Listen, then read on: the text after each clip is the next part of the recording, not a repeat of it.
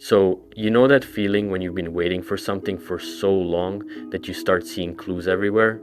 Yeah, that's basically every Elder Scrolls fan right now.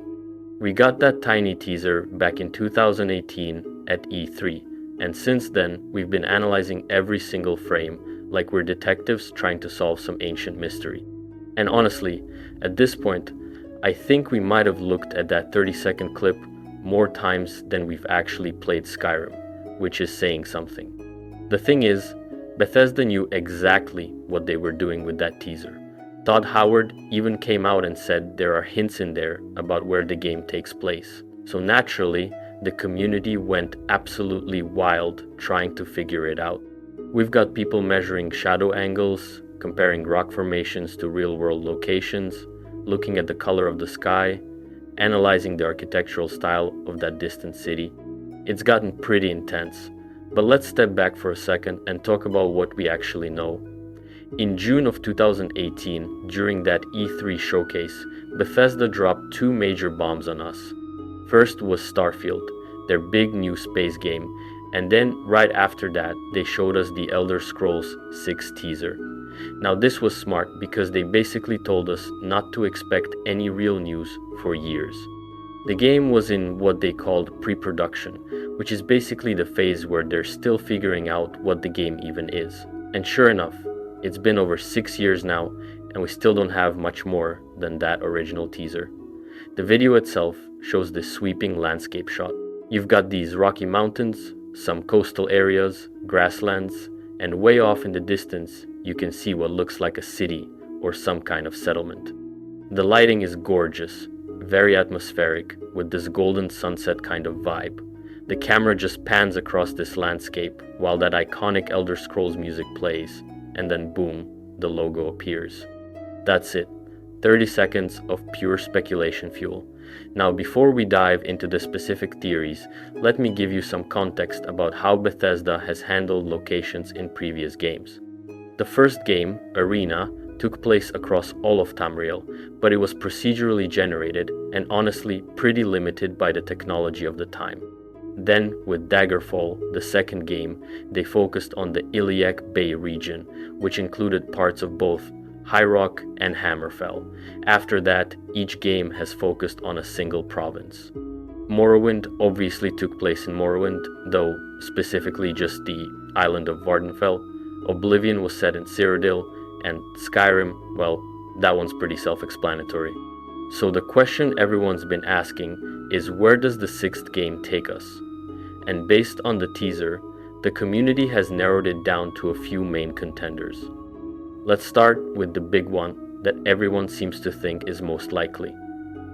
Alright, so the theory that's gotten the most traction is Hammerfell. This is the province on the western coast of Tamriel, and it's home to the Redguards.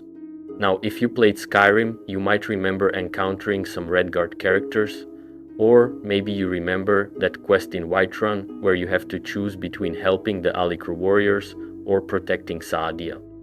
That whole situation gives you a little taste of Redguard culture and the kind of political tension that exists in Hammerfell.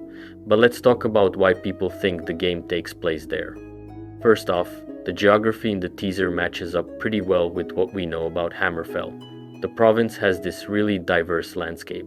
You've got the Alik'r Desert, which is this massive expanse of sand dunes and harsh terrain in the northern part of the province. Then you've got more fertile areas along the coast, some mountainous regions, and even some jungle areas in certain parts.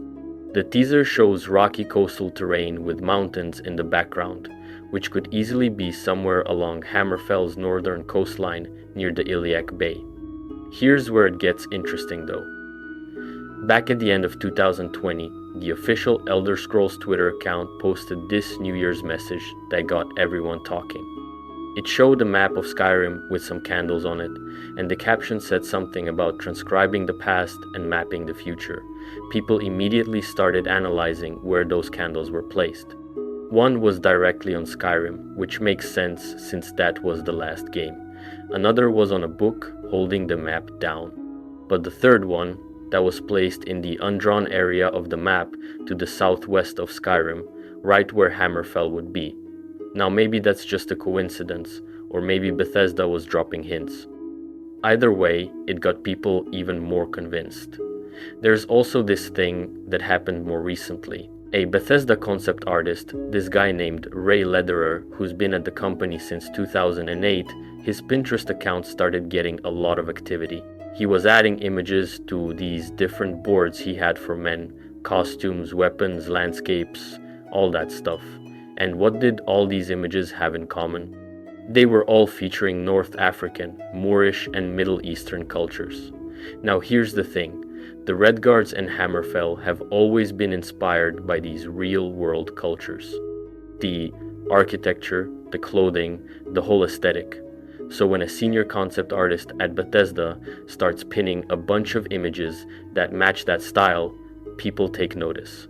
Could just be personal interest, but more likely he's building reference boards for his work, which would be Elder Scrolls 6. Then there's what we can see in the actual teaser. Some people have done really detailed analysis of the landscape and think they can match it to specific locations in Hammerfell. One theory suggests it might be showing the western coast of Hughes Bane, which is this peninsula in southern Hammerfell. If you played Elder Scrolls Online, you might know it as the home of Abba's Landing and the Thieves Guild. The theory points out how the rocky terrain and distant mountains in the teaser could match up with the area around Hughes Bane and the Dragontail Mountains. Some people even think that crater you can see in the landscape might be related to Voldenfell, and that the city in the distance could be Gilane. Now let's talk about why Hammerfell would make sense from a story perspective, because this is where it gets really compelling. See, Hammerfell has this incredibly rich history that would give Bethesda tons of material to work with for the main quest and all the side content. The province has been through some serious stuff recently in the Elder Scrolls timeline, so during the events leading up to Skyrim, there was this massive conflict called the Great War. This was between the Empire and the Aldmeri Dominion, which is basically this alliance of High Elves who are really into the idea of elven supremacy. The war was brutal and it had major impacts all across Tamriel. Hammerfell got hit particularly hard because the Dominion invaded from the south, sweeping up through the coastal regions. The Redguards weren't united at the time because they have these two main factions called the Crowns and the Forebears, and they'd been at odds with each other for generations. The Forebears are these more cosmopolitan Redguards who are open to outside influence and trade with other cultures. They're descended from the warrior class that first invaded Hammerfell centuries ago. The Crowns, on the other hand, are the traditionalists. They're descended from the noble class of the original Yokudan civilization, and they're all about preserving ancient customs and remaining independent. These two groups have fought over control of Hammerfell for a long time, but when the Aldmeri Dominion invaded, something interesting happened. A Forebear army from the city of Sentinel went to help defend the crown city of Hegathe, which was under siege. This act of unity was huge because it brought the two factions together against a common enemy. They managed to hold off the Dominion forces, but the Empire was getting wrecked in Cyrodiil at the same time. Eventually, the Empire and the Dominion signed this peace treaty called the White Gold Concordat. Now, here's where it gets messy. Part of the treaty's terms said that a large portion of southern Hammerfell had to be handed over to the Dominion. The Redguards were absolutely not okay with this. They rejected the treaty completely. So Emperor Titus Mede II was basically forced to cut Hammerfell loose, officially renouncing it as an imperial province just to keep the peace with the Dominion. But the Redguards didn't give up. They kept fighting the Dominion for another 5 years on their own. And get this, they actually won. In the year 180 of the Fourth Era, the Dominion finally agreed to the Second Treaty of Strosum Kai and withdrew all their forces from Hammerfell. So, Hammerfell became this independent nation, no longer part of the Empire, but free from Dominion control. They're the only province that's actually managed to defeat the Aldmeri Dominion in battle, which is pretty significant. Now think about what that means for a game set there. You've got this newly independent nation still recovering from years of warfare. The Crowns and Forebears are working together, but probably still have some tensions. The relationship with the Empire is complicated because the Empire basically abandoned them, and the Aldmeri Dominion probably hasn't forgotten about Hammerfell either. That's a recipe for some really interesting political intrigue and conflict. Plus, Hammerfell has some fascinating cities that could be amazing to explore in a game. There's Sentinel, which is the capital and the main forebear stronghold, is this huge port city on the Iliac Bay with gold minarets and intricate architecture. Then you've got Hegate, the old capital that's more of a crown stronghold, also with incredible architecture. There's Strozum Kai, this island that has huge historical significance for the Redguards, and Dragonstar, which is split between Hammerfell and Skyrim, so it's this contested border city. The landscape variety would be incredible too. You could have quests that take you through the harsh Alikr Desert, where you're dealing with bandits, ancient ruins, and nomadic tribes. Then you could travel to the lush coastal regions, explore the Dragontail Mountains, or venture into the jungles in the southern parts. Each region could have its own distinct feel and challenges. And here's something else that's really cool. Hammerfell used to be inhabited by the Dwemer, or dwarves as some people call them. They had a whole civilization there before they mysteriously vanished. There are still Dwemer ruins scattered throughout Hammerfell, buried under the sand in many cases. If you played Skyrim, you know how fascinating the Dwemer ruins were to explore, with all their automatons and ancient technology. Imagine that, but in a desert setting, maybe with some ruins that have been partially excavated by Redguard scholars, or some that are still completely hidden under massive sand dunes. There's also the whole mystery of what happened to Yokuda, which was the original homeland of the Redguards before it sank into the ocean. Now, I'll talk more about that theory later, but having the game set in Hammerfell could let Bethesda explore that backstory more. Maybe there are some remaining islands from Yokuda that you can travel to. Maybe there are ancient texts or artifacts that reveal more about what really happened. The lore possibilities are endless.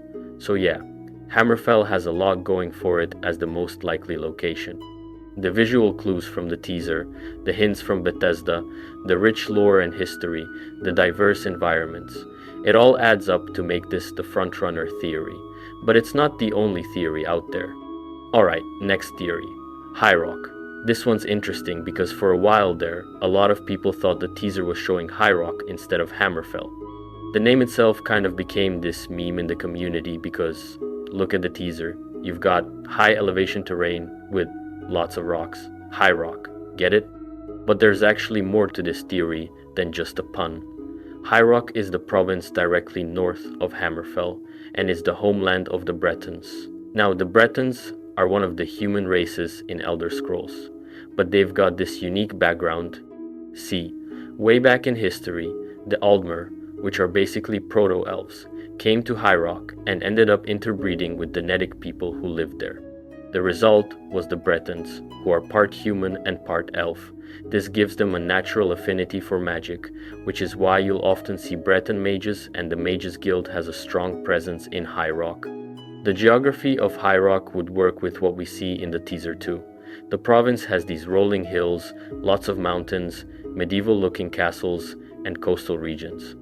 When people first saw that teaser, before the Hammerfell theory really took off, a lot of them were pointing at the rocky highlands and the somewhat European-looking terrain and saying that looks like High Rock. High Rock's political situation is fascinating and could make for a great game setting.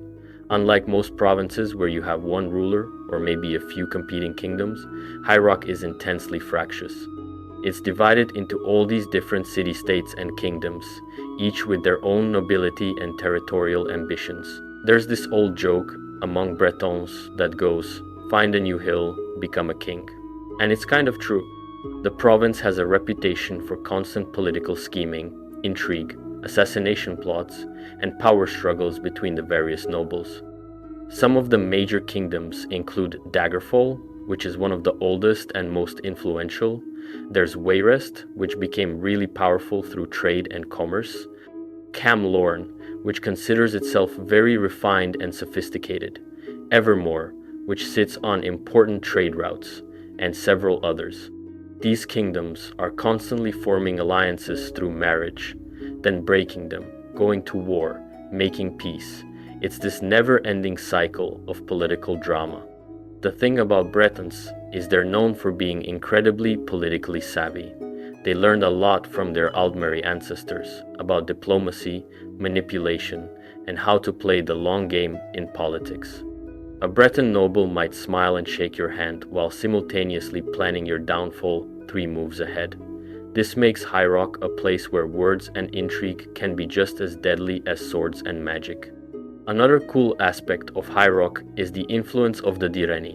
This was an Altmer clan, High Elves, who basically ruled High Rock at one point through political maneuvering and magical power. They established what was called the Direni hegemony, and they had so much influence that they controlled not just High Rock, but parts of Hammerfell and Skyrim too. Eventually, their power faded and the Bretons emerged as the dominant force, but the Direni left behind lots of ruins and a lasting cultural impact. There's still a Direni clan around in the 4th era, though they're much diminished. The Bretons also have this interesting relationship with chivalry and knightly pursuits. Young Bretons across all social classes spend their time trying to perform good deeds and go on quests, hoping to achieve noble status. It's part of their cultural identity.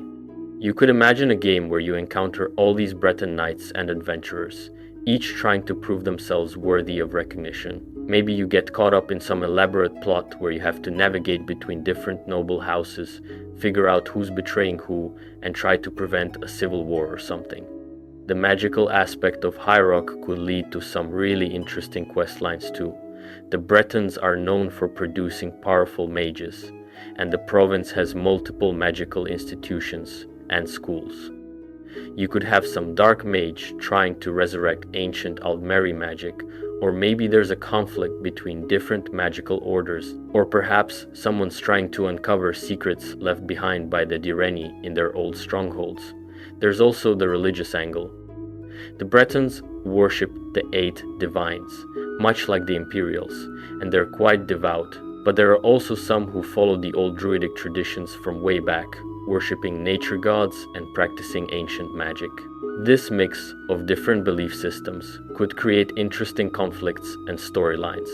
The architecture in High Rock would be pretty distinct too. We're talking medieval castles with high towers, stone buildings, fortified walls. The cities would have a very different feel from the Middle Eastern-inspired architecture of Hammerfell. More European medieval fantasy aesthetic, which is what a lot of people associate with traditional fantasy settings. Now here's where High Rock gets tricky as a theory. The province was actually featured in Elder Scrolls II: Daggerfall, way back in 1996. Now that game also included Hammerfell, and it was mostly procedurally generated, so it's not like modern fans have this deep familiarity with the location from a recent game. But Bethesda might see it as retreading old ground. Then again, they could argue that technology has advanced so much since Daggerfall that they could do High Rock proper justice now, really bring those political intrigues and medieval cities to life in a way that wasn't possible 30 years ago. There's also been a fair bit of High Rock content in Elder Scrolls Online. The base game featured several High Rock zones, and there have been additional expansions and DLCs that explored the region. Some people think this makes High Rock less likely as the main setting for Elder Scrolls 6 because Bethesda might want to focus on areas that haven't gotten as much attention recently. But then again, the MMO audience and the single-player game audience aren't entirely the same, so maybe it doesn't matter. One challenge with High Rock as a main setting is that on its own it might feel a bit small compared to some other provinces. It's not tiny, but it's not massive either. The landscape, while pretty, might also feel a bit samey after a while if it's all rolling hills and forests. This is why some people think if High Rock is included, it might be combined with another region, which actually brings us to the next theory. So what if it's not just one province, but 2? What if Elder Scrolls 6 takes place in both Hammerfell and High Rock? This would actually follow the precedent set by Daggerfall, which featured both provinces. The 2 regions are right next to each other, separated by the Iliac Bay, so it would make geographic sense to include both.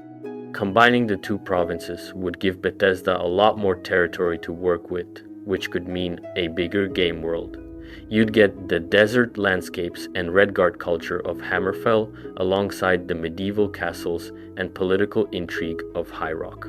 That variety in environments and cultures could keep things interesting throughout a playthrough. There's this region called Bankarai that actually straddles the border between Hammerfell and High Rock. It's got this mix of both cultures, and it's been contested by both Bretons and Redguards over the years. Having this kind of border region could create some really interesting dynamics where you see the two cultures mixing and clashing. The political situation of a dual province setting could be fascinating. You'd have the internal politics of High Rock with all its competing kingdoms. Then you'd have Hammerfell's situation with the crowns and forebears, their independence from the Empire, and the aftermath of the war with the Aldmeri Dominion. And on top of all that, you'd have the relationship between Hammerfell and High Rock themselves. Are they allies? Are they competing for resources or influence? Are there tensions along the border? One thing that could tie these two regions together in a narrative sense is their shared history with the orcs. See, there's this place called Orsinium, which is the city-state of the orcs. Now, Orsinium has been destroyed and rebuilt multiple times throughout history, and its location has changed, but it's always been somewhere in the regions around High Rock and Hammerfell. The Bretons and Redguards have both fought wars against the orcs at various points. Now, as of the 4th era, around the time Skyrim takes place, Orsinium had been sacked again by combined Breton and Redguard forces. The survivors were escorted by the Imperial Legion to the border area between Hammerfell and Skyrim, where they built a new Orsinium. If Elder Scrolls 6 takes place in Hammerfell and High Rock, the orcs could play a significant role in the story. Maybe they're trying to establish themselves in their new location. Maybe there's still tension with their Breton and Redguard neighbors, or maybe an alliance is forming between these three groups against some bigger threat. The orcs have always been interesting in Elder Scrolls lore. They're technically mere elves, but they're treated as outcasts by most other elven races. They have this warrior culture centered around strength and honor, and their society is organized around strongholds ruled by chiefs. The idea of having orcs as a major faction in the game, maybe even as potential allies, could add a lot of depth to the political landscape. There's also the matter of the Aldmeri Dominion. If Hammerfell is recovering from their war with the Dominion, and if High Rock has any relationship with the Dominion, either positive or negative, that could create an interesting dynamic. Maybe the Dominion is looking to expand their influence into these regions now that Hammerfell isn't protected by the Empire anymore. Maybe some Breton kingdoms are considering alliance with the Dominion while others resist. This could lead to a storyline where you're trying to unite the various factions of both provinces against a common threat. From a gameplay perspective, combining two provinces would let Bethesda create this massive world with tons of variety. You could travel from the deserts of southern Hammerfell all the way up to the forests and mountains of northern High Rock. Each region could have its own distinct visual style, architectural design, and cultural flavor.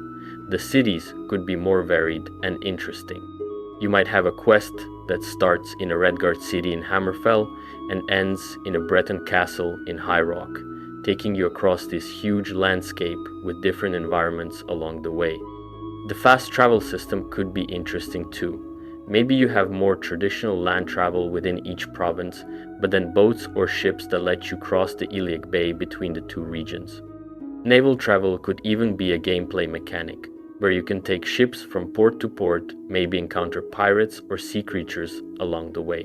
One potential issue with the dual province theory is that it might make the game feel unfocused. Previous single-player Elder Scrolls games have benefited from having a single province with a clear cultural identity. Morrowind felt like Morrowind, Skyrim felt like Skyrim. If you're splitting attention between two provinces, you risk neither one feeling as fully realized. But if done right, the contrast between the two could actually enhance both. The political intrigue of High Rock could make the more straightforward warrior culture of Hammerfell stand out, and vice versa. There's also the question of which province would take priority in the marketing and story. Would one be the main setting with the other as a secondary area, or would they try to give both equal weight? The name of the game might give us a clue eventually. If it's called The Elder Scrolls 6 Hammerfell, well, that suggests one province is primary. If it's something more neutral, like The Elder Scrolls 6 Iliac, or something referencing the bay between them, then maybe both are equally important. Some fans have pointed to that scratch on the spaceship in the Starfield trailer that kind of looks like the Iliac Bay region. If that really was an Easter egg hint, then it would support the theory that both Hammerfell and High Rock are included, since the Iliac Bay is the body of water between them. But it's also possible people are reading too much into what might just be a random scratch on a virtual spaceship. Alright, let's talk about some of the other theories that are out there, even if they're less likely, because part of the fun of speculation is considering all the possibilities. One theory that pops up occasionally is Valenwood. This is the province in southwestern Tamriel, and is the homeland of the Bosmer, or Wood Elves. Now, at first glance, Valenwood doesn't really match the geography shown in the teaser. The province is mostly dense jungle and forest, with these massive grat oak trees that are the size of buildings. It's not rocky and coastal like what we see in the trailer. But some people have argued that maybe the teaser is showing a different angle or a specific part of Valenwood that doesn't match the popular image of the province. The thing that makes Valenwood interesting as a potential setting is the Green Pact. This is this bizarre religious covenant between the Bosmer and their forest god Y'ffre. Under the Green Pact, the Bosmer are forbidden from harming any plant life in Valenwood. They can't cut down trees, they can't eat vegetables, they can't even harvest cotton for clothing. Everything has to come from animals. Now this sounds pretty limiting, but the Bosmer have adapted in some wild ways. They're completely carnivorous, eating only meat, dairy, and insects. They ferment meat to make alcoholic beverages. When they defeat enemies in battle, they're supposed to consume them, yes, including people, because wasting meat is against the pact. Now by the 4th era, not all Bosmer follow the meat mandate about eating fallen enemies, especially those who live in cities or outside Valenwood, but it's still part of their traditional culture. The Bosmer also have these incredible forest-shaping abilities. Instead of building structures from wood, they sing to the trees and shape them into buildings while they're still alive and growing. Their cities are these massive organic structures formed from living trees. Imagine exploring Eldenroot or Sylvanar, these cities where buildings are literally grown from the forest itself, with walkways and platforms high up in the canopy. Another wild aspect of Bosmer culture is the wild hunt. When the Bosmer face a terrible threat, they can perform this ritual that transforms them into savage, shape-shifting beasts. They lose all sense of self and become this unstoppable horde that destroys everything in its path. It's their nuclear option, used only in the most desperate situations. Having the wild hunt as part of a storyline could be intense. The political situation in Valenwood is interesting because the province is part of the Altmeri Dominion. The Bosmer allied with the Altmer, and this alliance has shaped recent Valenwood history. There could be tensions between traditional Bosmer who want independence and those who support the Dominion. Maybe there's a storyline about resistance movements or about the Dominion's influence spreading too far. The landscape would be unlike anything in previous Elder Scrolls games.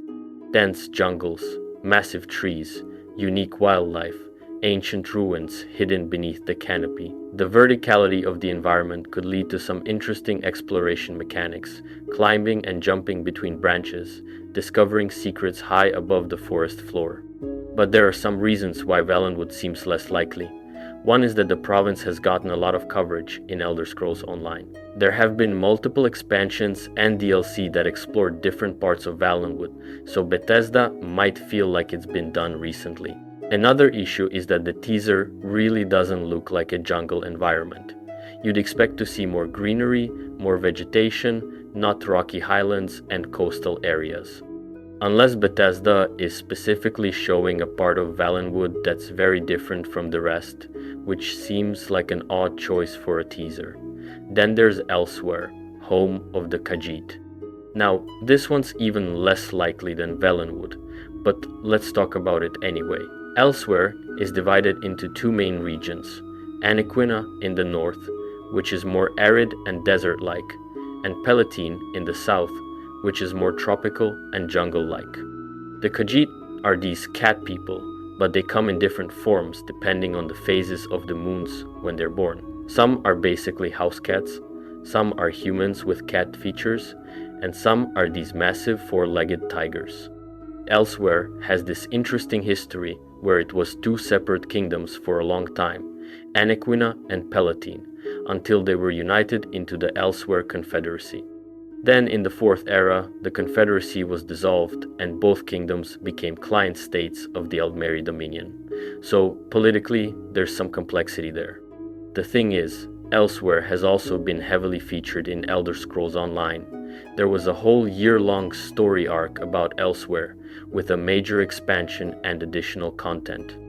Given how recently that happened, it seems unlikely Bethesda would immediately turn around and make it the main setting of Elder Scrolls 6. Plus, again, the geography in the teaser doesn't really match what we know of Elsewhere. One thing that came up when people were analyzing the teaser trailer is that someone at Bethesda was photographing desert landscapes and rock formations. This could point toward somewhere like the Alakir Desert in Hammerfell, or it could point toward Anaquina in northern Elsewhere. But most people think Hammerfell is the more likely interpretation. Black Marsh is another province that gets mentioned sometimes, but it's probably the least likely of all. Black Marsh is this swampy, waterlogged province in southeastern Tamriel, home to the Argonians. These are lizard people who are perfectly adapted to their environment, able to breathe underwater and resist diseases that would kill most other races. Black Marsh is incredibly hostile to outsiders. The humidity, the diseases, the dangerous wildlife, the treacherous terrain, all of it makes the province almost inaccessible to non-Argonians. The thing about Black Marsh is that it's so alien and inhospitable that it would be a really challenging setting for a game. How do you create a province where most of it is underwater or swampland? How do you make cities and towns that are built on stilts or floating platforms? How do you handle the fact that traveling through Black Marsh is supposed to be nearly impossible for non-Argonians? It would require some major changes to the usual Elder Scrolls formula. Plus, the geography in the teaser is completely wrong for Black Marsh. We're seeing rocky highlands and coastal mountains, not swamps and marshes. So while Black Marsh might be interesting from a lore perspective, it's just not what the teaser is showing us. Now here's where things get really interesting. What if Elder Scrolls 6 doesn't take place on Tamriel at all, or at least not entirely? What if we go to Yokuda, the lost homeland of the Red Guards? This theory is definitely out there, but it's not as crazy as it might sound at first. See, Yokuda was this massive continent far to the west of Tamriel. It was the original home of the Yokudan people, who would later become known as the Red Guards. Yokudan civilization was incredibly advanced, with amazing sword masters called Ansei, who could create swords made of pure spirit energy called the Shehai. They had a rich culture, a complex pantheon of gods, and a long history of warfare and empire. Then, in the year 792 of the First Era, Yokuda was destroyed. Most of the continent sank beneath the ocean. The exact cause is still debated. Some sources say it was natural disasters, massive earthquakes, and tidal waves that tore the continent apart. Other sources claim it was caused by a renegade group of Ansei called the Hiradirge, who performed some kind of forbidden sword technique that literally cut the continent in half. There are all these legends and conflicting accounts, but the result was the same. Yokuda sank, and the survivors had to flee. The survivors became known as the Ra-Gada, which means warrior wave, and this name eventually got corrupted into Redguard. They sailed east across the ocean and landed on the shores of what we now know as Hammerfell, which at the time was inhabited by the Dwemer and various other races. The Ragada conquered the region through sheer martial superiority, establishing their new homeland in Hammerfell. But here's the thing, while most of Yokuda sank, not all of it is gone. There are still some islands remaining from what used to be the continent. In the Second Era, there were still mines operating in the mountains of Yokuda. Ships have been known to sail to Yokuda from ports in Hammerfell, so while the continent was mostly destroyed, there are still remnants that exist. Now imagine if part of Elder Scrolls 6 involved traveling to these remaining islands of Yokuda. Maybe there are ruins there that hold secrets about what really happened. Maybe there are Yokudan artifacts that various factions are trying to claim. Maybe there are even descendants of Yokudans who never left, who have been living on these islands for over 1,000 years in isolation. This could tie in really well if Hammerfell is the main setting. You could have a questline where you're investigating Yokudan history, maybe working with scholars from Sentinel or Higath who are trying to understand their people's past. The questline could lead you to discover that the destruction of Yokuda wasn't as straightforward as everyone thought. Maybe there was political intrigue, betrayal, dark magic involved. Maybe someone in the present day is trying to repeat whatever happened, and you have to stop them. Or here's an even wilder version of the theory. What if Yokuda didn't actually sink? What if it's just hidden, protected by powerful magic or some kind of barrier? What if the whole sinking story was propaganda or a cover-up? Maybe the left-handed elves, who were the ancient enemies of the Yokudans, tricked them into leaving their homeland when it wasn't actually in danger. This might sound far-fetched, but Elder Scrolls lore has plenty of examples of history being unreliable, of events that didn't happen the way people remember them. Having part of the game take place on Yokuda would let Bethesda explore a completely different culture and aesthetic. Yokudan architecture and design could be distinct from what we see in Hammerfell, more ancient and exotic. The legends of the Ansei and their spirit swords could play a role. Maybe you even learn some Ansei techniques, or maybe you encounter the spirits of ancient Ansei warriors who are still guarding Yokudan's secrets. One challenge with this theory is that it would require Bethesda to create essentially two different settings. You'd need Hammerfell or wherever the main game takes place, and then also this separate region for Yokuda. That's a lot of extra work for what might end up being a smaller part of the game, but it could be worth it if it adds significantly to the story and the world building. There's also the question of whether Bethesda wants to take the series outside of Tamriel for the first time. Pete Hines confirmed back in 2018 that Elder Scrolls 6 takes place in Tamriel, which would rule out Yokuda being the main setting, but he didn't say it only takes place in Tamriel. There could be sections of the game where you travel to other continents. Another continent that gets mentioned sometimes is Akavir, which is this mysterious landmass far to the east of Tamriel. Akavir is inhabited by various non-human races like the Tsayeski, the Snake People, and the Kapotun, which are Tiger People.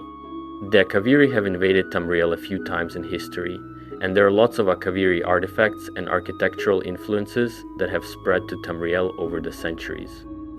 But Akavir as a setting seems even less likely than Yokuda. It would be completely alien, with none of the familiar races or cultures that Elder Scrolls fans expect. And again, the teaser doesn't show anything that looks like what we'd imagine Akavir to be. So while it's technically possible that we could visit Akavir in some capacity, probably as part of a DLC or expansion rather than the main game, it's not something most people are seriously predicting. Let's talk about some other theories that are less about specific locations and more about the narrative and themes. One thing that's been speculated about is whether Elder Scrolls 6 will deal with the larger conflict between the Empire and the Eldmeri Dominion. See, the White Gold Concordat that ended the Great War was basically a temporary peace treaty. Both sides knew that war would eventually resume. The Dominion is planning their next move, and what's left of the Empire is trying to rebuild and prepare. Skyrim's Civil War questline touched on this. The whole conflict between the Empire and the Stormcloaks was happening against the backdrop of the Aldmeri threat. Some people supported the Empire because they believed Tamriel needed to be united to face the Dominion. Others supported the Stormcloaks because they felt the Empire had become weak and had betrayed Nordic values by banning Talos worship as part of the Concordat. If Elder Scrolls 6 takes place in Hammerfell, or High Rock, or both, the Aldmeri Dominion would be a natural antagonist. Hammerfell already fought a war with them and won, but the Dominion probably hasn't forgotten. They might be planning another invasion or working to destabilize the region through spies and political manipulation. High Rock has complicated relationships with the Dominion too, with some kingdoms potentially being sympathetic to them while others resist. You could have a main quest that's about preventing a second Great War, or about navigating the political landscape as various factions try to position themselves for the coming conflict. Maybe the player has to unite the fractured kingdoms of High Rock and the competing factions of Hammerfell to present a unified front against the Dominion. Or maybe the player has to make hard choices about which factions to support, knowing that not everyone can be saved. The Thalmor, who are the ruling party of the Aldmeri Dominion, are already well established as antagonists from Skyrim. They're these smug, arrogant high elves who believe in Altmer superiority and want to dominate Tamriel. Players hated them in Skyrim, which means they'd make for satisfying villains in Elder Scrolls 6. Fighting against the Thalmor could unite players in a way that the somewhat ambiguous Empire versus Stormcloaks conflict didn't. There's also the prophecy angle. Elder Scrolls games often have prophecies that relate to the player character. In Morrowind, you were the Nerevarine, the reincarnation of a legendary hero. In Oblivion, you weren't the focus of prophecy directly, but you helped Martin Septim fulfill his destiny.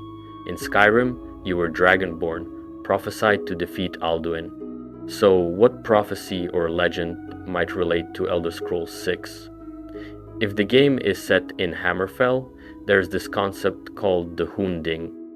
It's kind of hard to explain, but basically it's like the Yokudan spirit of perseverance. The Hunding manifests whenever the Red Guards face an insurmountable challenge. It's materialized 3 times in known history. Twice during the Ragada invasion, when the Red Guards were conquering Hammerfell, and once during the Tiber Wars, when Tiber Septim was building his empire. The Hunding has been described as appearing as a sword, a crown, or both. Maybe the player character in Elder Scrolls 6 is somehow connected to the Hunding. Maybe they're a manifestation of it, or maybe they have to find it or invoke it to save Hammerfell from some terrible threat. This would fit with the pattern of Elder Scrolls games having the player be this special prophesied figure while still being distinctly Redguard in flavor. Or maybe the game goes in a different direction and you're not a prophesied hero at all. Maybe you're just someone who gets caught up in events and has to deal with them. Oblivion kind of did this, where you were important, but you weren't the main prophesied figure. That approach could work too, especially if the game is more focused on political intrigue and player choice rather than destiny and prophecy. One thing that would be really interesting is if Elder Scrolls 6 dealt more with the consequences of player choice from previous games.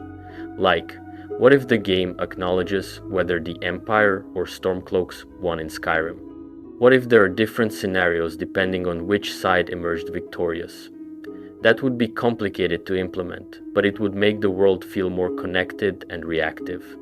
Similarly, if Hammerfell is the setting, the game could acknowledge that this is a nation that successfully broke away from the Empire and defeated the Aldmeri Dominion on their own. The Red Guards have a reputation as the best warriors in Tamriel, and they proved it. How would that affect the political landscape? Would other provinces be inspired to seek independence?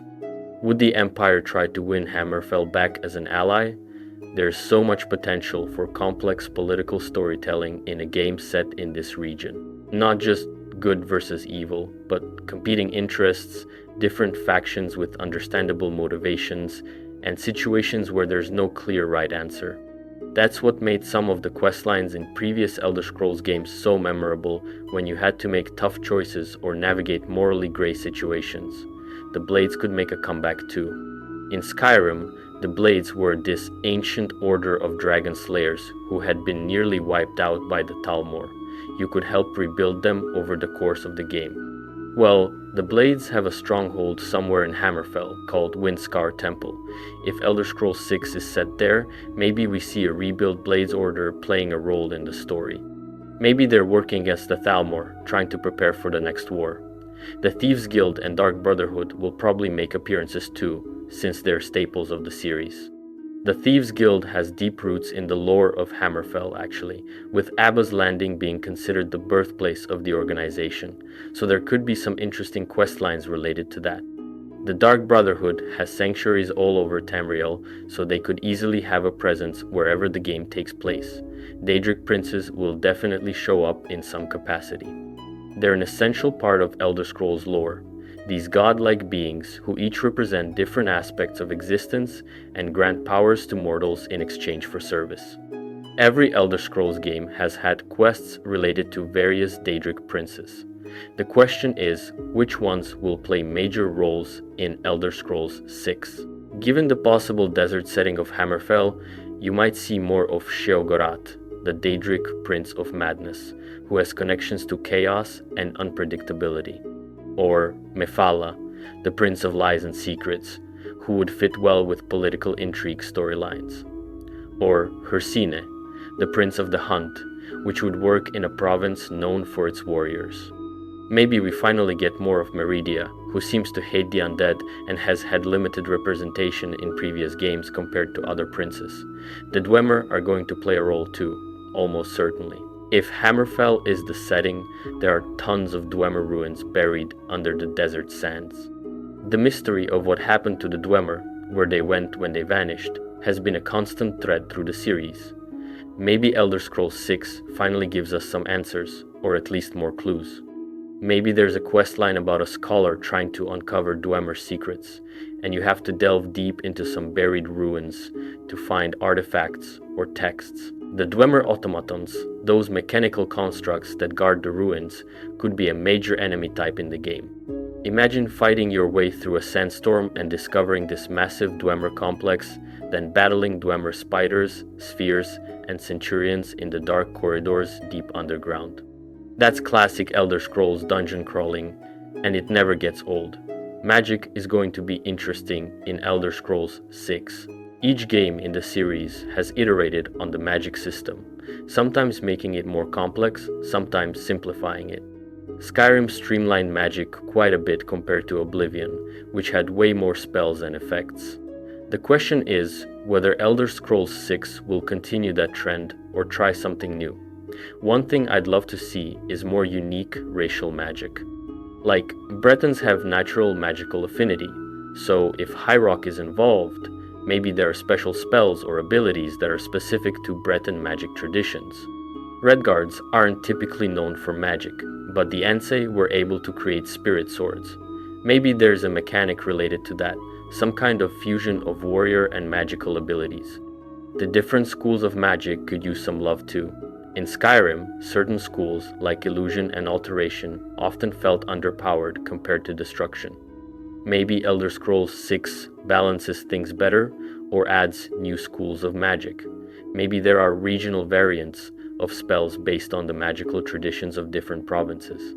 Enchanting and crafting could be expanded too. Skyrim had a pretty good system where you could improve weapons and armor, create new gear, and enchant items with magical properties. Elder Scrolls 6 could build on that, maybe adding more complexity or more options for customization. Maybe different regions have access to different materials and crafting styles.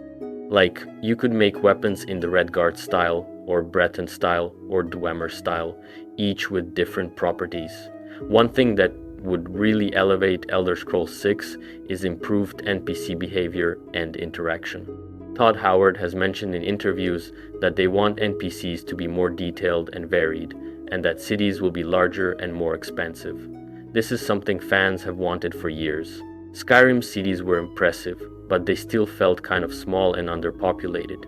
You'd have a city that's supposed to be a major trade hub, but it only has like 20 NPCs in it.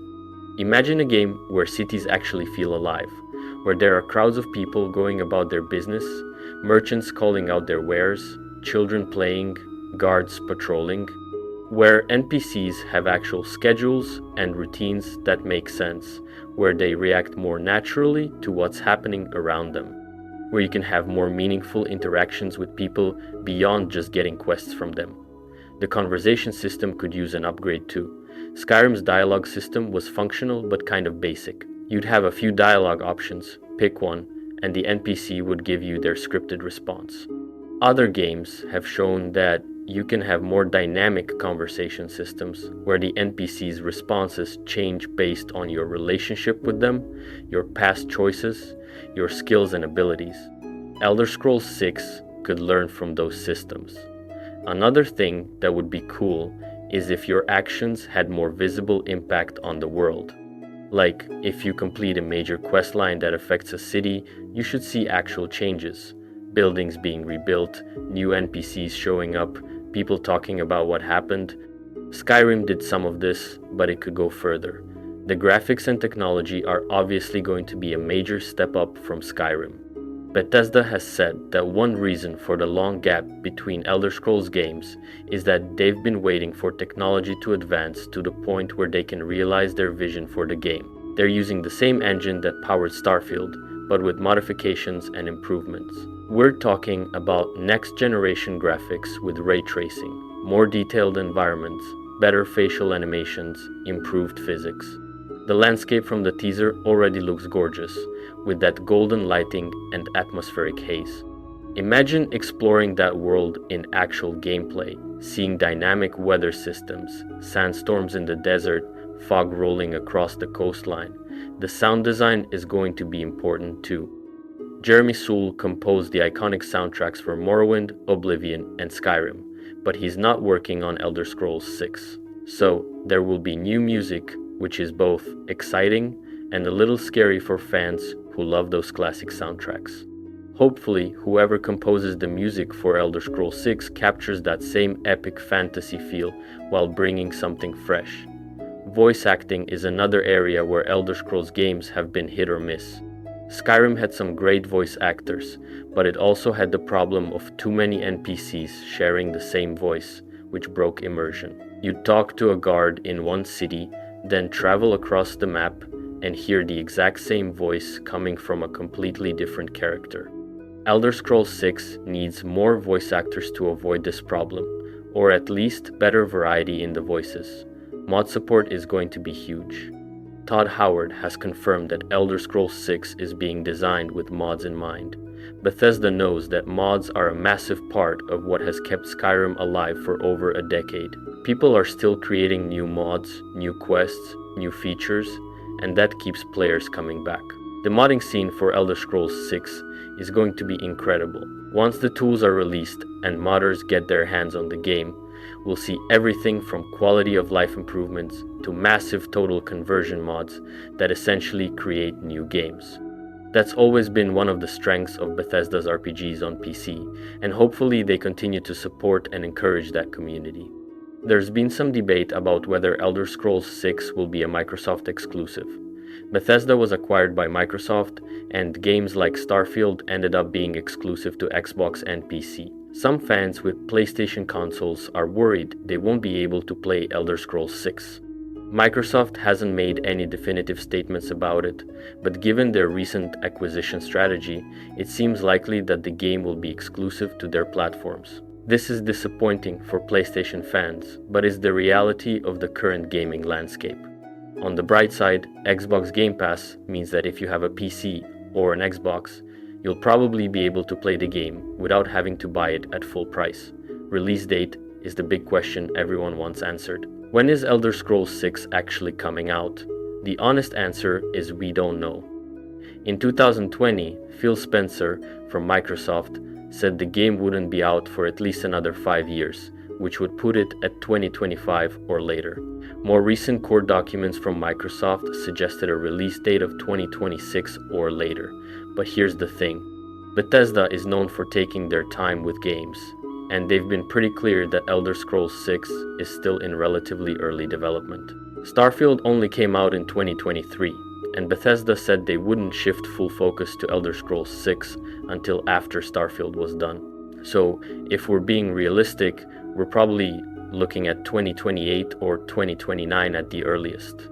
Some people think it might even be a next generation game, releasing on whatever consoles come after the PS5 and Xbox Series X. That seems excessive, but it's not impossible given how long these development cycles are getting. The wait is frustrating, but hopefully it means the game will be polished and well made when it finally releases. We'd all rather have a great game that takes longer than a rushed game that's disappointing. And Bethesda does have a track record of delivering incredible RPGs when they take their time with them. So where does all this leave us? We've covered a lot of theories here, from Hammerfell to High Rock to both of them combined, with side discussions about Valenwood, Yokuda, and other possibilities. If I had to put money on it, based on everything we know and all the hints Bethesda has dropped, I'd say the most likely scenario is Hammerfell, possibly with parts of High Rock included as well. The evidence just keeps pointing that way. The geography in the teaser matches coastal Hammerfell. The social media hints from Bethesda line up. The developer Pinterest boards show Hammerfell-inspired designs. The lore and political situation would provide amazing story material. The diverse landscapes would make for great exploration. It all fits together. But the beautiful thing about speculation is that we won't know for sure until Bethesda actually tells us. And even when they do officially announce the location, there will still be tons of details to speculate about. What's the story? Who are the main characters? What new features will the game have? How will the gameplay evolve from Skyrim? The long wait for Elder Scrolls 6 has been tough on fans, but it's also given us time to really dive deep into the lore and possibilities. We've analyzed every frame of that teaser, read through hundreds of in-game books, debated the political implications of different scenarios. When the game finally comes out, whatever it ends up being, we're going to appreciate it that much more because of all the anticipation that's been building.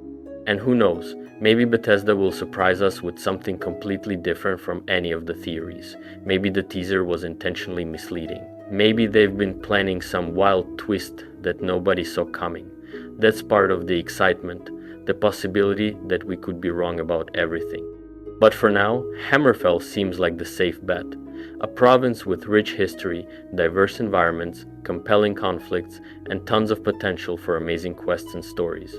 Whether it's just Hammerfell or if they throw in High Rock too, whether Yokuda plays a role or not, whether the Aldmeri Dominion is the main antagonist or if there's some other threat we haven't considered, the next Elder Scrolls game is going to be something special. We just have to wait a little bit longer to find out exactly what that something is. Until then, we'll keep analyzing every piece of news, every interview quote, every potential hint. We'll keep debating the theories and building up our expectations.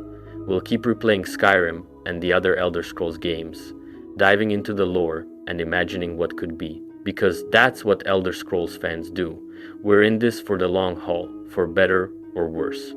And when Elder Scrolls 6 finally releases, whenever that is, we'll all be there on day one, ready to explore a new province, meet new characters, and get lost in another chapter of this incredible fantasy world. So what do you think? Are you Team Hammerfell? Team High Rock? Do you think there's a chance we see Yokuda or some other wild setting? Let everyone know in the comments what your prediction is for where Elder Scrolls 6 takes place. And while you're down there, subscribe if you want more deep dives into Elder Scrolls lore and speculation. The journey to Elder Scrolls 6 might be long, but at least we're making it together, one theory at a time. And that teaser, as frustrating as it is that it's all we have, at least gave us something to obsess over while we wait. So here's to Bethesda finally giving us more information someday, and here's to whatever adventures await us in Elder Scrolls 6 when it eventually comes out. Let me take you deeper into some of these possibilities, because there are layers to these theories that really show how passionate this community is about getting every detail right. When you look at Hammerfell's geography in detail, you start to see why it would make such a perfect setting for an Elder Scrolls game.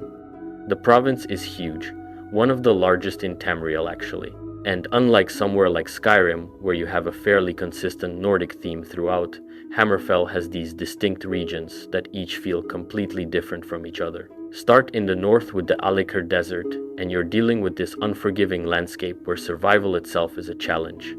The heat is intense, water is scarce, and sandstorms can appear out of nowhere and disorient you completely. But scattered throughout this desert are these oases, these little pockets of life where you might find nomadic tribes, trading outposts, or ancient ruins half buried in the sand. The Redguards, who live out there, have adapted to the environment in ways that outsiders can barely understand. They know how to navigate by the stars, how to find water sources that aren't obvious, how to protect themselves from the elements. Then you move to the coastal regions, and everything changes. Cities like Sentinel and Strosmukai are bustling port towns where ships come in from all over Tamriel. There's trade, there's cultural exchange, there are sailors and merchants from every race. The architecture is stunning, with these ornate buildings featuring gold domes and minarets, intricate tilework, fountains, and courtyards. It's a completely different vibe from the isolated desert camps.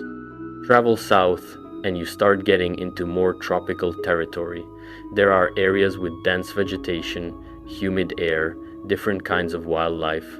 The city of Tanith is down there, and historically it's been an important strategic location. The landscape shifts from sand to jungle, from dry heat to muggy humidity. A game that takes you through all these different biomes would never feel repetitive. And then there are the mountains. The Dragontail Mountains run along the border between Hammerfell and High Rock, and they're serious peaks, snow-capped and treacherous. The city of Dragonstar sits right on that border, literally split between Hammerfell and Skyrim control. The Nordic half and the Redguard half have different customs, different laws, different architecture. It's this fascinating cultural collision point. What's really interesting is how the history of each region shapes what you'd encounter there.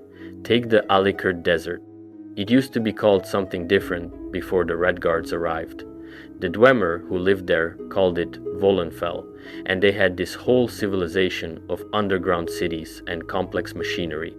When the Dwemer vanished, those cities remained, slowly being buried by the encroaching desert. So you've got these layers of history, Dwemer ruins underneath Redguard settlements, with both cultures having left their mark on the land. The March of Thirst is this legendary event that happened during the Great War.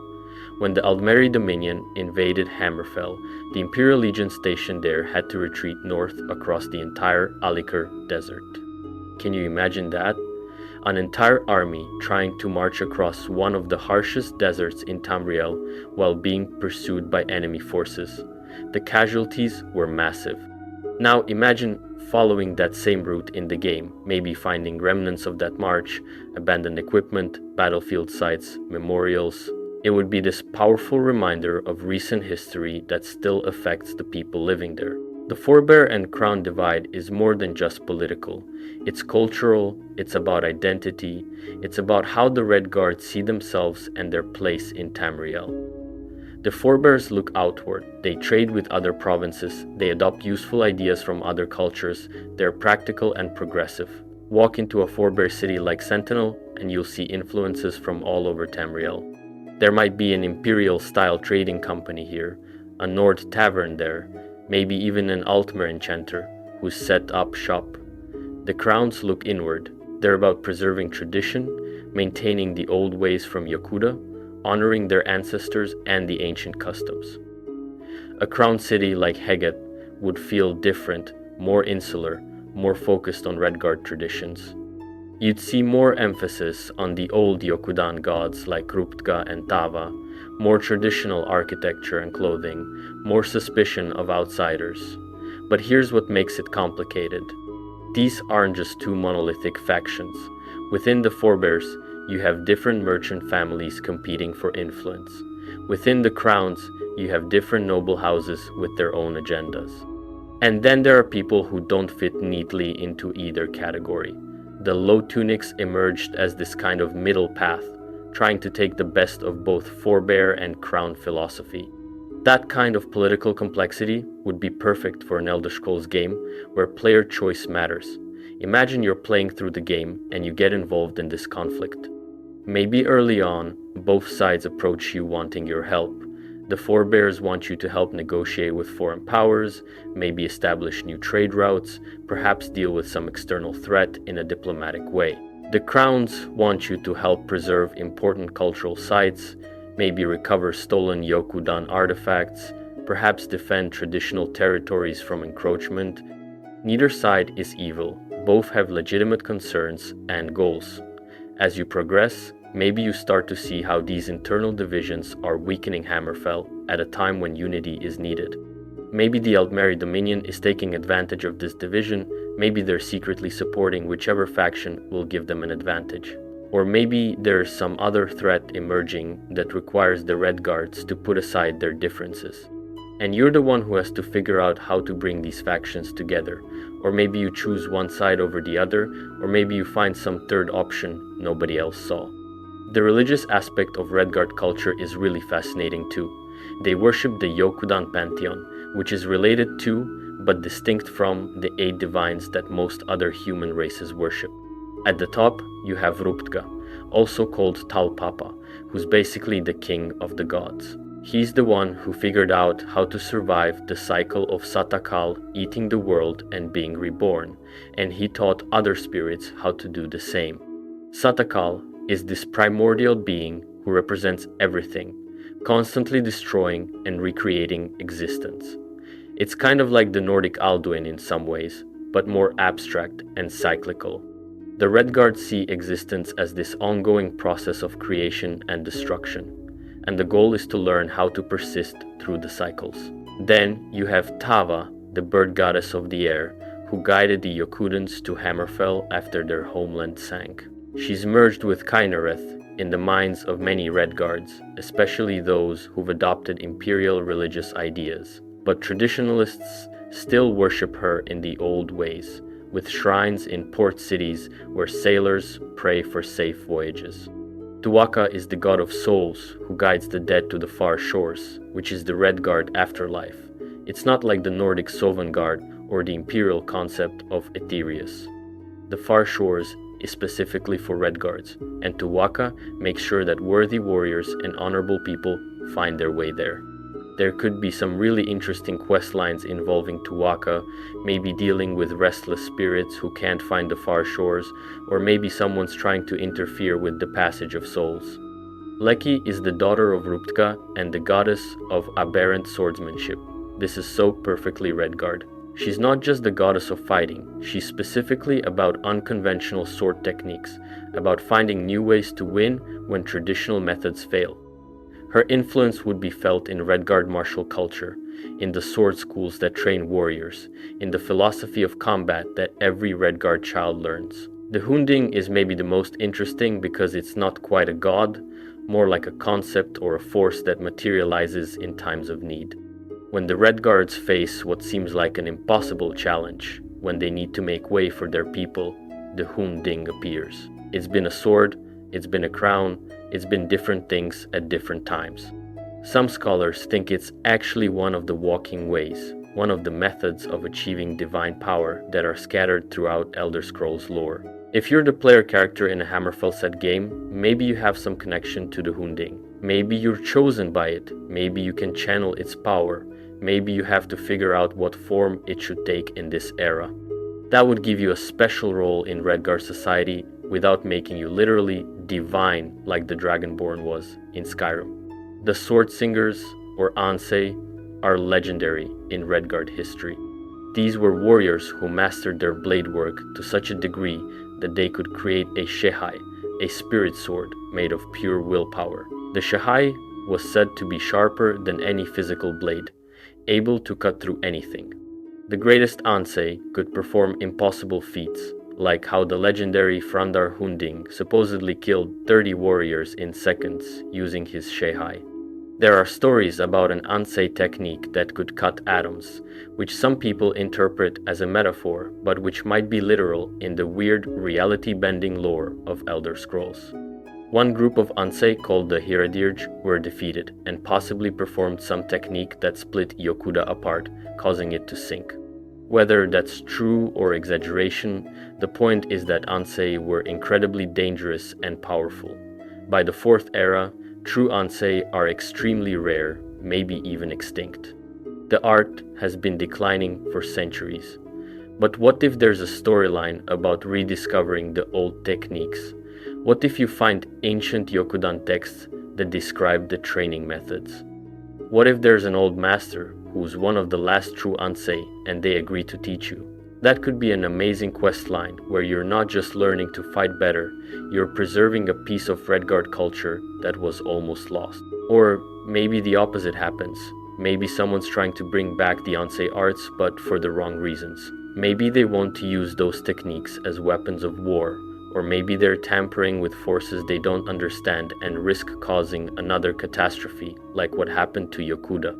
Then you have to stop them, but also figure out if the art itself should be preserved, or if it's too dangerous to exist. The role of the Dominion in all this can't be overstated. The Great War happened within living memory for many of the NPCs in Skyrim. People who fought in that war would still be alive in Hammerfell. Veterans who lost friends, families who lost loved ones, cities that still bear the scars of invasion and siege. The Redguards pushed the Dominion out through sheer determination and military prowess, but the cost was huge. Southern Hammerfell, the parts that the White Gold Concordat tried to give to the Dominion, would have been ravaged by the fighting. Cities like Gilane and Tannet were battlegrounds. The landscape would still show signs of destruction, maybe ruined fortifications, burned buildings that were never fully rebuilt, mass graves, memorials. But also signs of recovery, new construction, people determined to rebuild their lives. The Aldmeri Dominion isn't going to forget about Hammerfell. They lost there, badly, and that had to have been humiliating for them. The Thalmor believe in Altmer superiority, they think they're destined to rule Tamriel, and then these humans in the desert handed them a decisive defeat. You know, they're planning something, either another invasion or some kind of covert operation to destabilize the region. Thalmor agents might be operating in Hammerfell, trying to reignite the Forebear Crown conflict, maybe assassinating key leaders, spreading misinformation, cutting off trade routes. Or maybe they're searching for Dwemer ruins, trying to find ancient weapons or technology they can use. The Dwemer were incredibly advanced. Their automatons and machines were far beyond anything the current races of Tamriel can create. If the Thalmor got their hands on that kind of power, it could shift the balance dramatically. There could be this whole espionage subplot where you're trying to root out Thalmor spies in Hammerfell. Maybe you work with the intelligence services of various Redguard factions, trying to identify who's been compromised, what the Thalmor's plans are, how to counter their operations. That's a different kind of gameplay from the usual dungeon crawling and dragon fighting, more focused on investigation and social manipulation. Or maybe the Thalmor approach is more direct. Maybe they're massing forces on the border with Cyrodiil, preparing for another invasion, but this time with a better strategy. Maybe they've allied with some faction within Hammerfell, promised them power or territory in exchange for cooperation. Maybe you have to expose this alliance and prepare Hammerfell's defenses for the coming war. The Imperial angle is complicated too. The Empire officially renounced Hammerfell to maintain peace with the Dominion. From the Redguard perspective, that was a betrayal. The Empire was supposed to protect its provinces, but when push came to shove, they sacrificed Hammerfell to save themselves. There's gonna be resentment there, mistrust, anger, but at the same time, a lot of Redguards probably recognize that the Empire was in a bad situation. They were losing the war, the Imperial city had been sacked, they had no choice but to accept the Concordat or face total destruction. And there might be Imperial supporters in Hammerfell who think the province should rejoin the Empire now that things have stabilized a bit.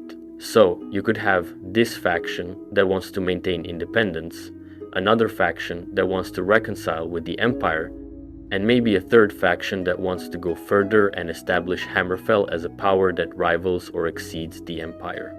Each has its own vision for the future, and as the player, You might have to navigate between them or choose which future you want to support. The cities themselves would be incredible to explore.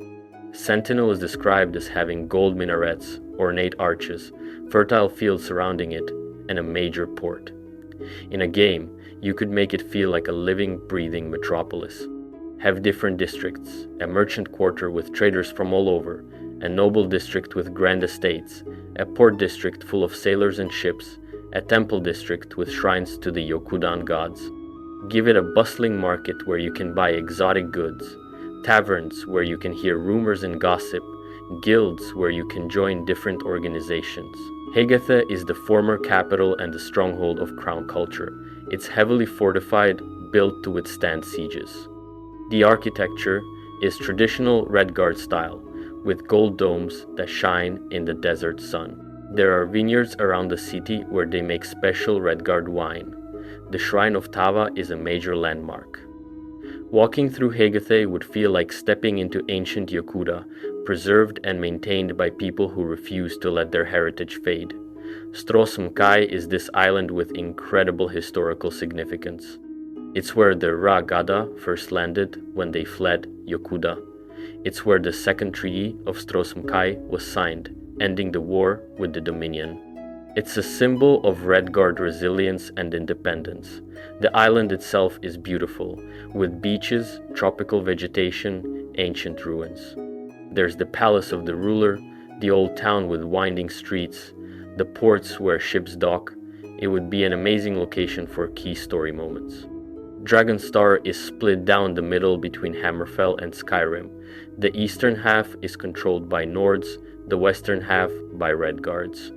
There's supposed to be this clear division right down the main street, with different laws and customs on each side. That kind of setting is perfect for all sorts of stories. Maybe there's smuggling across the border. Maybe there's conflict between the two sides. Maybe there's romance between people from the two halves. Maybe you have to navigate the different jurisdictions and figure out which side has authority over what. Rihad is a coastal city that's been contested before. During the Great War, it was one of the first cities the Dominion captured when they invaded. Getting it back must have been a major operation. The city would have stories to tell about the occupation, about resistance fighters, about collaboration, about the liberation. Walking through Rihad, you'd see reminders of that history everywhere. Skaven is interesting because it's traditionally been a major city, but it's had periods of decline. Maybe in the Fourth Era, it's experiencing a renaissance, or maybe it's still struggling to regain its former glory. Either way, there would be tension between the old guard, who remember when Skaven was powerful, and the younger generation trying to find a new path forward. The wilderness between the cities would be just as important. Ancient Dwemer ruins hidden under sand dunes, waiting to be discovered. Nomadic Alec camps where you can trade, get quests, learn about desert survival, bandit hideouts that need to be cleared out. Monster lairs where dangerous creatures have made their homes. Oases that serve as rest stops and social hubs. Mountain passes that connect different regions. Coastal caves accessible only at low tide. Hammerfell is also supposed to have harpy populations.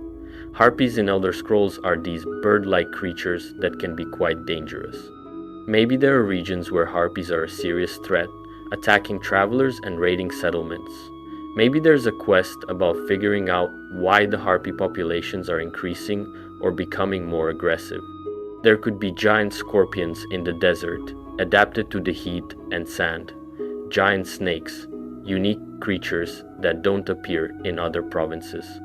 Each region would have its own ecology and food chain, making exploration feel like you're really traveling through a diverse and living world. The Redguard people themselves would need to feel distinct from the Nords of Skyrim or the Imperials of Cyrodiil. They should have their own speech patterns, their own expressions, their own way of relating to strangers and to each other. The warrior culture should be apparent in how people carry themselves, in the respect given to skilled fighters, in the way conflicts are resolved. Honor is huge in Redguard culture. There are duels to settle disputes, codes of conduct that warriors follow, shame in behaving dishonorably. But what constitutes honor might differ between forebears and crowns. or between different regions, or between generations. An old crown warrior might have very rigid ideas about honor, while a young forebear merchant might take a more flexible approach.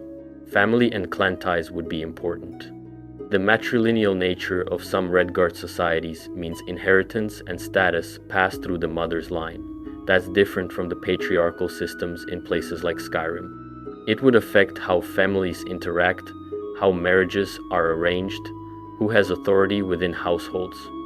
The Redguard approach to magic would be interesting to explore too. They're not known as a particularly magical race compared to Bretons or Altmer, but that doesn't mean they don't use magic at all.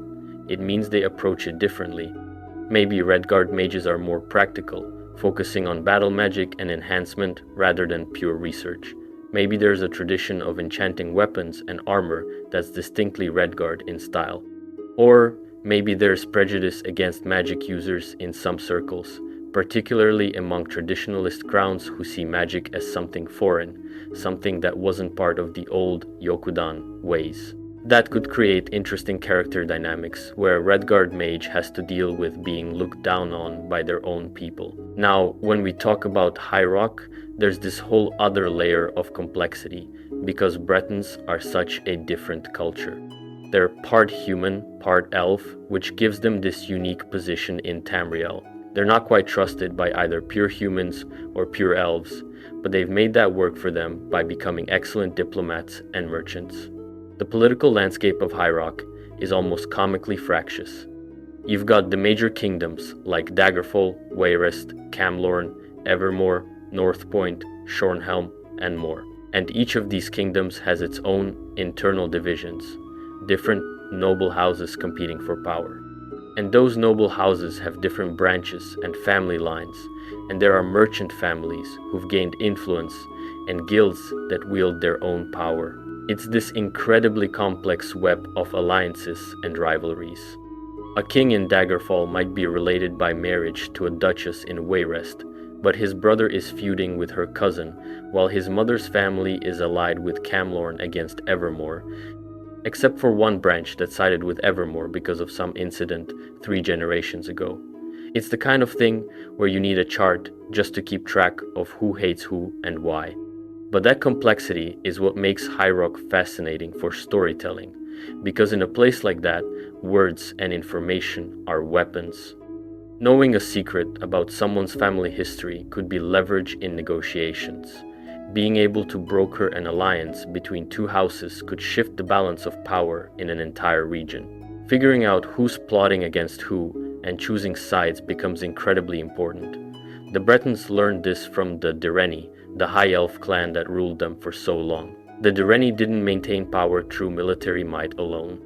They were master manipulators, playing the various human and elven factions against each other, making alliances when it suited them and breaking them just as easily.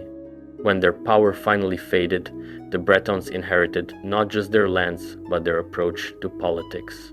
Medieval European history is full of this kind of thing. The Kingdom of Navarre, situated between larger powers and constantly having to navigate between them. The Italian city-states with their constant scheming and warfare. The Holy Roman Empire, with hundreds of different territories, all technically under one emperor but functionally independent. High Rock would be the Elder Scrolls version of that, which could make for amazing gameplay if done right. Magic in High Rock would be central to the culture in a way it isn't in Hammerfell. The Bretons have natural magical talent thanks to their elven heritage. Every Breton has at least some resistance to magic, and many have the ability to use magic effectively. The Mages Guild would be powerful here, with major chapter houses in the big cities and smaller outposts in towns throughout the region. But there would also be other magical traditions. The Direni still exist, diminished but not gone, living on their island of Balfiera in the Iliac Bay. They might have magical knowledge that's been lost elsewhere. There could be Breton mages who want to study with the Direni, but the Direni are selective about who they teach, because they don't want their secrets spreading. There are also the Druids of Galen, though by the 4th era they've apparently left mainland High Rock for the Sistris Archipelago. But there might still be Druids scattered throughout the province, practicing their nature magic in secret. The green pact that the Bosmer follow is related to druidic beliefs, but Breton druids have their own take on it. And then there are the Words, these groups of female magic users who live in the wilderness and practice their own traditions. The Glenumbra Moors have the Beldama word. There are others in different regions. They're not exactly mages in the traditional sense, more like witches or wise women. People come to them for healing, for curses, for divination. They keep to themselves mostly, but they're part of the magical landscape of High Rock. The Bretons are also known for their bardic traditions and legends. They love stories, they love grand gestures, they love the idea of knights going on quests to prove their worth. This isn't just entertainment, it's woven into their cultural identity. Young Bretons grow up hearing tales of legendary heroes and they want to become those heroes themselves. This quest obsession that's part of Breton culture could be used really cleverly in a game. Maybe NPCs approach you not just because they need help, but because they see you as someone who could become legendary. Maybe there's a social status tied to your reputation, where completing certain quests increases your standing in Breton society. Maybe knights challenge you to duels or competitions, because defeating you would add to their own legend. The architecture of High Rock would be distinct from Hammerfell's Middle Eastern influence style. We're talking stone castles with high walls and towers, cities built around cathedrals or palaces, half-timbered buildings in smaller towns, bridges, and aqueducts. The aesthetic would be more medieval European, which is familiar but could be made interesting through the specific Breton touches, the integration of magic into architecture, the way different cities have their own styles. Daggerfall is one of the oldest and most powerful kingdoms. It's a major port city with strong trade connections. The city itself would be imposing, with huge walls, a grand castle, a powerful military, but also sophisticated, with libraries, magical institutions, merchant houses. It's a place where political and economic power concentrate. Wayrest is the other major power center, known for its merchant culture and economic influence. Queen Elisana was ruling there in the Third Era, and she was known as one of the most cunning political operators in High Rock. By the Fourth Era, Wayrest might be under different leadership, but the city's character as a place where money talks and economic power can rival noble blood would remain. The relationship between these two major kingdoms would be crucial. Are they allied? Are they rivals? Have there been wars between them in recent memory? How do smaller kingdoms position themselves in relation to Daggerfall and Wayrest? All of this would shape the political landscape of the province. Camlorn prides itself on being refined and cultured. It's a place where art and poetry are valued, where nobles compete through displays of sophistication rather than martial prowess. Walking through Camlorn, you'd see theaters, art galleries, gardens designed to be beautiful rather than functional. It's the kind of place where insults are delivered with exquisite politeness and social faux pas are remembered for generations. Evermore sits on important trade routes connecting High Rock to Skyrim, Hammerfell, and Cyrodiil. It's been attacked by Reachmen from the mountains multiple times, so there's this tension between being a trading hub that wants to be open and welcoming, and being a fortress city that needs to protect itself from raids. The people there would be tough and practical, less concerned with refinement than with survival and profit. North Point is on the northern coast, connected to the sea trade routes. It's ruled by House Dorel, one of the major noble families. The city would have a strong maritime culture, with naval traditions and a focus on controlling the shipping lanes. Shornhelm is in Rivenspire, a region known for its dark and somewhat haunted reputation. There's been bloody history there, wars and betrayals that left scars on the land. The people of Shornhelm would be hardy and suspicious, used to hard times and political instability. And these are just the major kingdoms. There are countless smaller territories, baronies, counties, duchies, all with their own rulers and their own agendas. The political map of High Rock is constantly shifting as territories change hands through conquest, marriage, inheritance, or treaty. The religious landscape in High Rock is officially the 8 divines, same as the Empire, but there are local variations and interpretations. Some regions might emphasize certain divines over others. There might be saints or local religious figures who are venerated. And despite official religion, there's probably folk magic and superstition woven through everyday life. The Bretons also have a complicated relationship with their elven heritage. Some noble families are proud of their Direni ancestry and emphasize their elven bloodlines. Others downplay it, preferring to identify as human. This could create social divisions, with some Bretons seeing themselves as superior because of their elven blood and others rejecting that attitude as elitist. There might even be Bretons who are more elven than others in terms of physical appearance or magical ability. They'd face different treatment, may be admired or may be resented depending on the local attitudes. A Breton with very elven features trying to navigate High Rock politics would have a different experience than one who looks more human. Now, if the game includes both Hammerfell and High Rock, the contrast between these two cultures would be striking. You'd go from the straightforward warrior culture of the Red Guards to the complex political scheming of the Bretons, from the desert cities with their gold domes to the stone castles of High Rock, from Yokuda religious traditions to the 8 divines and druidic practices. The border region between the 2 provinces would be fascinating. You'd have areas where both cultures mix, where Redguard merchants set up shop in Breton cities and Breton adventurers travel through Hammerfell. There might be communities that have elements of both cultures, speaking both languages, practicing both traditions. Bankarai is explicitly a border region between Hammerfell and High Rock, and it's been contested by both throughout history. The Fallen Waste portion of Bankarai is particularly harsh terrain.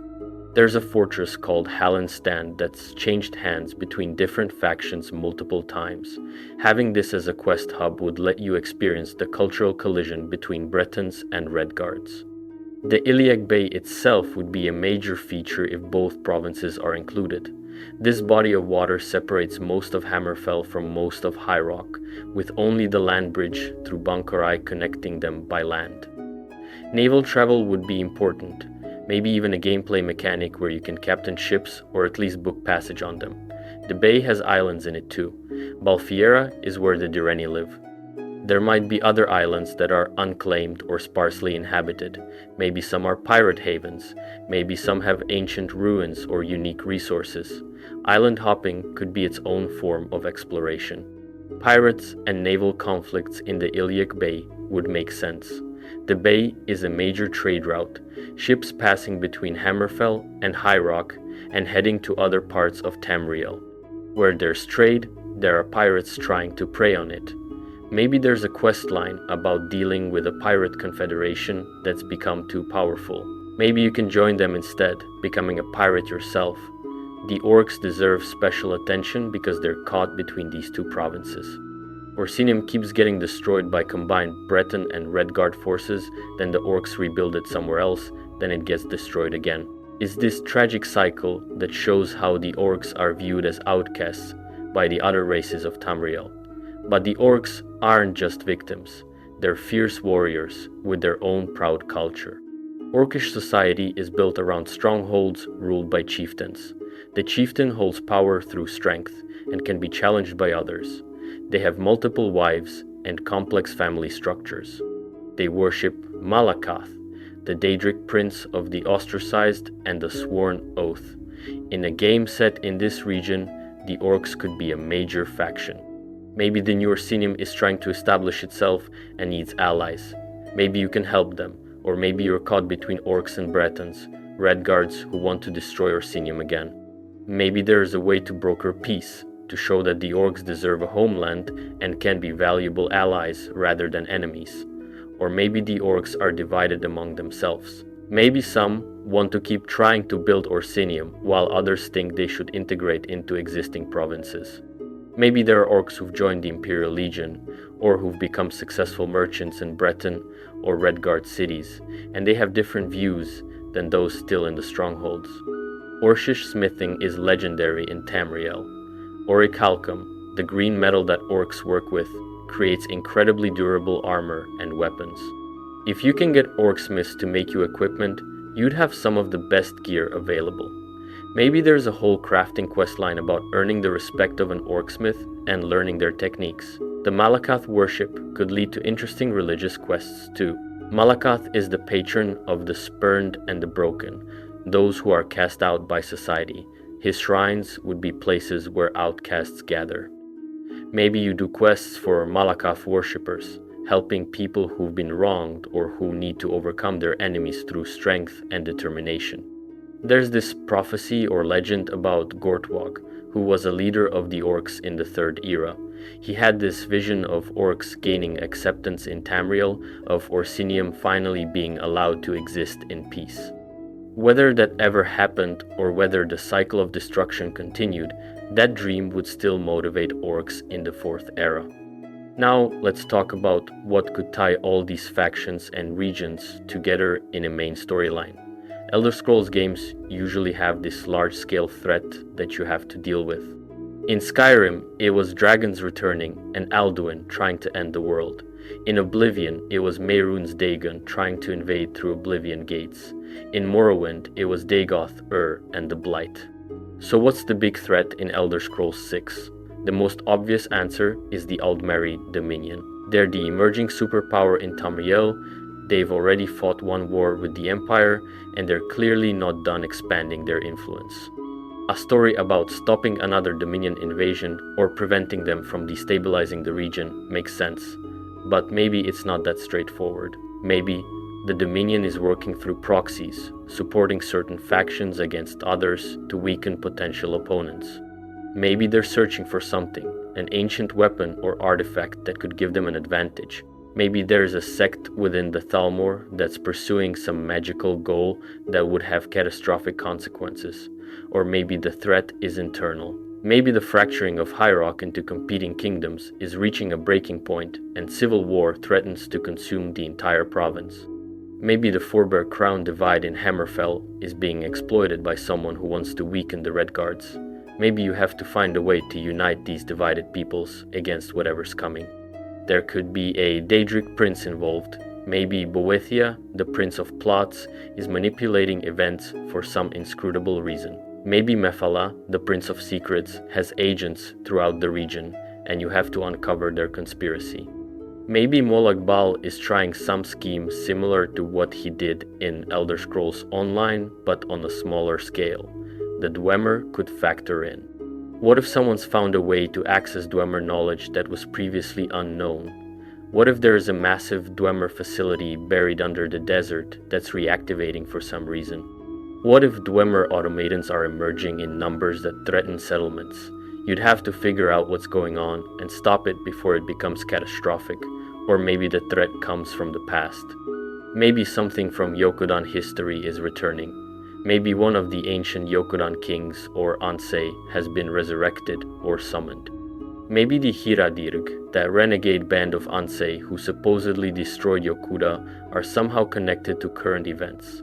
Maybe their forbidden techniques are being rediscovered and someone's trying to use them. Whatever the main threat is, it would need to feel appropriate to the setting. It should emerge naturally from the history and conflicts of the region rather than being something completely random. And it should require the player to engage with the various factions and make choices about how to handle it. The Red Guards have a saying handed down from their Yokudan ancestors. The stars are the spirits of past warriors who found their way to the far shores, the Red Guard afterlife. They look down on us and guide us on our journey. Maybe in a few years, we'll be walking the sands of Hammerfell, looking up at those same stars and embarking on the next great Elder Scrolls adventure. At least that's what the theories suggest. And honestly, after all the waiting, after all the speculation, after all the analysis and debate, wouldn't that be something worth seeing? Let me circle back to Valenwood for a minute, because even though it's not the most likely location, the possibilities there are really compelling. Valenwood is this province that's so different from anything we've seen in mainline Elder Scrolls games that it could really push the series in new directions. The Green Pact creates these bizarre constraints on how the Bosmer can live, but they've adapted in ways that are both creative and disturbing. Everything in their world has to come from animals because plants are sacred and can't be harmed. So they wear leather and bone, they build with hides stretched over frames, they eat only meat and insects. And when enemies fall in battle, traditional Bosmer consume them. This isn't mindless savagery, it's a religious obligation. To waste meat is to break the covenant with Ifre. Now, by the 4th era, a lot of Bosmer living in cities or outside Valenwood don't follow the meat mandate anymore. It's become more of a traditionalist thing, practiced mainly in the deep forest by conservative clans. But that tension between tradition and modernity could be a rich source of storylines. Maybe there are Bosmer who want to modernize, to trade with other provinces, to adopt technologies and practices that require breaking the pact. And maybe there are traditionalists who see this as betrayal, as a rejection of what makes the Bosmer unique. The cannibalism aspect is the part that people find most shocking. But in Bosmer culture, it's seen differently. It's about honoring the fallen by not letting them go to waste. It's about recognizing that death sustains life, that the meat of a fallen enemy becomes part of the one who consumes it. There's a ritual aspect to it, specific practices that have to be followed. It's not just barbaric chomping, it's a religious ceremony. Imagine a quest where you witness or participate in this ritual. Maybe you defeat a group of enemies alongside a traditional Bosmer warrior, and afterward they explain that they need to fulfill the meat mandate. Maybe you're given a choice about whether to participate or whether to try to convince them to make an exception. Maybe different choices affect your relationship with different Bosmer factions. Or imagine a murder mystery where someone's been killed and consumed, but you have to figure out whether it was a legitimate ritual killing or whether someone's using the meat mandate as cover for murder. You'd have to understand Bosmer customs and laws to solve it. The forest shaping abilities are equally fascinating. Instead of cutting down trees to build structures, the Bosmers sing to them, coax them into growing in specific ways. Over time, trees can be shaped into buildings, entire cities grown from the forest itself. The city of Eldenroot is built around and within a giant grat oak tree that's hundreds of feet tall. There are entire neighborhoods up in the canopy, connected by bridges and platforms, all living and growing. The visuals of exploring a city like that would be incredible. Imagine climbing up through different levels, each one supported by massive branches. Buildings that are hollowed out sections of the tree, their walls still alive and breathing, roots that form natural stairs. Flowers and plants growing everywhere because the whole city is part of the forest. Light filtering through leaves creates patterns on the ground. The sound of wind through branches is constant. And then the verticality would create interesting gameplay challenges. Maybe some areas are only accessible if you can climb well. Maybe there are falling hazards. Maybe certain enemies or creatures live at different heights. Maybe there's an entire ecology within the canopy that's different from ground level. The political situation in Valenwood revolves around the Aldmeri Dominion. The Bosmer allied with the Altmer, but that alliance might not be universally popular. The Thalmor have influence in Valenwood, maybe too much influence. There could be resistance movements, Bosmer who want independence, who don't like being subordinate to the Altmer. The Sylvanar and the Green Lady are these unique figures in Bosmer culture. The Sylvanar is called the voice of the people, and they're supposed to represent the will of all Bosmer. They're married to the Green Lady, who represents the more wild and primal aspects of Bosmer nature. These aren't just political leaders. They're spiritual figures whose bond is essential to Bosmer society. If something happened to them, or if their bond was broken, it would be a crisis. Maybe there's a story about the Sylvanar and Green Lady being in danger. Maybe they've been kidnapped by the Thalmor or by some enemy faction. Maybe they're being manipulated. Maybe you have to rescue them or protect them. Or maybe the roles need to pass to new people and you're involved in that transition. The Wild Hunt is one of the most terrifying things in Elder Scrolls lore. When the Bosmer perform this ritual, they transform into a horde of shape-shifting beasts that destroy everything in their path. They lose their individual identities, merging into this collective force of primal destruction. When the hunt is over, those who participated often don't remember what they did, and some never return to their original form. The wild hunt has been called only a few times in history during moments of existential threat to the Bosmer. It's a weapon of last resort because once unleashed, it can't be controlled. It destroys enemies, but also destroys everything else in the area. Forests are devastated, cities are razed, innocent people are killed alongside the actual threats. Having the wild hunt as part of a game story could be intense. Maybe you're trying to prevent one from being called because you know how catastrophic it would be, or maybe you're in a situation where the wild hunt is the only option left and you have to deal with the consequences. Maybe you witness the aftermath, helping survivors and trying to restore some order to a region that's been torn apart. The Bosmer themselves come in different varieties based on their culture and where they live. The Wood Orcs, despite the name, aren't actually Bosmer but a separate group. But within the Bosmer, you have those who live in cities like Eldenroot and are more cosmopolitan, and those who live in the deep forest and maintain the old ways. You have Bosmer who've left Valenwood and live in other provinces. Each would have different perspectives and practices. Bosmer are also known as excellent archers. They're naturally good at it, and their culture emphasizes hunting and accuracy. The best Bosmer archers are legendary, able to shoot arrows with incredible precision over impossible distances. Maybe there's a questline about training with a master archer, or competing in archery tournaments, or dealing with a threat that requires pinpoint accuracy to defeat. The Bosmer relationship with animals is interesting too. They're not like druids who commune with nature in some abstract way. They're predators, hunters who kill animals for food, but they also respect the animals, understanding that they're part of the cycle of life. There might be shamans or beast speakers who can communicate with animals, who understand their behavior and can predict their movements. Y'ffre is the central deity of the Bosmer pantheon, but they worship others too. They recognize the Altmeri, Oriel, and Arkai, and others, but Y'ffre is special because of the covenant.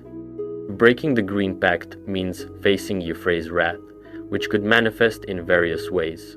Maybe the forest itself turns against you, maybe you're cursed or punished. Maybe you become one of the Oathbreakers, condemned to the Ooze. The Ooze is this concept in Bosmer belief, a kind of purgatory or hell for those who violate the pact. It's described as a state of formlessness, of losing your shape and identity. Those buried in Ooze, a physical manifestation of this concept, have their spirits sent to the Ooze. It's meant to be terrifying, a fate worse than normal death. Maybe there's a horror questline involving the Ooze. Maybe you discover a place where Oathbreakers are buried and something's gone wrong. Their spirits are escaping or manifesting. Maybe you have to figure out how to stop it, possibly by consulting with Spinners, who are the priests of Y'ffre. Spinners are the spiritual leaders of the Bosmer. They tell stories, and through those stories, they shape reality in small ways. This is a kind of magic, but it's distinct from the arcane magic that most races practice. Spinners can bless people, curse enemies, commune with Y'ffre, interpret signs. They're respected and feared, and crossing a spinner is a bad idea. The diversity of Valenwood's landscape would be incredible to explore. Dense jungle in some areas, different types of forest in others, rivers and waterfalls. The coastline with beaches and cliffs, mountains on the borders, grat oak groves where the massive trees dwarf everything around them, clearings where light breaks through the canopy, underground rivers and cave systems. And everywhere, ruins. I lead ruins from when high elves ruled the area before the Bosmer claimed it. Old Altmeri structures overgrown by the forest. Maybe even ruins from before the Aldmer, from whatever came before. Each ruin could tell a story about the layers of history in the province. One interesting aspect that's not often discussed is the Bosmer's sense of humor. They're known for being mischievous, for playing pranks, for not taking things as seriously as other races.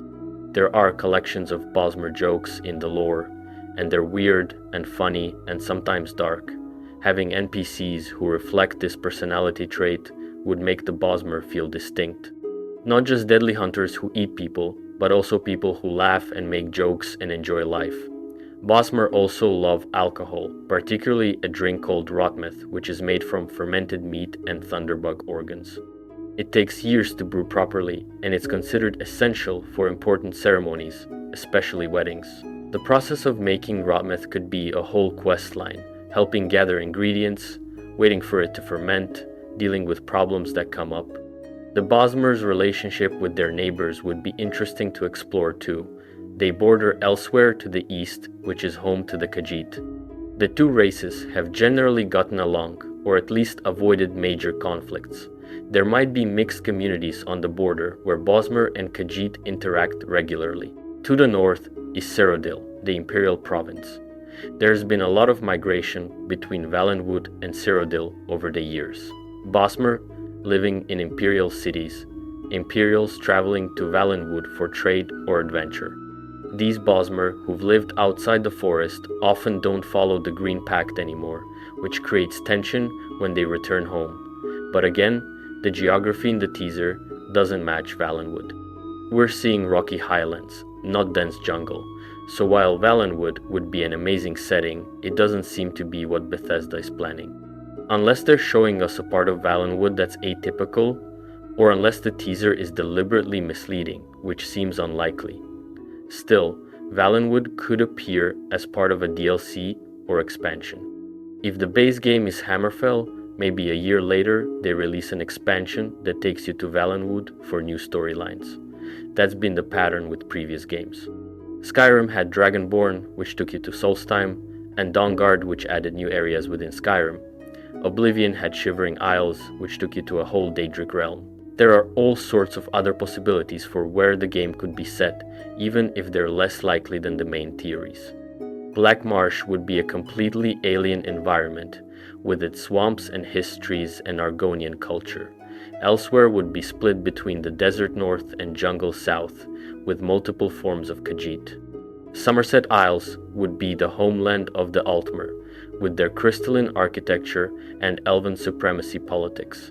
Each of these provinces has rich lore and interesting possibilities, but they all have issues that make them less likely as the setting for Elder Scrolls 6.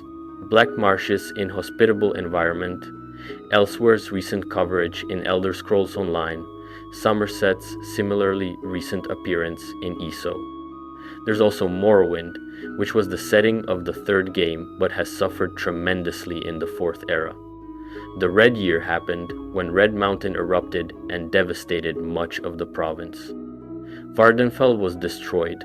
The Argonians invaded and conquered parts of southern Morrowind. The Dunmer have been scattered, many becoming refugees in Skyrim and other provinces. A game set in Morrowind would be about rebuilding, about the Dunmer trying to reclaim their homeland. It would be a darker, more tragic setting than previous games. But it could be powerful if done right, showing the resilience of people trying to recover from catastrophe. The teaser doesn't look like Morrowind though, and Bethesda probably wouldn't want to return to a province they've already covered in the main series. The other provinces have had their moments too. Cyrodiil was Oblivion's setting. Skyrim obviously was the last game. Going back to either would feel like retreading ground, even if enough time has passed in-world for things to be different. What about going to multiple provinces at once, beyond just Hammerfell and High Rock? What if the game sprawls across a larger portion of Tamriel? The technology exists now to create massive game worlds. Skyrim was impressive, but imagine if the map was twice that size, covering multiple provinces. The challenge would be making each area feel distinct and fleshed out. Better to have 2 provinces done really well than 5 provinces that all feel shallow. But if Bethesda could pull it off, having a truly massive version of Tamriel to explore would be incredible. There's also the question of time period. All the mainline Elder Scrolls games since Morrowind have taken place within a relatively short span. Oblivion is set in 3E 433. Skyrim is set in 4E 201. That's only about 200 years. which isn't much in the grand scheme of things. Most of the political situation, the nations, the organizations, they're all relatively continuous. Elder Scrolls 6 will probably continue this pattern, being set maybe a few years or decades after Skyrim, but what if it jumped forward significantly? What if it was set hundreds of years in the future, or even in a new era? That would let Bethesda shake up the status quo, change the political map of Tamriel, introduce new factions and conflicts. The risk is that it might feel disconnected from the previous games. Part of the appeal of Elder Scrolls is seeing how events from earlier games affect the world.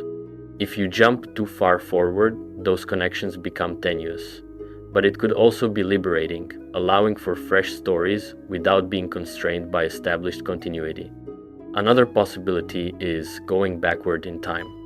What if Elder Scrolls 6 is set in the past, maybe during one of the great wars or empires of previous eras? You could experience historical events firsthand, meet legendary figures, see how the world was shaped by those conflicts. The First Era had the rise and fall of multiple empires. The Alessian Empire, with its religious extremism, the Roman Empire with its expansion and eventual fall. The Second Era had the Interregnum, a period of chaos and warfare between the end of the Second Empire and the rise of Tiber Septim. Any of these could be settings for amazing stories, but Bethesda has said Elder Scrolls 6 takes place in Tamriel in a recognizable time frame. They're not doing a prequel or a distant future scenario. They want players to see the consequences of events from Skyrim and the other recent games, so we're probably looking at something relatively soon after Skyrim's timeline. The relationship between Elder Scrolls 6 and Elder Scrolls Online is interesting to think about. ESO is set in the Second Era, about 1000 years before Skyrim. It's explored most of Tamriel through its base game and expansions. Does that affect where the next mainline game can be set? Bethesda has said they don't see ESO and the mainline games as being in competition. They're different experiences, one being an MMO and the other being a single-player RPG. Just because a province appeared in ESO doesn't mean it can't be in Elder Scrolls 6, especially since they're set in different eras and would look different, have different political situations, tell different stories. But there's a practical concern. If casual fans see that Hammerfell or High Rock or Valenwood are already in ESO, they might think the next mainline game is just retreading ground. Bethesda would have to make it clear that this is a new take on the province, set in a different time with different stories to tell. The marketing of Elder Scrolls 6 will be huge. Skyrim was a massive success, one of the best-selling games of all time. The expectations for the next game are enormous. Bethesda knows this, which is why they're being so careful with development. They can't afford to release something that disappoints after such a long wait. When the game is finally announced properly, with a real trailer showing gameplay and story, it's going to dominate gaming news. Everyone will be analyzing every frame, every detail, every word said about it. The speculation will shift from where it takes place to what the story is about, what new features there are, how it compares to previous games. And then, when it launches, assuming it's good, it'll be everywhere. Streamers playing it, YouTubers making content about it, articles about hidden secrets and optimal builds and lore implications. The modding community will explode with new creations. It'll be a cultural moment in gaming, just like Skyrim was. But we have to be patient. These massive RPGs take years to create. The worlds are enormous, the writing is extensive, the systems are complex. Bethesda is known for taking their time, and while the wait is frustrating, the results have usually been worth it. In the meantime, we have the speculation, we have the theories, and the debates, and the analysis of every tiny detail. We have the lore to dive into, the previous games to replay, the mods to explore. The Elder Scrolls community is incredibly creative and passionate, and that passion keeps the franchise alive even during the long gaps between games. So, yeah, Hammerfell seems like the most likely setting based on everything we know. But until Bethesda confirms it officially, there's always the possibility of being surprised. Maybe they have something planned that nobody predicted. Maybe the teaser was more misleading than we thought. Maybe there's a twist to the setting that changes everything. Whatever happens, whenever Elder Scrolls 6 finally releases, it's going to be special. It's going to be the culmination of years of development, of planning and iteration and creative effort.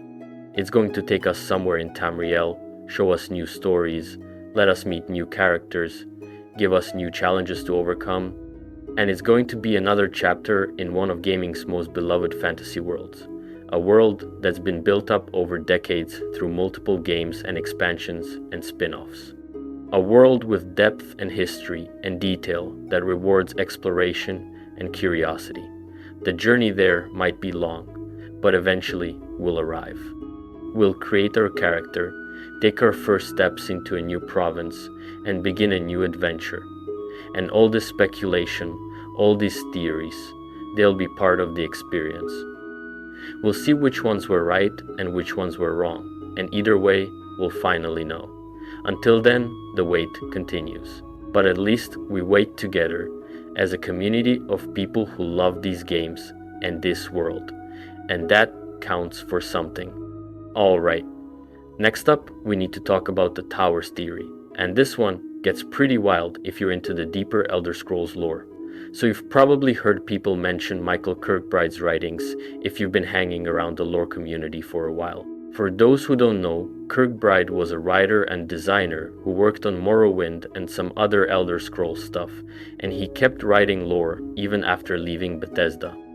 His work isn't always considered official canon, but it's influenced a ton of the series' metaphysical concepts. And honestly, Bethesda keeps pulling from his ideas anyway. So here's the thing about the towers. In Elder Scrolls cosmology, towers aren't just big buildings. They're these ancient metaphysical anchors that literally hold reality together in Tamriel. Each tower has what's called a stone, which is basically the source of its power. There are several towers scattered across the continent, and throughout the series, we've seen a bunch of them get deactivated or destroyed. Red Mountain in Morrowind, that was a tower. White Gold Tower in Cyrodiil, that's a tower too.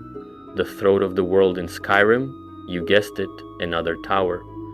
Now here's where it gets interesting for Elder Scrolls 6. There's this whole theory about what the Thalmor are really trying to do. See, according to some of Kirkbride's out-of-game writings, particularly this piece called the Altmeri Commentary on Talos, the Thalmor's hatred of Talos and humans goes way deeper than just wanting political power or elven supremacy. They're trying to unmake reality itself. Let me break down what we know about these towers. There are supposedly 8 major towers created by the different races, plus the 2 original towers that are the most important. The 2 original ones are the Adamantine Tower, also called the Dirni Tower or Adamantia, which is located on the Isle of Balfiera between High Rock and Hammerfell. This is supposedly the oldest structure in Tamriel, potentially even older than linear time itself according to some interpretations. Then there's Red Mountain, also called Red Tower or Wardenfell, which is in Morrowind. Red Mountain Stone was the heart of Lorkhan, which the Dwemer tried to tap into for power before they all vanished. The 6 other major towers are White Gold Tower in Cyrodiil, which you visited in Oblivion. Its stone was supposedly the Amulet of Kings, or maybe the Kimel Adabal, which is part of the Amulet of Kings. That got destroyed or deactivated at the end of Oblivion when Martin Septim became the avatar of Akatosh. Then there's Crystal Tower in the Somerset Isles, which we've seen in Elder Scrolls Online. That one's stone is unknown, though Kirkbride has hinted it's a person, which is mysterious.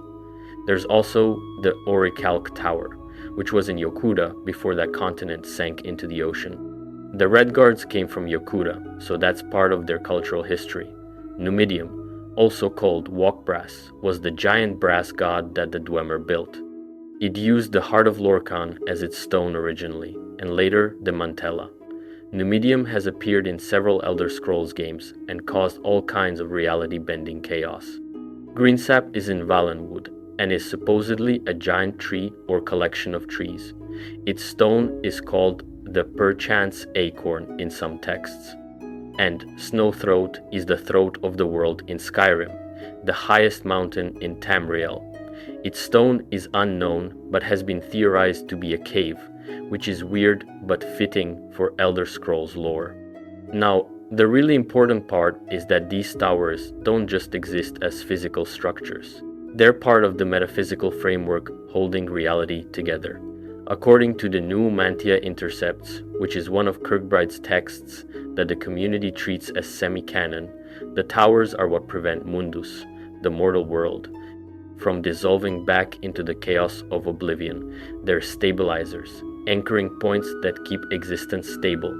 The original two towers, Adamantine and Red Mountain, are supposedly the most crucial. They were there from the beginning of the world's creation.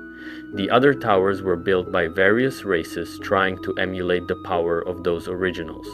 The Aelids built White Gold Tower. The Altmer built Crystal Tower. The Dwemer built Numidium. Each race had their own understanding of what the towers were for and how they worked. The idea is that the High Elves see the mortal world as what they call the material prison. According to their creation myth, Altmer descended from these immortal godlike spirit beings called the Elnafey, who existed before the material world even came into being. Now, technically, that's true of all the human and elf races in Elder Scrolls, but the High Elves have always considered themselves the closest to their spirit ancestors. They're obsessed with this idea of returning to that pre-creation divine state. So how do the towers fit into this? Well, according to this theory, the Thalmor believe that by deactivating or destroying all the towers, they can undo the very fabric of reality that keeps mortals bound to the physical plane. It's like pulling out the supports holding up a building. Once they're all gone, the whole structure collapses. And here's the scary part. 6 of the 9 known towers have already been destroyed or deactivated over the course of the Elder Scrolls series and its backstory. We're talking about a lot of damage already done. The status of a couple more is ambiguous.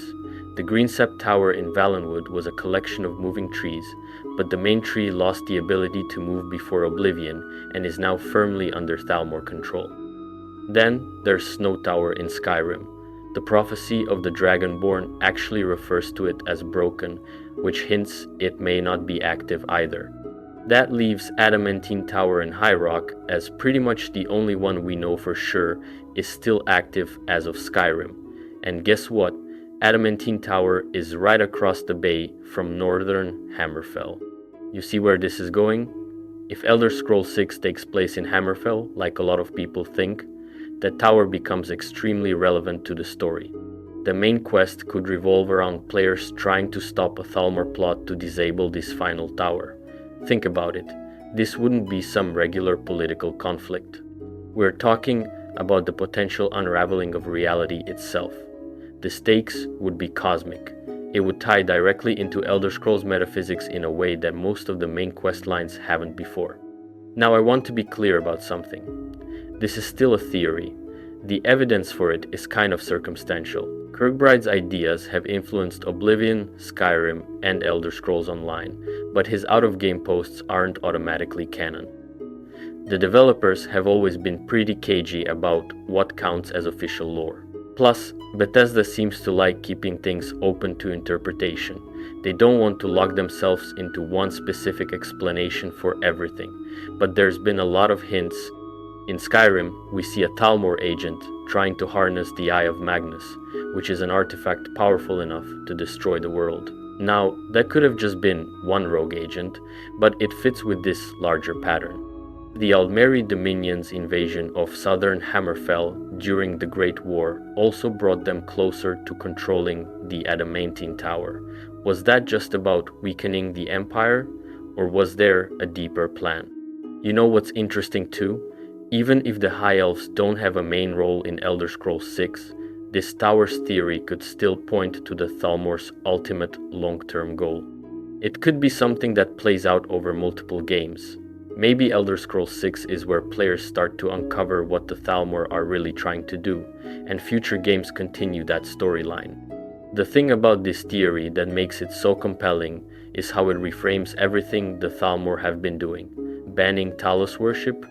According to some in-game texts, like gods and worship, a god's power comes from their followers, and godhood can be gained or lost through belief. So if the Thalmor can make the world forget about Talos by banning his worship long enough, they could theoretically kill him. Vivek says something similar in Morrowind about how his power comes from the belief of his worshippers. Once Talos is gone, the next step would be to eliminate all humans from Tamriel and make sure there's no record of their existence. Sounds impossible, right? But that's where destroying the towers comes in.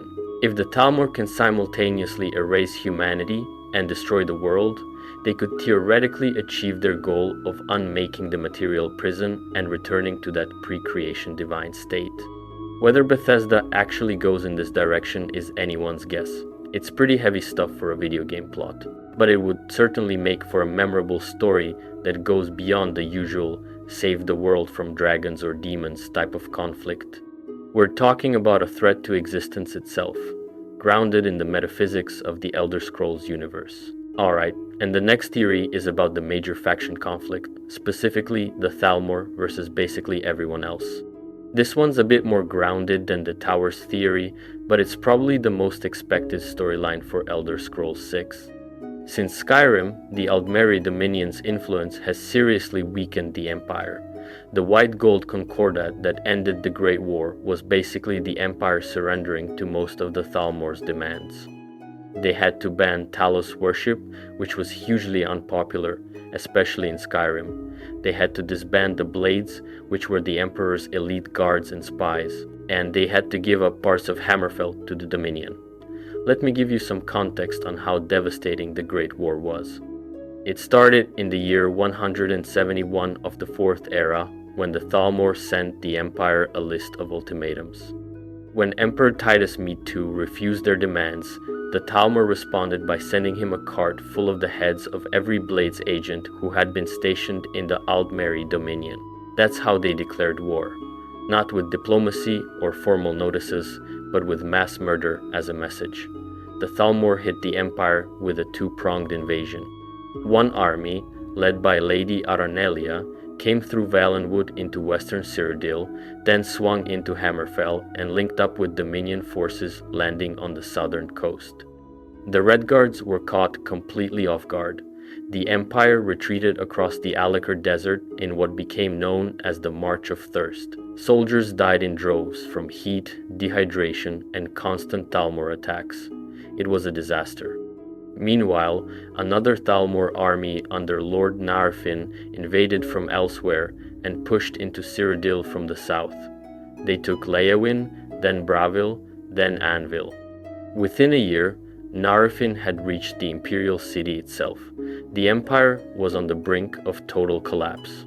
Reinforcements from Skyrim helped stabilize things temporarily, but the Thalmor actually captured the Imperial City and occupied it for 2 years. The occupation was brutal. The Thalmor set up execution scaffolds all over the city. They tortured prisoners, including Ulfric Stormcloak, who we'd later meet in Skyrim. Lord Narfin was apparently a Daedra worshipper trying to fulfill some prophecy called the Culling, with help from Boethiah's servants. The whole situation was nightmarish. Emperor Titus Mede II eventually managed to retake the Imperial City in what's called the Battle of the Red Ring. It was a hard-fought victory involving strategic brilliance and tremendous sacrifice. The Empire decisively defeated Narfin's army, and Narfin himself was hanged from the White Gold Tower and left there for days as a message. But even though the Empire won that battle, they were exhausted. Both sides had lost countless soldiers. Cyrodiil was devastated. The Empire's provinces were in chaos. So when the Thalmor offered peace terms, Titus Mede accepted them even though they were almost identical to the original ultimatums he had rejected at the start of the war. The White Gold Concordat banned Talos worship, disbanded the Blades, and gave up southern Hammerfell to the Dominion. After 4 years of brutal war and millions dead, the Empire got essentially nothing except survival. It was a Pyrrhic victory at best, and many saw it as a complete defeat. That last part is where things get really interesting. The Red Guards of Hammerfell straight up refused to accept the terms of the White Gold Concordat. They were so angry about the Empire giving away their southern territories that they actually seceded from the Empire entirely. Hammerfell became an independent nation and kept fighting the Aldmeri Dominion on their own. And here's the crazy part. They won. The Red Guards, fighting alone without Imperial support, managed to force the Aldmeri Dominion to the negotiating table. They signed the Second Treaty of Stros M'Kai, which made the Dominion withdraw from Hammerfell completely. This happened about 21 years before the events of Skyrim. This victory wasn't easy or quick.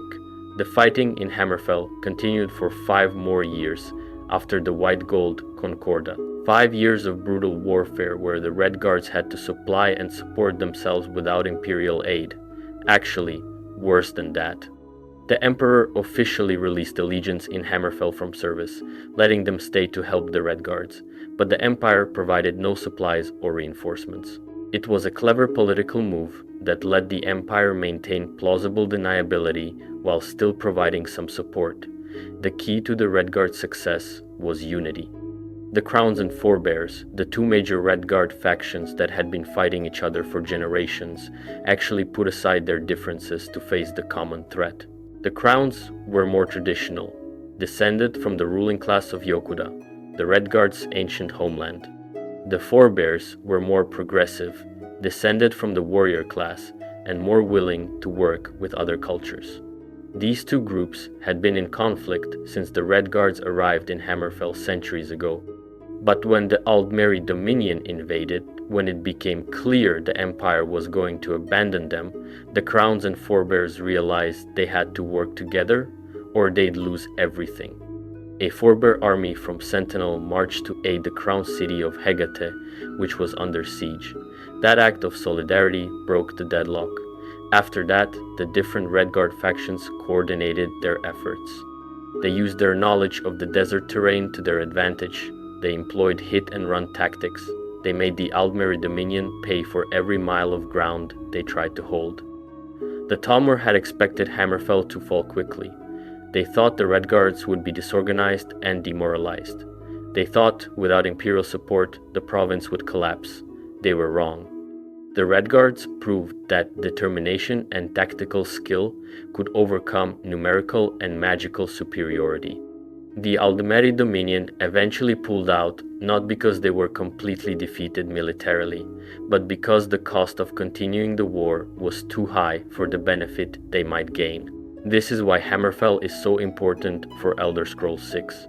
It's not just another province, it's the one place that stood up to the Talmor and won. By the time we get to Elder Scrolls 6, Hammerfell has been independent for several decades. They've rebuilt their strength, they've learned from their experience fighting the Dominion, they know the Talmor's tactics and weaknesses, and they have a burning desire to never submit to Elven rule. The culture and character of the Red Guards makes them perfect protagonists for a story about resistance. The Red Guards have a warrior tradition going back to their homeland of Yokuda. They're famous for their sword singers, warriors who could use their weapons almost as extensions of their will. The sword singing art has been mostly lost, but its philosophy still influences Red Guard combat doctrine. They value honor, courage, and skill at arms. They're not going to bow to anyone, especially not to Elven supremacists who view them as inferior. Hammerfell itself is a diverse region. It's not just endless desert like some people might think. Yes, there's the Alikr Desert, which covers a huge portion of the western part of the province. That's the image most people have, but there's a lot more variety. The northern coast along the Iliag Bay has temperate climate and fertile land. There are forests and grasslands, mountain ranges, tropical jungles in the southern coastal regions like the Hughes Bain Peninsula. The major cities are also diverse. Sentinel in the north is one of the largest and most cosmopolitan cities in Tamriel, a major trading hub with a huge port. Hegade in the south is a crown stronghold with more traditional Red Guard culture. Tanith is a major coastal city that's changed hands many times throughout history. Rihad on the eastern border has strong ties to Cyrodiil. Stros Mukai is an island city with a pirate haven reputation. Each city has its own character and history. The political situation would be really interesting to explore. Are the crowns and forebears still unified, or have old tensions resurfaced now that the immediate Telmore threat has passed? Are there factions that want to make peace with the Dominion versus those who want to keep fighting? Are there people who think rejoining the Empire would provide security, while others see the Empire as weak and unreliable? What about relations with neighboring High Rock, which shares the Iliac Bay coastline? There's so much potential for political intrigue and moral choices. Elder Scrolls 6 could show us a more mature, nuanced conflict than we've seen before. Not a simple good versus evil story, though the Talmor are pretty clearly villainous, but one where the path to victory isn't obvious. Where you have to navigate political factions, make hard choices about strategy and tactics, deal with the consequences of war on civilian populations. Where winning battles isn't enough. You have to win hearts and minds, maintain alliances, and outmaneuver your enemies politically as well as militarily. So, by the time we get to Elder Scrolls 6, Hammerfell is one of the last true anti-Talmor strongholds in Tamriel. The Empire is too weak or too scared to challenge the Dominion. Skyrim is torn apart by civil war, partially thanks to Thalmor manipulation. Most other provinces are either occupied, under Thalmor influence, or just powerless. But Hammerfell? The Redguards prove they can stand up to the Elven supremacists and win. This sets up Hammerfell as the perfect setting for a game about resistance against the Thalmor.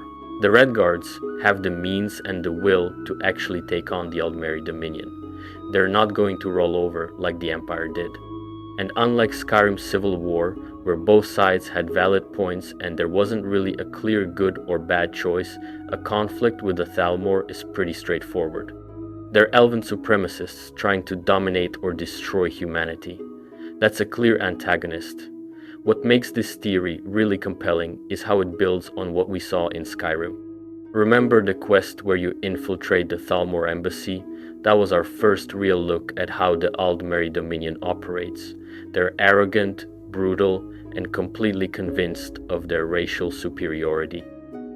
They torture prisoners, manipulate entire nations, and generally act like cartoon villains. Except they're not cartoons. They're a genuine threat that has already brought the Empire to its knees. In Skyrim, both sides of the Civil War view another confrontation with the Aldmeri Dominion as inevitable. The Imperial Legate Ricky and General Tullius see defeating the Stormcloaks as necessary to prepare for the next war with the Dominion. Ulfric Stormcloak and the Stormcloaks see independence from the Empire as necessary because the Empire is too compromised by the White Gold Concordat to effectively fight the Thalmor. Both sides agree the Thalmor are the real enemy. They just disagree on how to deal with them. Elder Scrolls 6 could pick up this thread. By the time of the game, enough time might have passed for the various human kingdoms to have gotten their act together. Maybe the Empire has recovered some of its strength.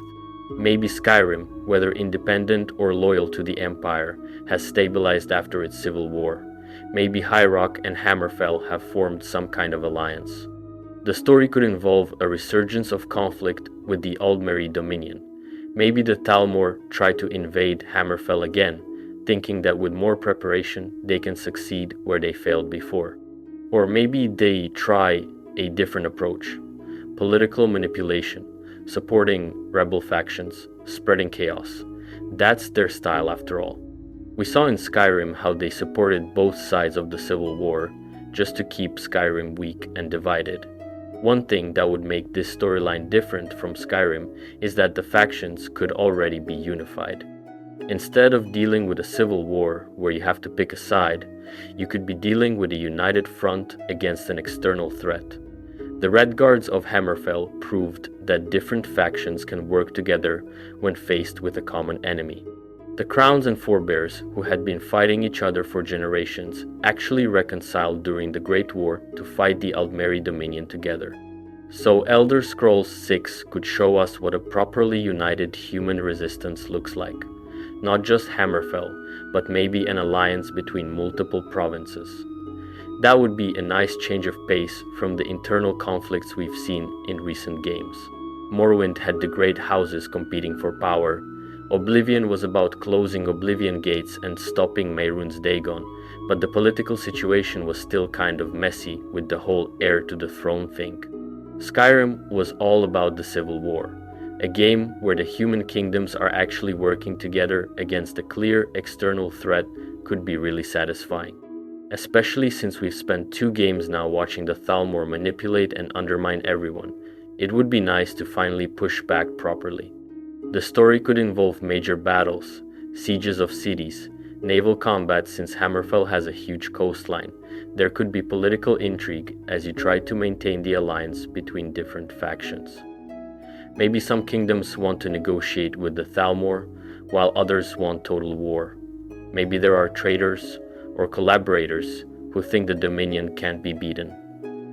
Lots of potential for interesting storylines there. And think about the emotional weight it would have. Players have been dealing with the Thalmor being smug and oppressive for over a decade now in real time. Since Skyrim came out, people have wanted to actually take the fight to them. Elder Scrolls 6 could finally deliver on that. You could have missions where you liberate cities from Thalmor occupation, rescue prisoners from their torture chambers, sabotage their military operations, actually making them pay for everything they've done.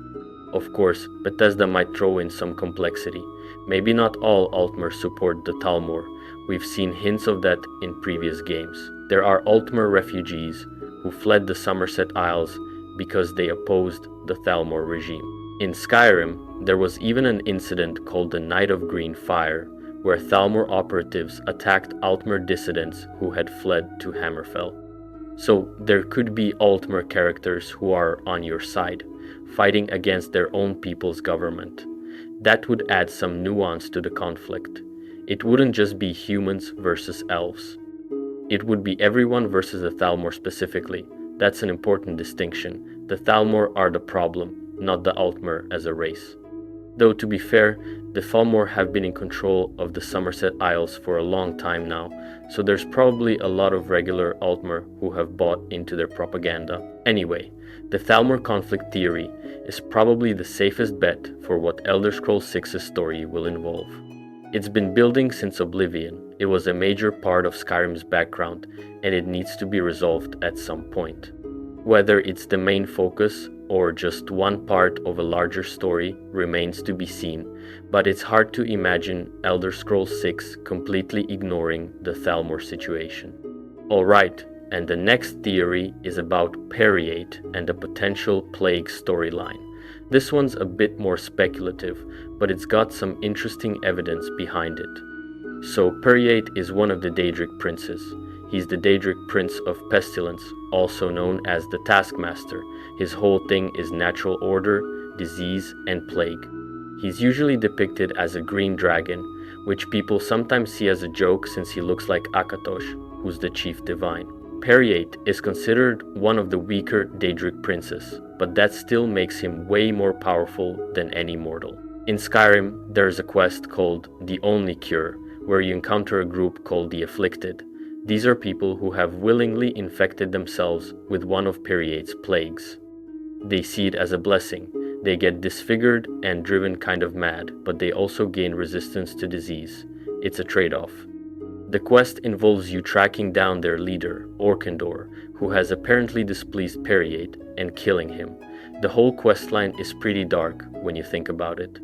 The Afflicted have this greenish skin color, and they attack by vomiting on you, which does poison damage. They're found in a place called Betardams, which is an old Dwemer ruin. The place is filled with them, and they've set up this weird shrine to Periate. They're not exactly thriving, but they're devoted to their Daedric prince. They believe he saved them from death and gave them purpose. When you talk to Kesh the Clean, who's the Khajiit alchemist at Periate's shrine, he explains that the Afflicted were once followers who willingly exposed themselves to Periate's blessing. But their leader, Orkandor, grew ambitious and led them astray. Periate wants you to eliminate Orkandor as punishment for his disobedience. What's interesting is that Periate himself speaks to you during the quest. He has this calm, reasonable voice, not threatening or scary. He talks about order and the proper place of things. It's unsettling because he sounds so rational while asking you to kill people infected with a horrible disease. Now here's where the theory starts. If you're wandering around Skyrim after level 10, you might encounter an afflicted Breton refugee. This guy is just walking along the road, and if you talk to him, he tells you some interesting stuff. He says he would have been dead from this plague a year ago if not for Perriate's protection. Then he mentions that he's returning to High Rock. Not from High Rock, but returning to High Rock. That's a weird detail that a lot of people have picked up on. The way he phrases it suggests the plague started in High Rock, and he fled to Skyrim to escape it. But then, why is he going back? Maybe because Perriate's blessing makes him think he's safe now. Or maybe the situation in High Rock has gotten worse, and he feels obligated to return. Or maybe he's being called back by Perriate for some purpose. Either way, this suggests there's a major plague outbreak in High Rock as of Skyrim. Now, High Rock is right next to Hammerfell. They share a border. The two regions are connected by land and have trading relationships. If there's a plague spreading through High Rock, it's going to reach Hammerfell eventually. Diseases don't respect political boundaries. Merchants travel between regions. Refugees flee from infected areas to supposedly safe ones, potentially carrying the disease with them. And if Elder Scrolls 6 takes place in Hammerfell, or in both Hammerfell and High Rock like a lot of theories suggest, then a plague could be a major part of the storyline. Think about the geography. High Rock is to the north and east of Hammerfell. Some regions, like Bankorai, are actually claimed by both provinces and have been sources of conflict. Trade routes go through there. People move back and forth. A plague starting in High Rock would naturally spread along those routes into Hammerfell. Major cities like Sentinel and Hammerfell would be particularly vulnerable because they're major trading hubs with lots of travelers coming through. But why would Perriate, who's considered one of the weaker Daedric princes, suddenly become such a big threat? Well, that's kind of the point of the theory. Some people think this could be Perriate's attempt to gain more power and relevance among the Daedric princes. By spreading a massive plague across multiple provinces, he could affect millions of people. That's the kind of influence that would elevate his status. The other Daedric princes would have to take him seriously if he's causing that level of chaos and death. There's historical precedent for this kind of thinking. The Daedric princes are always competing with each other for influence over the mortal world. They sponsor champions, grant artifacts, create cults. A prince who can cause widespread devastation gains power and worship. Mehrunes Dagon invaded Tamriel in Oblivion. Molag Bal tried to pull all of Tamriel into Cold Harbor in Elder Scrolls Online. Perriate has never had that kind of grand scheme before. He's always been more about maintaining order in the lower levels of Oblivion and occasionally blessing his followers with diseases. A massive plague affecting multiple provinces would be his big play. There's also precedent for massive plagues in Elder Scrolls lore. The Thracian plague back in the First Era killed about half the population of Tamriel. That plague was artificially created by the Slode, these slug-like creatures from the continent of Thrace. They spread infected sea beasts onto the coastlines, and the disease spread like wildfire. Symptoms included boils, brittle bones, mucus seeping from eyes and ears, and an unquenchable thirst that drove people mad. Entire cities were wiped out. The social and political consequences lasted for generations. The Nahatan flu was another major plague that devastated Black Marsh in the early Fourth Era. It killed huge numbers of Argonians and others. The Exilil, a radical Argonian faction, actually claimed the Hiss trees caused the flu to purge Tamriel of outsiders. Whether that's true or just propaganda, the flu had massive impacts on the political landscape. It weakened imperial control over Black Marsh and helped lead to Argonian independence. So plagues are a real and recurring threat in this world. They've shaped history multiple times. It wouldn't be strange for another one to be the focus of a game. What makes the Perriate plague theory particularly interesting is the connection to High Rock and the timing. The afflicted refugee in Skyrim is heading back to High Rock, which is where Elder Scrolls 6 is speculated to partially take place. The timeline would line up for a plague storyline. What makes this theory even more compelling is thinking about how different it would be from other Elder Scrolls storylines. Usually you're dealing with either political conflicts or cosmic threats. In Arena, you're rescuing the Emperor and defeating Jagar Tharn. In Daggerfall, you're dealing with political intrigue in the Iliac Bay and the activation of Numidium. In Morrowind, you're the Nerevarine, stopping Dagoth and the Blight. In Oblivion, you're closing Oblivion Gates and stopping Mehrunes Dagon's invasion. In Skyrim, you're the Dragonborn, stopping Alduin from eating the world. All of those threats are things you can fight directly. Evil wizards, ancient gods, Daedric princes manifesting physically. You gather power, learn magic or fighting techniques, and you confront the threat head-on. A plague is more insidious. It's not something you can just stab with a sword. You can't shout at a disease and make it go away. It requires a different kind of response. The gameplay could be really interesting. Imagine having to find a cure by gathering rare ingredients from dangerous locations. Maybe you need to consult with healers and alchemists from different cultures, learning their techniques. Maybe you need to travel to Periate's realm of oblivion, called the Pits, to confront him directly and demand he lift the plague. That would be a unique questline that uses game mechanics in different ways than typical combat-focused quests. There could be moral dilemmas involved too. What if the only cure requires a sacrifice? What if certain groups hoard the cure for their own people? What if the plague affects different races differently, and some groups don't see it as a priority because it's mostly killing others? Those are the kind of tough choices that make for memorable role-playing experiences. You could also have factions responding to the plague in different ways. Some might want aggressive quarantines, even if it means abandoning infected people to die. Others might prioritize finding a cure no matter the cost or risk. Religious groups might see the plague as Periate's will and oppose efforts to stop it, believing the prince is enacting some divine plan. Healers and alchemists would be in high demand, their guilds gaining political power. Economic disruptions as trade routes get blocked, food shortages if agricultural regions get hit hard. Social breakdown as people panic and turn on each other. The afflicted themselves could be a major element. In Skyrim, the afflicted are mostly just enemies in one dungeon. But what if in Elder Scrolls 6, they're a widespread cult that's actually spreading the plague on purpose? They see Periate's blessing as salvation, and they want to share it with everyone, whether people want it or not. They could be infiltrating cities, contaminating water supplies, exposing people deliberately. Fighting them wouldn't just be about combat. You'd need to track down their cells, prevent their attacks, maybe even try to deprogram the ones who aren't too far gone. And here's a darker possibility that would tie this into other theories. What if the Thalmor are somehow involved? We know they're willing to use any means necessary to achieve their goals. What if they're deliberately spreading or encouraging the plague as a way to weaken the human kingdoms? Biological warfare is a tactic that exists in Elder Scrolls lore. The Slode used it with the Thracian plague. The Thalmor could be doing something similar. Or what if they're trying to control it? Maybe the Thalmor have access to a cure, but they're only distributing it to their allies. They could use that as leverage.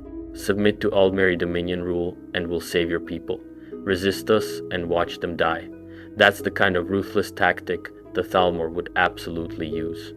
We've seen them manipulate entire nations through subtler means. Using a plague as a weapon fits their MO. That would create a really interesting, multi-layered conflict. You've got the supernatural threat of Periate and his afflicted cult. You've got the disease itself spreading and killing people. You've got the political maneuvering of the Thalmor using the crisis to expand their influence. And you've got the various factions in Hammerfell and High Rock trying to survive and respond. That's a complex, mature storyline that would set Elder Scrolls 6 apart from previous games. There's also a precedent for massive plagues in Elder Scrolls lore. The Thracian plague killed about half the population of Tamriel. The Nahatan flu devastated Black Marsh and killed a bunch of people in other provinces too. Plagues are a real and recurring threat in this world. It wouldn't be strange for another one to be the focus of a game. What makes this theory interesting is how different it would be from other Elder Scrolls storylines. Usually you're dealing with either political conflicts or cosmic threats, like Mehrunes Dagon trying to invade Tamriel or Alduin trying to eat the world. A plague is more insidious. It's not something you can just stab with a sword. It requires a different kind of response. The gameplay could involve things like finding a cure, distributing medicine, quarantining infected areas, investigating the source of the plague. Maybe you'd have to travel to Periate's realm of oblivion to confront him directly. There could be factions that respond to the plague in different ways. Some might want to quarantine aggressively, even if it means abandoning people. Others might prioritize finding a cure, no matter the cost. There could be religious groups who see the plague as Periate's will and oppose efforts to stop it. And here's a darker possibility. What if the Thalmor are somehow involved? We know they're willing to use any means necessary to achieve their goals. What if they're deliberately spreading or encouraging the plague as a way to weaken the human kingdoms? Or what if they're trying to control it, promising a cure in exchange for submission? That could tie the Periate theory together with the Thalmor conflict theory. You'd be dealing with both a supernatural threat and a political one at the same time. That's the kind of complex, multi-layered conflict that makes for a good story. There's also the question of how the plague affects different races. Altmer might have better resistance to it due to their magical nature. Or maybe Periate specifically designed it to target humans as a favor to the Thalmor. That would make the Redguard's situation even more desperate. They're already fighting against Thalmor aggression, and now they're being decimated by a plague that their enemies are immune to. Of course, there's also the possibility that the plague storyline isn't the main quest, but rather a major side quest or guild storyline. Maybe it's the focus of the Mages Guild equivalent, where you're researching magical cures. Or maybe it's tied to a Daedric questline where you're dealing with various Daedric princes and Periate is one of them. Some people have connected this theory to a trademark Bethesda filed a while back for something called Redfall. Now that trademark ended up being used for a completely different game by Arcane Studios, so it's not related to Elder Scrolls. But at the time, a lot of people speculated that Redfall could be the name of the plague in Elder Scrolls 6. Red is a color associated with a lot of diseases in Elder Scrolls lore. Red Rage, Red Death, Red Fever, Red Plague. The name Redfall could refer to a catastrophic plague event.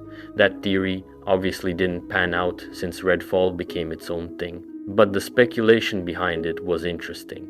It showed how much people were connecting the dots between the afflicted in Skyrim, the mention of High Rock, and the possibility of a plague-focused storyline in the next game. Now, let's be real. A game entirely about a plague might be a hard sell, especially after the real-world pandemic. People might not want to escape into a fantasy world that's also dealing with a plague. But as part of a larger story, it could work really well. Maybe the plague is one of several major threats you're dealing with. The Thalmor are invading, the towers are being destroyed, and oh, by the way, there's also a deadly plague spreading through the population. That would certainly raise the stakes. There's also the possibility that the plague has already happened by the time Elder Scrolls 6 takes place. Maybe High Rock was devastated by it between Skyrim and the next game, and you're dealing with the aftermath. Entire cities could be abandoned ruins. There could be groups of survivors trying to rebuild. The political landscape could have completely changed because of who survived and who didn't. That would be a pretty dark direction for the series to go, but not unprecedented. Morrowind dealt with the aftermath of the Red Year, which destroyed most of Vardenfell. Skyrim dealt with the aftermath of the Great War and the Oblivion Crisis. Elder Scrolls games aren't afraid to show us worlds that have been seriously damaged by catastrophic events. Whether the Periate Plague theory pans out or not, It's an interesting example of how fans analyze tiny details in the games to predict future storylines. A single random encounter with an afflicted refugee has spawned an entire theory about one of the main conflicts in Elder Scrolls 6. That's the kind of deep lore analysis that makes the Elder Scrolls community so engaged with these games. Alright, and the next theory is about the possibility of Elder Scrolls 6 being a prequel. Now, this one is definitely less grounded than the others, and most people don't actually think it's going to happen, but it gets mentioned enough that it's worth discussing. The idea behind this theory is that instead of moving forward in the timeline, Elder Scrolls 6 could go backward and explore ancient events that shaped the Tamriel we know. We're talking about going way back into the Merethic era or even earlier, exploring things like the Dragon War, the arrival of Isgramor and the 500 companions, or the early conflicts between elves and humans. One of the biggest arguments for this theory is Atmora. Atmora is the frozen continent north of Tamriel, where humans originally came from. It's mentioned a ton in Elder Scrolls lore, especially in connection with Nordic history, but we've never actually been there. It exists only in stories and legends. Expeditions to Atmora in the Third Era found it to be a lifeless, frozen wasteland with no signs of habitation, but it wasn't always like that. According to lore, Atmora used to be a thriving land with a whole civilization of humans before it froze over. The Atmorans had their own culture, their own cities, and their own conflicts. The dragon cult originated in Atmora before Isgramor brought it to Tamriel. Dragons ruled over humans there, with dragon priests serving as intermediaries between the dragons and human populations. It was actually a relatively stable system in Atmora, unlike when it came to Skyrim, where the dragon priests became tyrants. The history of Atmora is shrouded in mystery and conflicting accounts, which is part of what makes it so intriguing. Different cultures tell different creation myths about where humans came from. According to the Anuad, which is one creation myth, Atmora was once part of Old Elnofe, which later became Tamriel. A great war between the wandering Helnofe and the Old Helnofe reshaped the face of Nirn and separated the continents. The wandering Helnofe who ended up in Atmora became the Nords, or the Proto-Nords anyway. The Altmer have their own version of events. They claim that Auriel, their chief deity, led the original Altmer against the armies of Lorkhan in mythic times. After defeating Lorkhan, Auriel established the first elven kingdoms, including one in Altmora, which is what the Altmer call Atmora. According to their account, elves lived there first, and humans came later and drove them out. The Altmer see this as one of many examples of human aggression against elvenkind. Nordic myths tell it differently. They claim that men were first formed on the throat of the world when the sky breathed onto the land. These first humans then crossed the seas north to Atmora. Later, for various reasons, they returned south to settle in Skyrim. This account makes Atmora a destination rather than an origin, though both could be true in the weird timey-wimey nature of Elder Scrolls metaphysics. Time isn't always linear in this universe, especially when dealing with the mythic past. What's agreed upon is that by the late Merethic era, Atmora had a substantial human population and a complex society. They had cities and ports. We know the names of some of them from various texts. Ylkurfik was supposedly the capital or at least a major city. It had massive shipyards that built the fleet for Isgramor's return. Xarik was another important location, the ancestral home of Isgramor's family. The town of Frozen Wharfs is mentioned in some texts. There was a forest called the King Grove where Isgramor hunted game. These weren't primitive settlements. These were substantial population centers with infrastructure and culture. The Atmorans had their own religious practices too. They venerated 9 animal avatars, each representing different divine forces. The fox was presumed to be Shor, the Nordic version of Lorkhan.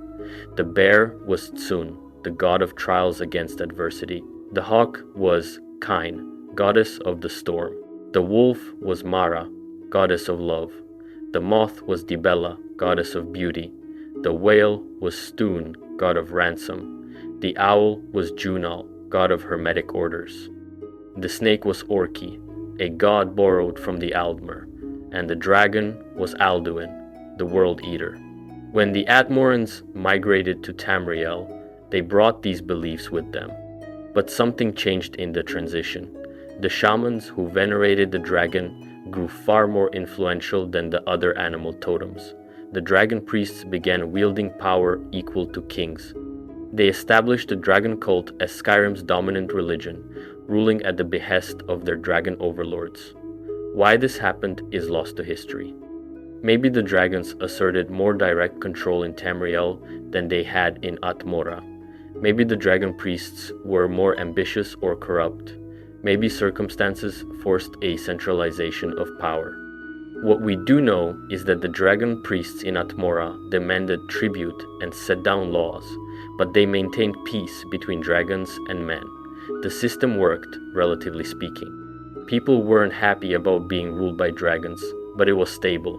In Skyrim, that broke down. The dragon priests became tyrants, reducing the population to virtual slavery. The tribute they demanded became excessive and oppressive. Eventually, humans rebelled, and the Dragon War began.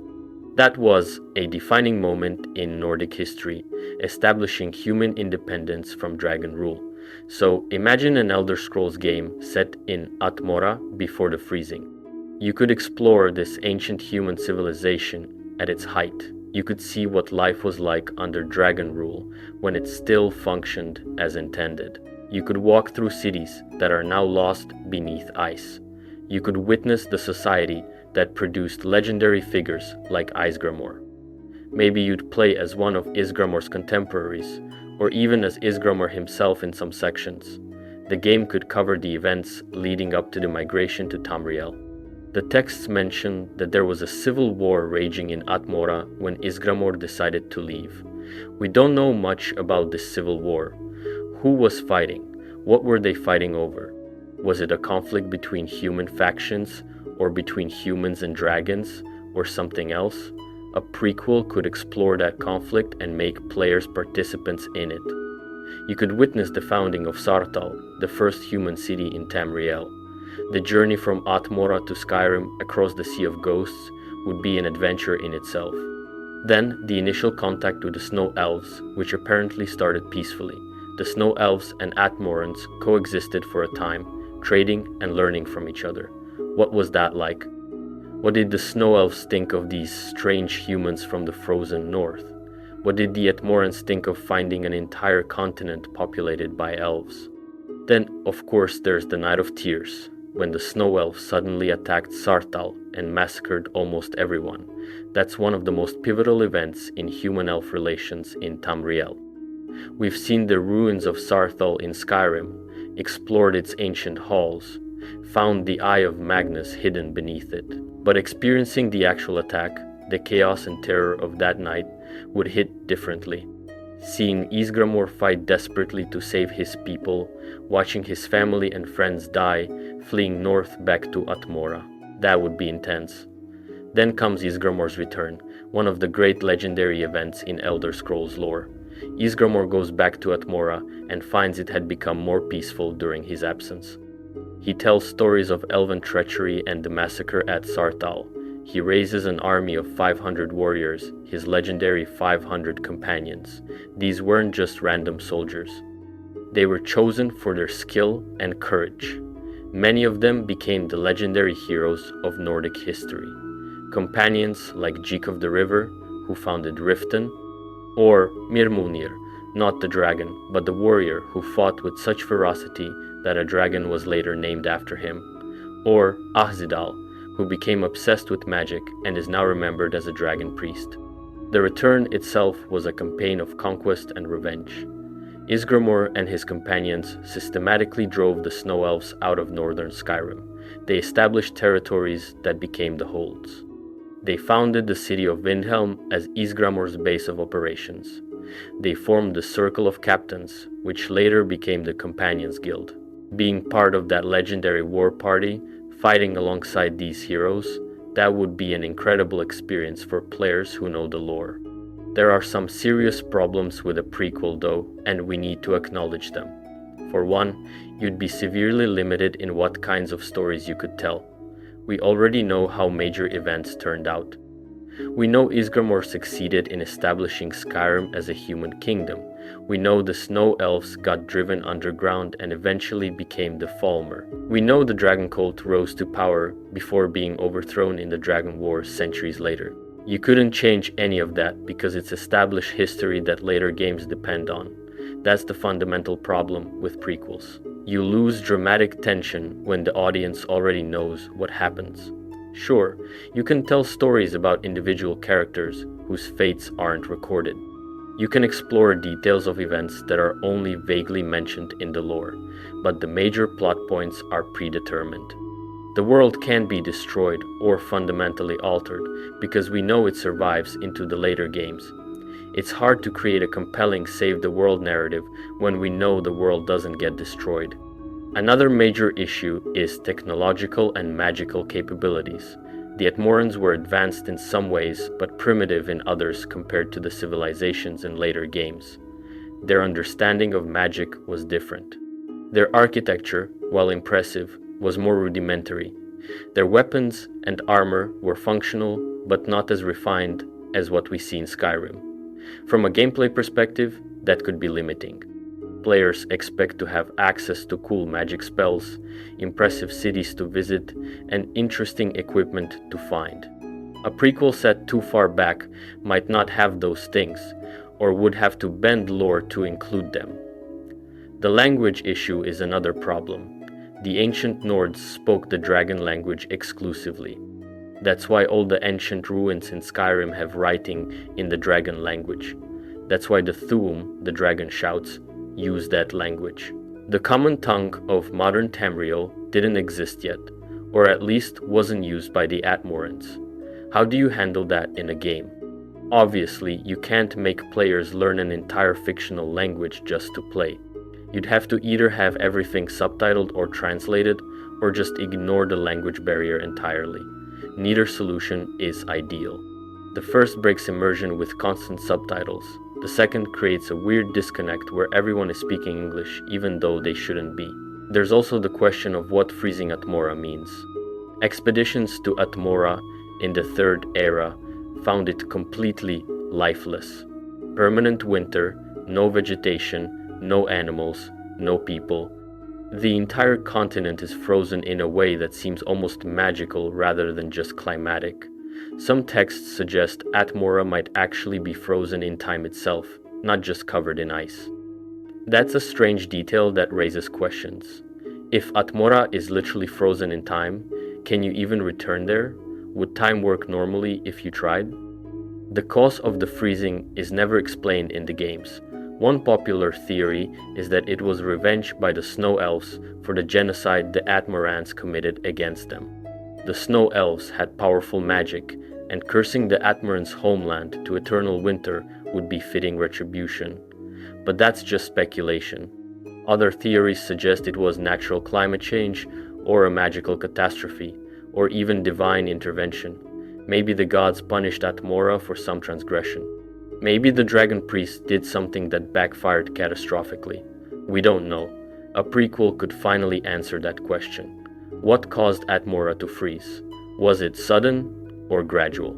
Did the Atmorans try to stop it or reverse it? Did they know it was coming, or were they caught by surprise? That would be a major revelation for the lore community.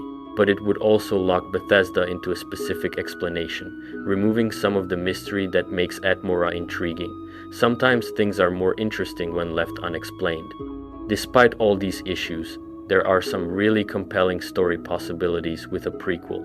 The mystery of Atmora's freezing could be the main plot.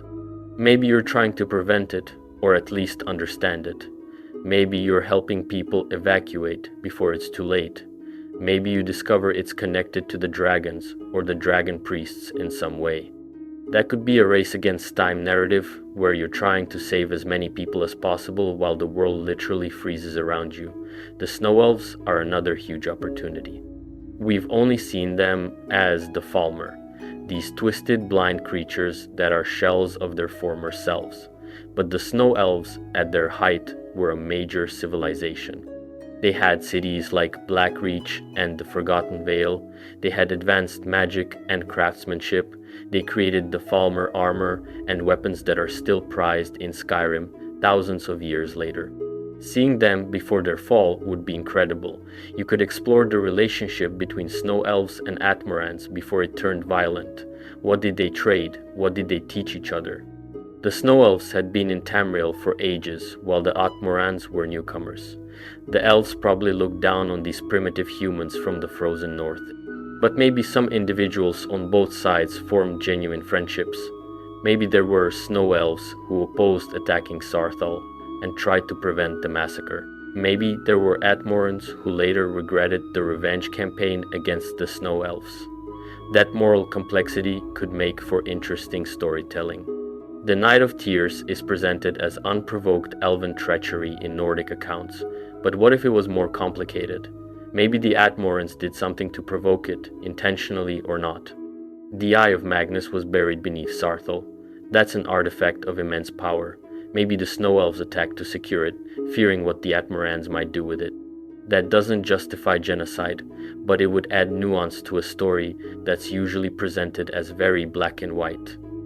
The Dragon War could be explored too, though that happened later in the timeline. The war began because humans rebelled against oppressive dragon rule, and it was successful partly because Paarthurnax betrayed the dragons and taught humans the Thu'um. That's why Paarthurnax lives in exile on the throat of the world, why some of the Blades still want him dead in Skyrim. Seeing Paarthurnax make that decision would be powerful. What made him turn against his own kind? Was it pity for humans? A philosophical disagreement with Alduin? Simple pragmatism? We could also see Ald, so imagine an Elder Scrolls game set in Atmora before the freezing. You could explore this ancient human civilization, see what life was like under dragon rule, maybe even participate in events that led to the migration to Tamriel. You could witness the Night of Tears from the other side, see Ysgramor's return to Atmora after the Snow Elves destroyed Sarthal, and maybe even join the 500 companions on their legendary return. That would be an incredible experience for lore nerds. The return of Ysgramor is one of the most important events in human history in Elder Scrolls. It's when the Nords really established themselves in Skyrim, driving out the Snow Elves and founding the first Nordic kingdom. Being able to actually participate in that instead of just reading about it in books would be amazing. There are some problems with this theory though. For one, a prequel would have some serious restrictions on what kinds of stories you could tell.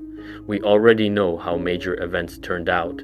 We know the Snow Elves got driven underground and turned into the Falmer.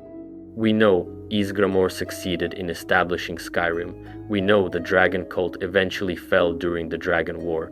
You can't change those outcomes because they're established history. That's the big problem with prequels in general. You lose some of the tension when the audience already knows what happens. Sure, you can tell stories about individual characters whose fates aren't recorded in history, but the major plot points are already determined. It's hard to have a save the world type of story when we know the world doesn't get destroyed. Another issue is that technology and magic would be different. The Atmorans and early Nords didn't have all the conveniences of modern Tamriel. Their architecture, their weapons, their understanding of magic, everything would be more primitive. That could be interesting from a lore perspective, but it might make for a less fun game. People want to play with cool magic and visit impressive cities. A prequel set too far back might not have those things. There's also the language barrier. The ancient Nords spoke the dragon language. That's the language the dragon shouts are in. If you're setting a game in the Merethic era, everyone should be speaking that language, not the common tongue of modern Tamriel. Now obviously the game would be in English for practical reasons, but it creates a weird disconnect. How do you handle that in a way that makes sense? On the other hand, there are some really cool possibilities with a prequel. We could finally see Ysgramor as an actual character instead of just a legendary figure. We could explore mysteries that have never been explained, like what really caused Atmora to freeze. Was it natural climate change? A curse from the Snow Elves in revenge for genocide? A magical catastrophe? Some kind of intervention by the gods? The games have never given a clear answer. We could also explore the Snow Elves before they became the Falmer. The Snow Elves were actually a major civilization with their own culture and cities. They had amazing architecture, advanced magic, and a rich history. But we've only seen them as the Twisted Falmer, these blind underground creatures that are barely more than animals. Seeing them in their prime would be fascinating. The Dragon War would also be incredible to experience firsthand. This was the war where humans rebelled against their dragon overlords and ultimately won, establishing human independence from dragon rule. We've seen bits and pieces of this history through dragon burial mounds and ancient ruins, but actually being there when it happened would be something else. Paarthurnax was part of that war. He betrayed his fellow dragons and taught humans how to use the Tuum, the dragon shouts, as a weapon against the dragons. That's why he's in exile on the throat of the world. That's why some of the blades want him dead in Skyrim. A prequel could show us young Paarthurnax, if that's even the right term, for an immortal dragon, making that crucial decision to help humans. We could also explore other continents, like Akavir. Now, that would really be going in a different direction. Akavir is this mysterious continent to the east of Tamriel that's home to weird races like the Tsaeshi snake people, the Kapotun tiger people, and the Tangmo monkey people. Akaviri invasions have affected Tamriel's history, but we've never actually visited Akavir in a game. A prequel set during one of the Akaviri invasions could be wild. You could see Tamriel from the perspective of the invaders, or you could play as one of the defenders. The problem is that Akavir is so mysterious and unexplored in the lore that Bethesda would have to make up almost everything about it. Which I guess they can do, but it means less connection to the existing lore that players care about. Look, here's the thing about the prequel theory. It's not impossible, but it's unlikely. Bethesda has been moving forward chronologically with the main series. Arena was set around year 400 of the Third Era. Daggerfall was year 405. Morrowind was year 427. Oblivion was year 433. Skyrim jumped to year 201 of the Fourth Era after the Oblivion Crisis ended the Third Era. Each game moves the timeline forward and builds on the consequences of previous games. Going backward would break that pattern. It would also mean that any storyline set up in Skyrim, like the Talmor conflict or the Civil War, wouldn't be resolved. Players have been waiting for over a decade to see what happens next with those storylines. Making them wait even longer while we go play a prequel would probably make a lot of people angry. That said, a prequel could work as a spin-off or a side game, just not as Elder Scrolls 6. Bethesda could make a smaller game set in Atmora or Ancient Tamriel while they work on the main sequel. That way, people get to explore that ancient history without sacrificing the continuation of the modern timeline, but I don't think that's what they're doing. Most evidence points to Elder Scrolls 6 being set after Skyrim chronologically, probably in Hammerfell, probably dealing with the Talmor in some way. A prequel just doesn't fit with the direction the series has been going. Still, it's fun to imagine what could be done with one. Maybe someday we'll get an Elder Scrolls game set in the deep past. Just probably not Elder Scrolls 6. Alright, and the next thing we need to talk about is the engine and gameplay expectations, because the setting and story are only part of what makes a game good. The tech behind it matters a lot too. Elder Scrolls 6 is being built on Creation Engine 2. This is the upgraded version of the engine that Bethesda has been using for years. If you've played Starfield, you've already experienced Creation Engine 2. That was its first major test run. Now, Starfield has had some mixed reactions in terms of its technical performance. Some people think it looks great, others think it looks dated compared to other modern games. The consensus seems to be that the engine works well for some things, but struggles with others. For Elder Scrolls 6, Bethesda is apparently continuing to improve and refine Creation Engine 2 based on lessons learned from Starfield. Todd Howard has said that the majority of the development work on the engine happened during Starfield's production, but they're still making additions and adjustments specifically for what Elder Scrolls 6 needs. The technical foundation is important because it affects everything else. The engine determines what's possible in terms of graphics, physics, AI behavior, world size, and system interactions. Creation Engine has been around in various forms since Morrowind, evolving through Oblivion, Fallout 3, Skyrim, Fallout 4, and now Starfield. Each iteration added new capabilities, but also carried forward technical debt from previous versions. Bugs and quirks that existed in Morrowind sometimes still show up in Starfield because they're baked into the fundamental code. Creation Engine 2 represents the biggest overhaul since the jump from Morrowind to Oblivion. According to Todd Howard, they've rewritten major portions of the engine's core systems, the rendering pipeline that determines how graphics are drawn on screen, the data streaming systems that load assets as you move through the world, the physics systems that handle how objects interact, the animation systems that control character movements. All of these have been rebuilt or significantly upgraded. There's also been rumors, reported by gaming journalists with good track records, about Bethesda integrating technology from Unreal Engine into Creation Engine 2. This isn't about switching engines entirely. It's about pulling specific features that Unreal does really well and incorporating them into Bethesda's own engine. Unreal Engine 5 has some impressive lighting technology called Lumen that provides real-time global illumination. That's fancy terminology for making light bounce around environments realistically. If Bethesda can integrate something similar, Elder Scrolls 6 could have much more atmospheric lighting than previous games. Microsoft, which now owns Bethesda after acquiring ZeniMax Media, is reportedly helping with this engine work. They're providing specialists from other studios in their portfolio. Kate Rayner, the technical director from the Coalition, which makes Gears of War, has been mentioned specifically. The Coalition has expertise in Unreal Engine optimization and graphical fidelity. Having them consult on Creation Engine 2 development could help Bethesda overcome some of the technical challenges that have plagued their games. The Advanced Technology Group at Microsoft is also supposedly involved. This is a team that works on cutting-edge graphics and performance optimization across Microsoft's first-party studios. They helped with Halo Infinite's development and presumably other projects. Having them support Elder Scrolls 6 development means Bethesda has access to expertise and resources they didn't have as an independent studio. So what does all this mean for Elder Scrolls 6 in practical terms?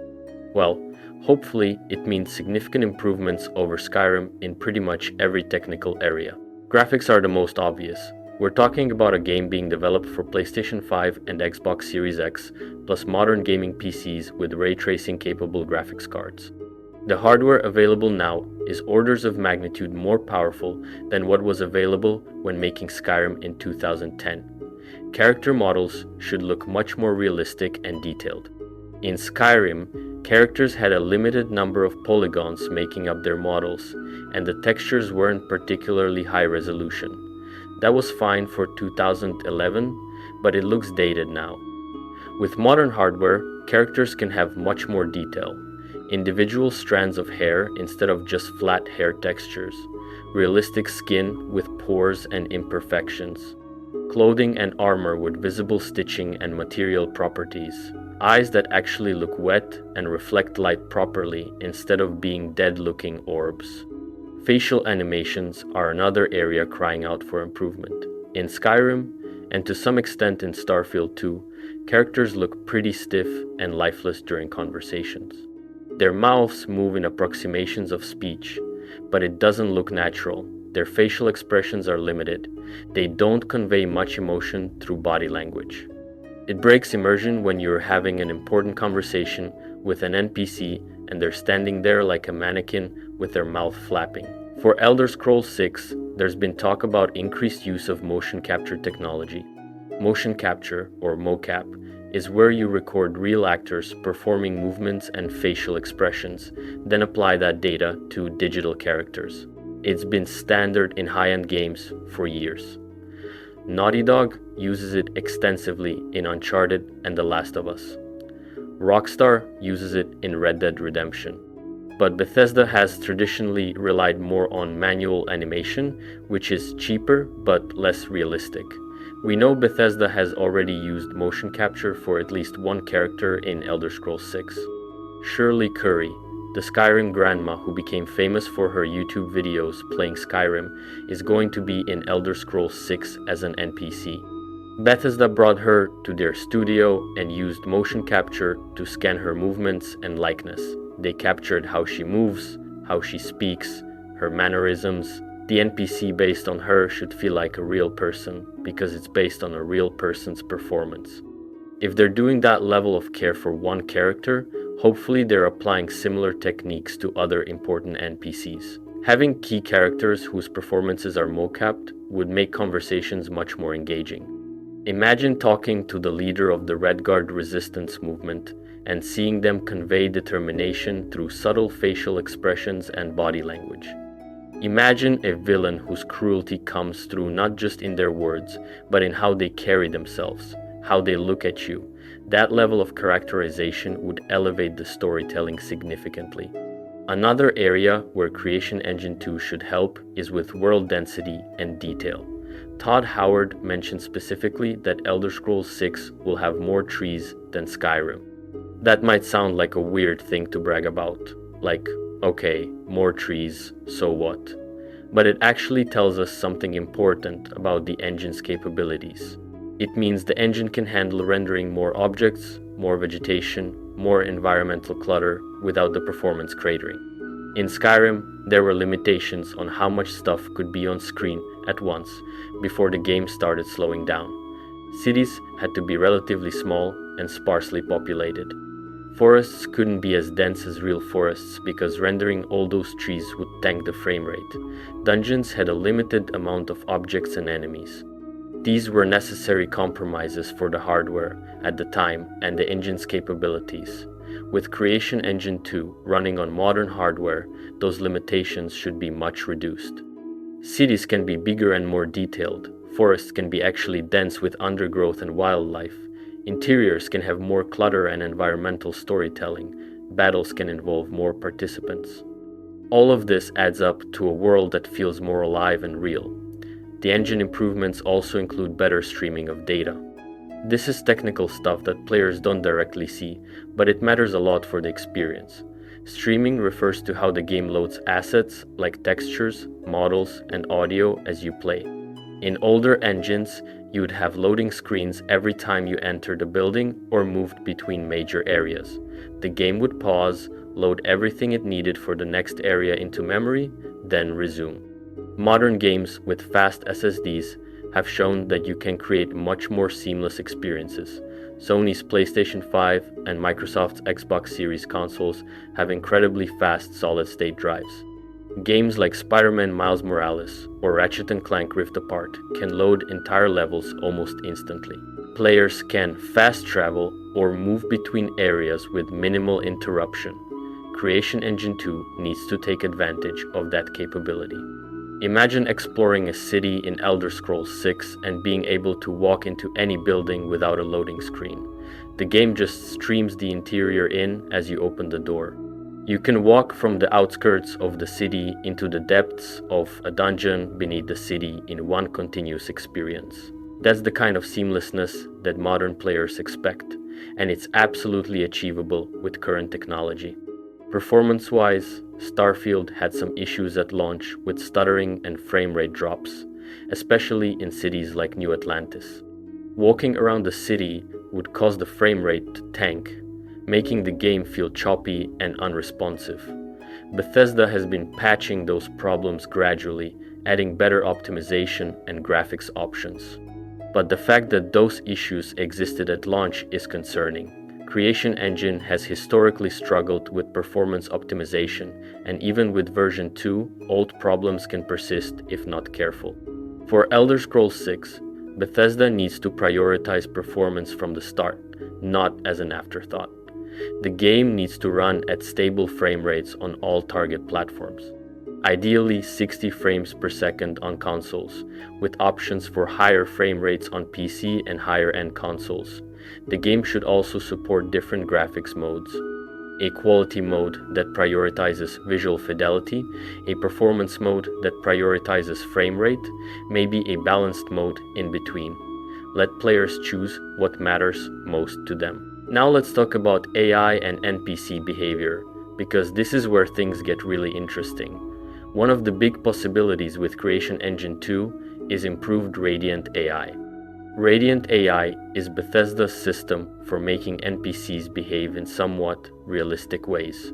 They have daily schedules where they go to work, eat meals at appropriate times, socialize in taverns, go home, and sleep.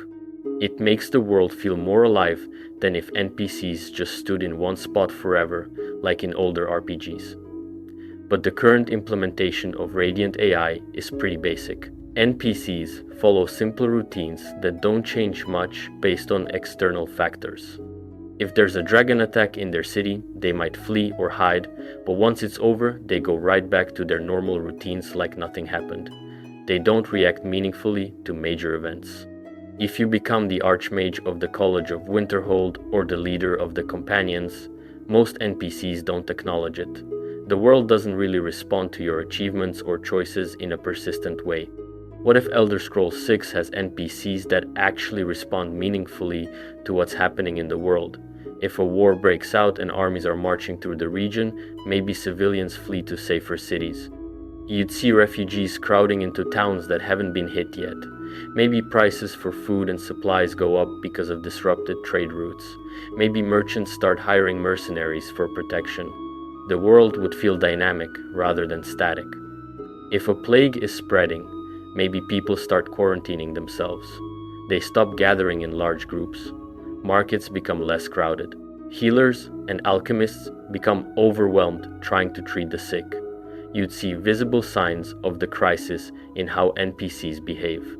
If you become famous or infamous, maybe NPCs recognize you on the street and their behavior changes accordingly. Some might want to thank you for your heroic deeds. Others might be afraid of you if you have a reputation for violence. Guards might let minor crimes slide if you're a celebrated hero.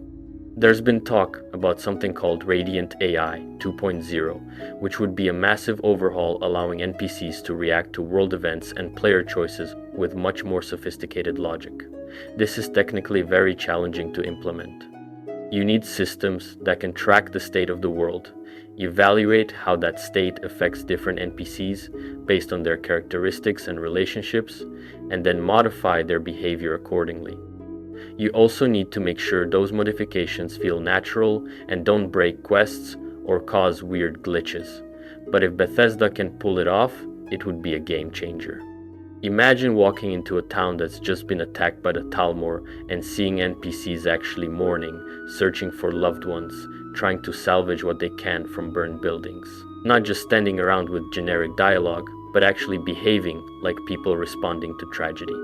Imagine helping defend a city from invasion and then later returning to find statues erected in your honor, or children playing games pretending to be you. That level of dynamic world behavior would make your choices feel consequential in a way they haven't before. In Skyrim, you could become the leader of every guild, defeat Alduin, end the civil war, and most NPCs would still treat you like a random nobody. The world didn't really change based on what you did. Elder Scrolls 6 needs to do better. The world should feel like it's actually responding to your actions, not just following a prescripted path regardless of player input. Combat is another gameplay element that desperately needs improvement. Skyrim's combat was functional but pretty simple. You basically just mashed attack buttons until things died. Maybe you blocked occasionally or dodged backwards. Magic combat was a bit more interesting with different spell combinations and the dual casting system, but melee combat in particular felt very button mashy and lacked depth. There's been a lot of discussion in the Elder Scrolls community about wanting more complex and satisfying combat systems. Things like directional attacks where different types of swings do different amounts of damage or hit different parts of an enemy's body. better parrying and blocking mechanics that require timing and skill rather than just holding a button, stamina management that forces you to be tactical about when you attack and when you defend, more enemy variety with different tactics required to defeat them effectively.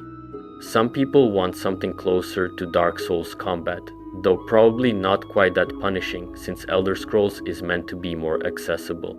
But taking inspiration from how Dark Souls makes combat feel weighty and consequential would be good.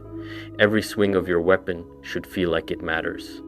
Blocking and parrying should require skill and reward good timing. Enemies should punish you for being careless or predictable. Winning fights should feel like an accomplishment, not just a chore you had to get through. Starfield showed some improvements in gunplay compared to Fallout 4, so maybe Elder Scrolls 6 will show similar improvements in melee combat and magic casting. Better hit detection, more satisfying impact feedback, more varied attack animations. Magic systems are another area ripe for improvement. Skyrim had a decent variety of spells spread across different schools. Destruction for combat magic, restoration for healing, alteration for utility spells, conjuration for summoning, and illusion for mind-affecting magic. The problem was that progression felt flat. Once you got a few good spells in each school, there wasn't much reason to keep investing points in that skill tree. Spellcrafting, which existed in Morrowind and Oblivion, could make a return. That's where you could create custom spells by combining different magical effects. Want a fireball that also paralyzes enemies? You could make that. Want a healing spell that affects everyone in an area? You could make that too. It gave players a lot of creative freedom and made magic feel more personal. Your mage was truly yours because you had unique spells nobody else had. The removal of spellcrafting in Skyrim was controversial among fans, and many people have been asking for it to come back. Bethesda removed it partly because of balance concerns. Players could create absurdly overpowered spells that broke the game, but that's kind of part of the fun of Elder Scrolls. Being able to become ridiculously powerful if you invest enough time and effort. The solution isn't to remove spellcrafting entirely, but to implement it with better guardrails. Have limits on how powerful custom spells can be. Make the most powerful combinations require rare ingredients or high skill levels. Let players be creative without letting them completely break the game. The whole question of character classes is interesting too. Skyrim removed the class system from earlier Elder Scrolls games, going instead with a more freeform approach where you could level up any skill by using it. Some people loved that flexibility. You weren't locked into being a warrior or a mage or a thief. You could be a battle mage or a sneaky warrior or whatever combination you wanted. Your character naturally developed based on how you played. Others felt this system made characters feel too samey and removed some of the role-playing depth. In earlier games, choosing a class was a meaningful decision that shaped your entire playthrough. A pure mage played completely differently from a pure warrior. In Skyrim, everyone eventually became a kind of hybrid who could do everything. You'd start out wanting to play a pure mage, but then you'd put points into smithing to make better gear, then you'd start using a sword sometimes, because why not? And by the end you were a mage warrior thief who was good at everything. Elder Scrolls 6 could either continue with Skyrim's approach, or bring back a more structured class system. Or maybe find some middle ground. What if you had to choose a class at the start that gave you bonuses in certain skills and limitations in others, but you could still develop other skills if you wanted? That would preserve some of the identity that comes with choosing a class while maintaining flexibility.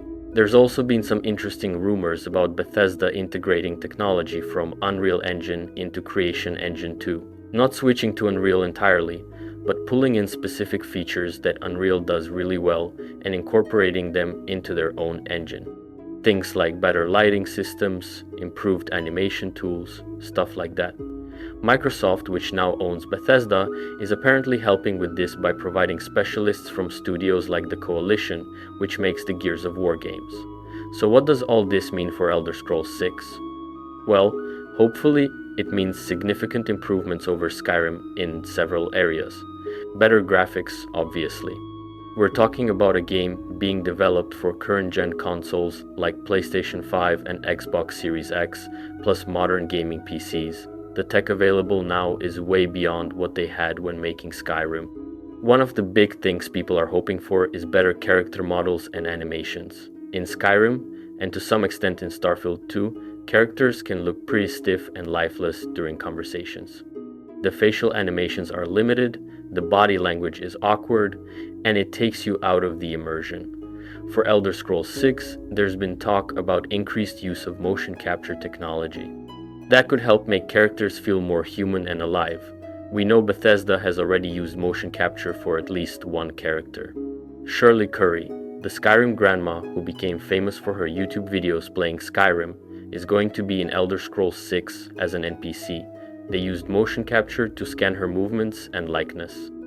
If they're doing that level of detail for one character, hopefully they're applying similar care to other important NPCs. Another area where Creation Engine 2 should help is with world density and detail. Todd Howard mentioned that Elder Scrolls 6 will have more trees than Skyrim. That might sound like a weird thing to brag about, but it actually tells us something important. It means the engine can handle rendering more objects, more vegetation, more clutter without crashing or slowing down. That translates to richer, more visually impressive environments. The engine improvements also include better streaming of data. This is technical stuff, but basically it means the game can load assets faster and more efficiently. That should reduce or eliminate loading screens when moving between areas. Modern games with fast SSDs have shown that you can create seamless open worlds without constant loading interruptions. Bethesda needs to catch up with that. Performance-wise, Starfield had some issues at launch with stuttering and frame rate drops, especially in cities. Bethesda has been patching those problems, and hopefully Elder Scrolls 6 won't have the same issues. But it's something to watch out for. Creation Engine has historically struggled with performance optimization, and even with version 2, old problems might persist if they're not careful. Now let's talk about AI and NPC behavior. One of the really interesting possibilities with Creation Engine 2 is improved Radiant AI. Radiant AI is Bethesda's system for making NPCs behave in somewhat realistic ways. They have schedules, they go to work, they eat meals, they sleep. It makes the world feel more alive, but the current system is pretty basic. NPCs follow simpler routines and don't really react to events in complex ways. What if Elder Scrolls 6 has NPCs that actually respond meaningfully to what's happening in the world? If a war breaks out, maybe civilians flee to safer cities. If a plague is spreading, maybe people start quarantining themselves. If you become famous or infamous, maybe NPCs recognize you and their behavior changes accordingly. There's been talk about something called Radiant AI 2, which would be a massive overhaul allowing NPCs to react to world events and player choices with much more sophisticated logic. Imagine walking into a town that's been devastated by an attack and seeing NPCs actually mourning, searching for loved ones, trying to rebuild. Not just standing around with generic dialogue, but actually behaving like people responding to tragedy. That level of dynamic world behavior would be a game changer. It would make the world feel so much more real and reactive. Your choices would have visible consequences that go beyond just quest markers updating. Of course, implementing something like that is incredibly complex. It requires a ton of scripting and can easily break if not done carefully. But if Bethesda can pull it off, it would elevate Elder Scrolls 6 above its predecessors. Another gameplay improvement people are hoping for is better combat. Skyrim's combat was functional but pretty simple. You basically just mashed attack buttons until things died. Magic combat was a bit more interesting with different spell combinations, but melee combat was pretty bland. Starfield showed some improvements in gunplay compared to Fallout 4, so maybe Elder Scrolls 6 will show similar improvements in sword fighting and magic casting. There's been a lot of discussion in the community about wanting more complex combat systems. Things like directional attacks, where different swings do different damage, or hit different areas. Better parrying and blocking mechanics, more tactical considerations in fights beyond just whack stuff until it dies. Some people want something closer to Dark Souls combat, though probably not quite that punishing since Elder Scrolls is meant to be more accessible. Magic systems are another area ripe for improvement. Skyrim had a decent variety of spells, but the progression felt flat. Once you got a few good spells in each school, there wasn't much reason to keep investing in that skill tree. Spellcrafting, which existed in older Elder Scrolls games, could make a return. That's where you could create custom spells by combining different effects. It was really popular among players, and its removal in Skyrim was controversial. There's also the question of classes. Skyrim removed the class system from earlier games, going instead with a more free-form approach where you could level up any skill by using it. Some people loved that flexibility. Others felt it made characters feel too samey and removed some of the role-playing depth. Elder Scrolls 6 could either continue with Skyrim's approach or bring back a more structured class system, or maybe find some middle ground. Then there's the whole question of procedural generation. Starfield used a lot of procedural generation to create its many planets, which was controversial. Some people felt the procedurally generated content was too repetitive and lacking in the handcrafted detail that Bethesda is known for. For Elder Scrolls 6, they'll probably stick more to handcrafted content since they're creating a smaller region rather than an entire galaxy. But procedural elements could still play a role in dungeon generation or quest creation. The Radiant quest system from Skyrim, where NPCs could give you randomly generated quests to clear dungeons or retrieve items, could be expanded. What if the Radiant system could generate more complex quest chains with actual stories instead of just go here, kill this type missions? That would extend the playtime significantly and give each playthrough more unique content. Multiplayer is another topic that comes up sometimes. Some people wonder if Elder Scrolls 6 will have any kind of multiplayer component. Probably not in the main game, but who knows. Fallout 76 showed Bethesda experimenting with online multiplayer in one of their franchises, though that had mixed results. Most Elder Scrolls fans seem to prefer the single-player experience, so they probably won't mess with that formula too much. One technical consideration is modding support. Elder Scrolls games have huge modding communities, and Skyrim in particular has tens of thousands of mods available. Creation Engine has always been relatively friendly to modders, and Bethesda has even embraced it with things like the Creation Club. Creation Engine 2 needs to maintain that modability. The Creation Kit tools need to be robust enough for modders to create custom content, fix bugs that Bethesda misses, and extend the game's lifespan for years after release. Accessibility options are also worth mentioning. Modern games are getting better about including options for players with different needs. Things like colorblind modes, subtitle customization, control remapping, difficulty sliders for specific mechanics. Bethesda has made some efforts in this direction with recent games, and Elder Scrolls 6 should continue that trend. There's also been talk about improved physics systems. The Creation Engine has always had kind of wonky physics. Objects bounce around in strange ways, ragdolls do weird things, and there are famous bugs where mammoths fall from the sky or giants launch you into orbit when they hit you. While some of these bugs have become beloved features of the community, better physics would allow for more interesting environmental interactions and puzzle designs. Water systems could be improved too. Skyrim's water looked okay but behaved strangely. You couldn't really interact with it in meaningful ways. Better water simulation could enable things like naval combat, underwater exploration, or environmental puzzles involving flooding and water flow.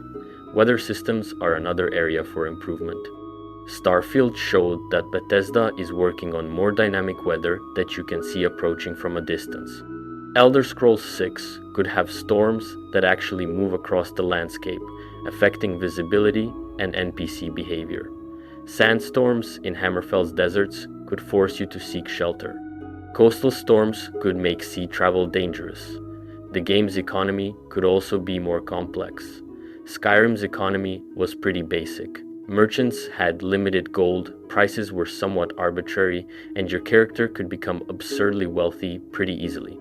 A more sophisticated economy, where your actions actually affect supply and demand, where regional trading makes sense, where being rich or poor has more meaningful consequences that would add depth to the role-playing experience. Settlement building might make a return too. Fallout 4 introduced settlement building, which was popular enough that it got expanded in Fallout 76. Some people would love to see a similar system in Elder Scrolls 6, where you could build up towns or fortresses. Others think it would feel out of place in Elder Scrolls. It's a polarizing idea. Voice acting is definitely an area that needs work. Skyrim famously had a limited pool of voice actors, which meant you'd hear the same voices over and over. The arrow to the knee guard was actually like 40 different guards with the same voice actor, which kind of broke immersion. With a bigger budget and better technology, Elder Scrolls 6 should have more voice actor diversity so NPCs feel more distinct. Bethesda is apparently working with more sophisticated facial animation systems too, possibly integrating technology similar to what other studios use. This could mean NPCs whose faces actually match what they're saying, with appropriate emotional expressions. Little things like that go a long way toward making conversations feel real rather than robotic. The user interface is another thing that could use improvement. Skyrim's UI was clearly designed for consoles and felt clunky on PC. The inventory system, in particular, was frustrating. Elder Scrolls 6 should have a UI that works well on all platforms, with proper sorting, filtering, and search functions. Given how much loot you collect in these games, good inventory management is crucial. Fast travel is something the community is divided on. Some people love the convenience of being able to teleport between discovered locations. Others feel it undermines exploration and makes the world feel smaller. Maybe Elder Scrolls 6 could have options, like a hardcore mode where fast travel is disabled or limited, or fast travel could require certain conditions, like being on a road or having access to a horse. Horses, by the way, should be better. Skyrim's horses were notorious for climbing near vertical mountains and just generally behaving strangely. They also didn't really offer much benefit over walking besides being slightly faster. Better horse mechanics, maybe with different breeds having different stats, would make mounted travel more interesting. Horse combat would be cool too, though that might be asking for too much. Companions could also be improved. Skyrim let you have one follower who would carry stuff and help in combat, but they had minimal personality and would constantly get in your way. Better companion AI that actually uses tactics, companions with deeper character arcs and meaningful quests. Maybe even the ability to have multiple companions like in older RPGs. That would make them feel more like actual characters rather than pack mules. Difficulty settings could be more granular too. Instead of just easy, normal, hard, legendary, what if you could adjust different aspects separately? Enemy damage, player damage, how much experience you gain, how many resources are available. Let players customize the challenge to their preference rather than forcing them into preset difficulty modes. One thing that would really set Elder Scrolls 6 apart is better storytelling in the environment. Bethesda's games are already pretty good at this. You can find stories told through the placement of objects, notes, and bodies in dungeons. But they could push this further. Every location should tell a story without requiring explicit exposition. Showing rather than telling. Faction questlines are always a big part of Elder Scrolls games, and they need to be good. Skyrim's faction quests were somewhat disappointing compared to earlier games. The Thieves Guild and Dark Brotherhood questlines were okay, but they felt rushed. The Companions and College of Winterhold questlines were really short and unsatisfying. Elder Scrolls 6 needs to give each faction questline the time and attention it deserves. The main quest also needs to be compelling. Skyrim's main quest about stopping Alduin was fine, but a lot of people felt it was overshadowed by the Civil War storyline or the Dragonborn DLC. Elder Scrolls 6's main quest, whether it's about the towers, the Talmor, Periate, or something else entirely, needs to feel epic and personal at the same time. It needs stakes that matter, characters we care about, and a satisfying conclusion. Replayability is important too. Elder Scrolls games are meant to be played for hundreds of hours. Skyrim came out in 2011 and people are still playing it today. That's partly because of mods, but it's also because the game has enough variety that you can play different character builds and have different experiences. Elder Scrolls 6 needs that same replayability, encouraging players to try different approaches, make different choices, and discover new content on subsequent playthroughs. The technical improvements we're talking about here, from better AI to improved graphics to more sophisticated systems, all serve one purpose: making the world of Elder Scrolls 6 feel more real, more immersive, more alive. That's what separates a good open-world RPG from a great one. The tech is just a means to that end. Now look, some of these improvements might not happen. Some might be too ambitious or too resource-intensive. Bethesda has to balance what they want to do with what's actually feasible within their budget and timeline. But the potential is there. Creation Engine 2 gives them tools that weren't available when making Skyrim. Modern hardware is vastly more powerful. The expectations are higher, but so are the capabilities. What we'll actually get in Elder Scrolls 6 remains to be seen. We won't really know until the game is much closer to release and we start seeing actual gameplay footage. Right now, it's all speculation based on job listings, interviews, and what we saw in Starfield. But one thing's certain: the community has high expectations. Skyrim was a cultural phenomenon that defined a generation of RPGs. Elder Scrolls 6 has massive shoes to fill. If Bethesda can deliver on even half of what people are hoping for, Elder Scrolls 6 will be incredible. Imagine exploring Hammerfell's deserts with Skyrim's sense of adventure, but with visuals and systems that match modern standards. Imagine political intrigue with the Talmor, where your choices actually matter and NPCs react realistically. Imagine dungeons that feel handcrafted and tell stories, combat that's satisfying and tactical, magic that's creative and powerful. That's the dream, anyway. Whether we get that dream or something more compromised, we won't know for probably several more years. Elder Scrolls 6 is still in development and won't be out anytime soon. Bethesda is taking their time with it, which is probably wise given the scrutiny it's going to receive. Every decision they make will be picked apart by millions of fans who have very specific ideas about what Elder Scrolls should be, but that's part of what makes this franchise so special. People care deeply about these games. They've spent hundreds or thousands of hours in these worlds. They've modded them, streamed them, written about them, created art and music inspired by them. Elder Scrolls 6 isn't just another game. It's the next chapter in a series that means a lot to a lot of people. The technical side matters because it's the foundation everything else is built on. You can have the best story in the world, but if the game runs poorly or looks dated or has frustrating mechanics, people won't stick with it. Conversely, even if the tech is impressive, the game still needs good writing, interesting characters, and compelling gameplay. It all has to come together. What gives me some confidence is that Bethesda knows what's at stake. Todd Howard and the team are aware that Elder Scrolls 6 is probably the most anticipated game they've ever made. They've seen the criticisms of Starfield. They know what people loved about Skyrim and what they want to see improved. Whether they can actually deliver on all that is another question, but at least they're aware of the challenge. The gaming industry has also changed a lot since Skyrim released. Player expectations are higher. The market is more competitive. There are other studios making incredible open-world RPGs now.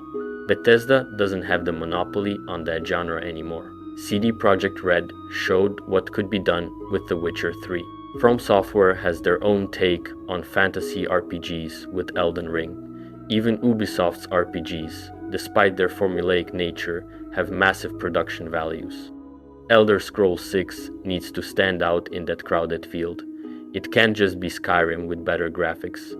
It needs to push the genre forward, try new things, take risks. But it also needs to stay true to what makes Elder Scrolls special. That's a difficult balance. Too much innovation and you alienate the core fan base.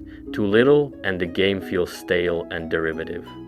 I think the key is improving the systems that were already there rather than completely reinventing the wheel. Better combat, not different combat. Better NPC AI, not a complete overhaul of how NPCs work. Better graphics and performance, not a totally new art style. Evolution rather than revolution. Of course, we're still years away from seeing the final product. A lot can change during development. Features get cut, priorities shift, unexpected problems arise. The game Bethesda releases in the end might look different from what they're planning now. That's just how game development works. It's messy and unpredictable, but based on what we know about Creation Engine 2's capabilities, based on lessons learned from Starfield, based on the talent at Bethesda and the resources Microsoft can provide, there's reason to be optimistic. Not blindly optimistic, because we've all been burned by hyped games that didn't deliver, but cautiously optimistic that Elder Scrolls 6 will be worth the wait. And really, that's all we can do right now. Wait and hope. Wait for more information to come out. Wait for that first proper gameplay trailer. Wait for a release date. Wait for the day we finally get to boot up Elder Scrolls 6 and step into whatever world Bethesda has created for us. It's going to be a long wait, but if the game turns out even half as good as it could be, it'll be worth it. The theories about what Elder Scrolls 6 will be about, the speculation about its setting and story, the discussions about its technical improvements, all of that is part of the journey. It's the community coming together to imagine what could be. And when the game finally releases, whether our theories were right or wrong, we'll all discover it together. That shared experience of exploring a new Elder Scrolls game for the first time, that's something special, something worth waiting for.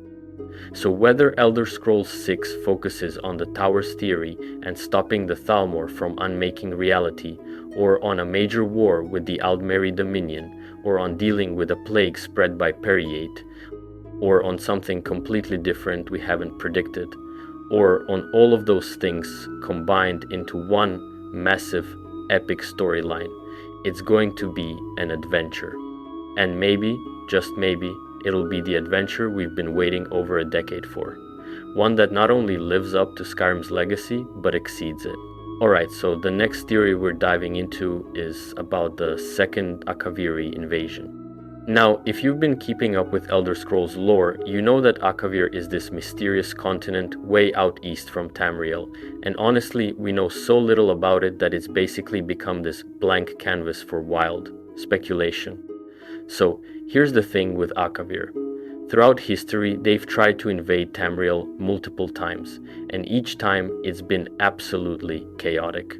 The first major one was way back in the First Era, around 1E 2703, when these Akaviri forces showed up, and honestly, they got defeated pretty quickly by Emperor Riemann I after they found out he was Dragonborn. That's actually how we got the blades, by the way. Riemann was like, hey, instead of killing all you guys, why don't you just work for me?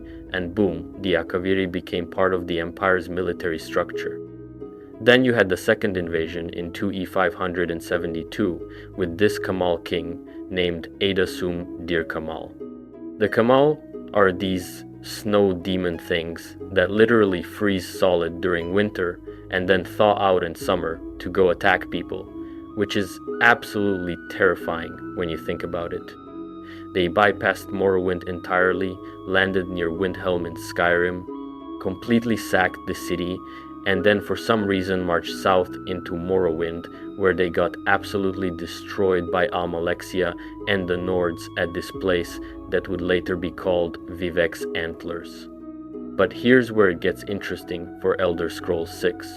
There are all these hints scattered throughout the games and lore that suggest another invasion might be coming. You've got NPCs occasionally mentioning ancient prophecies about Eastern forces returning.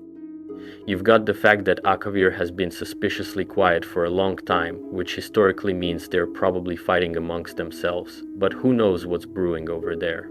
The most intriguing part of this theory is the possible Thalmor connection. Think about it. The Thalmor are desperately trying to cement their power, and what better way to do that than by forming an alliance with or even summoning forces from Akavir. We know the Thalmor are obsessed with reclaiming what they see as their divine heritage, and they've shown they're willing to use pretty much any means necessary to achieve their goals. An alliance with Akaviri forces would give them a massive military advantage and exotic warriors that nobody in Tamriel knows how to fight effectively. Now, Akavir itself is split into different nations with their own agendas. You've got Tsaeski, which is supposedly the homeland of these immortal vampiric serpent men who allegedly ate all the humans that used to live on Akavir. The Tsaeski are covered in golden scales, and they're described as both beautiful and absolutely terrifying. They enslaved goblins for labor and blood farms, which is pretty grim. One of them even ruled the Cyrodiilic Empire for 400 years as potentate Versidu Shai before getting assassinated by the Morak Dong. Then you've got Kapotun, which used to be called Potun before their leader, Tosh Raka, literally turned himself into a dragon. Not metaphorically, he actually became a dragon. He's supposedly the largest dragon in existence, and he's been slowly helping his tiger folk people try to do the same thing. They hate the Tsaishi with an absolute passion, and they've recently allied with the Tang Mo. The Tang Mo are these monkey folk who live on what translates to the 1,000 Monkey Isles.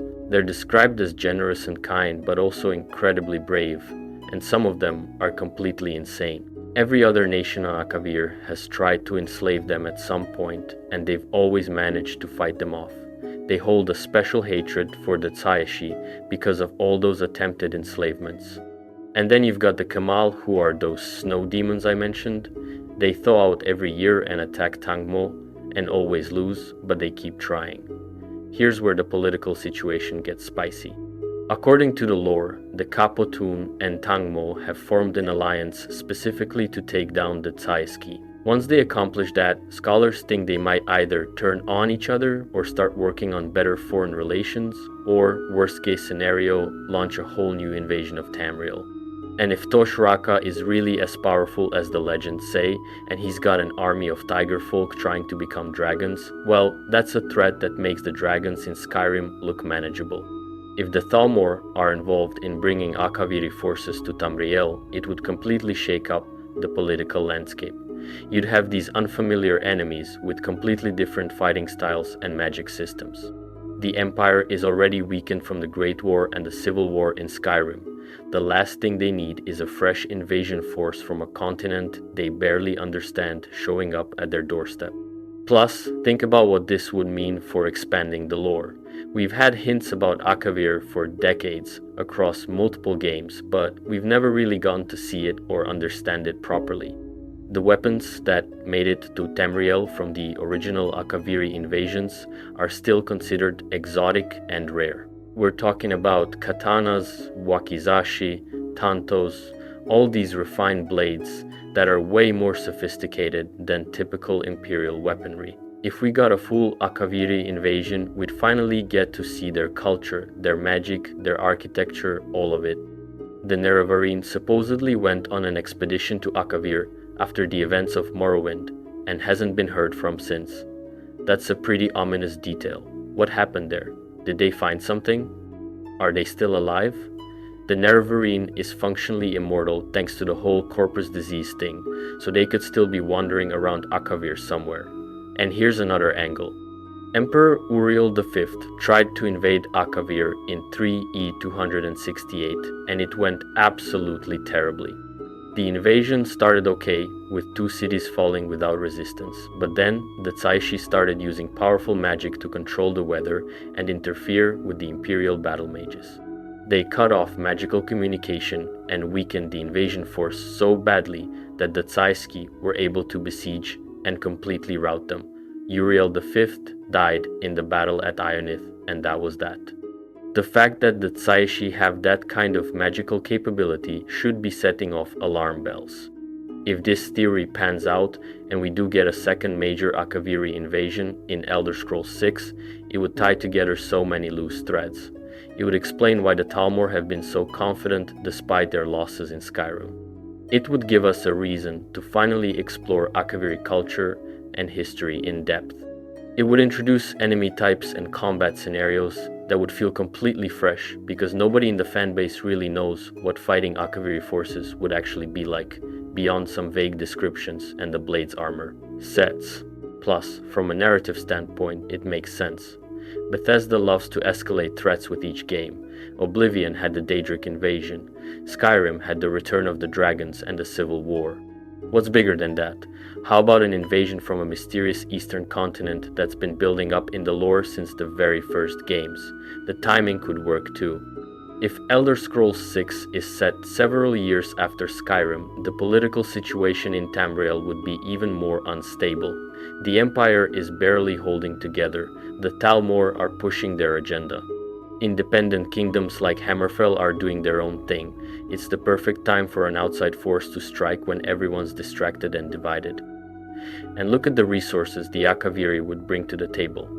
The Sky have been described as having access to magic that can manipulate fundamental forces like weather and disable other mages. The Kapotun have a leader who's literally a dragon and an entire population trying to follow in his footsteps.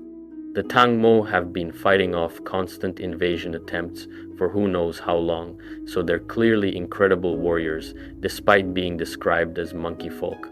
Any one of these groups would be a serious threat. All of them, together with some kind of Talmor backing, that's apocalyptic. There's also the question of how they'd get to Tamriel. The ocean between the continents is massive. Uriel V had to organize a huge naval expedition, and even that wasn't enough.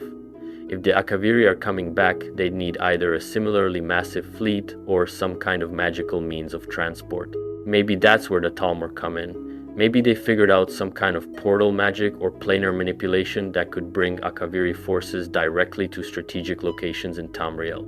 That would explain how an invasion could happen without massive warning from scouts or coastal defenses. This theory also opens up possibilities for morally complex storytelling. Not all Akaviri are necessarily evil. The original Akaviri who joined the Empire and became the Blades were loyal servants for centuries. Maybe some factions would be willing to negotiate or even ally with the player against other threats. Maybe the invasion isn't even unified. Maybe different Akaviri nations have different goals, and you as the player have to navigate those political waters while also dealing with the Talmor and whatever other main plot is happening. And think about the cultural exchange. If Akaviri forces establish a presence in Tamriel, even temporarily, we'd see their influence on local populations. New fighting styles spreading. New philosophical and religious ideas, new architectural techniques. The first Akaviri invasion left a permanent mark on Tamrielic culture. A second one would do the same, but in ways we can't even predict yet. The serpent folk of Tsayaski are particularly interesting because the lore is deliberately vague about them. They're described as having eaten all the men of Akavir, but what does that even mean? Some scholars think it's metaphorical, like they culturally assimilated them. Others think it's literal. They're supposed to be covered in golden scales and immortal, but there are different accounts of what they actually look like.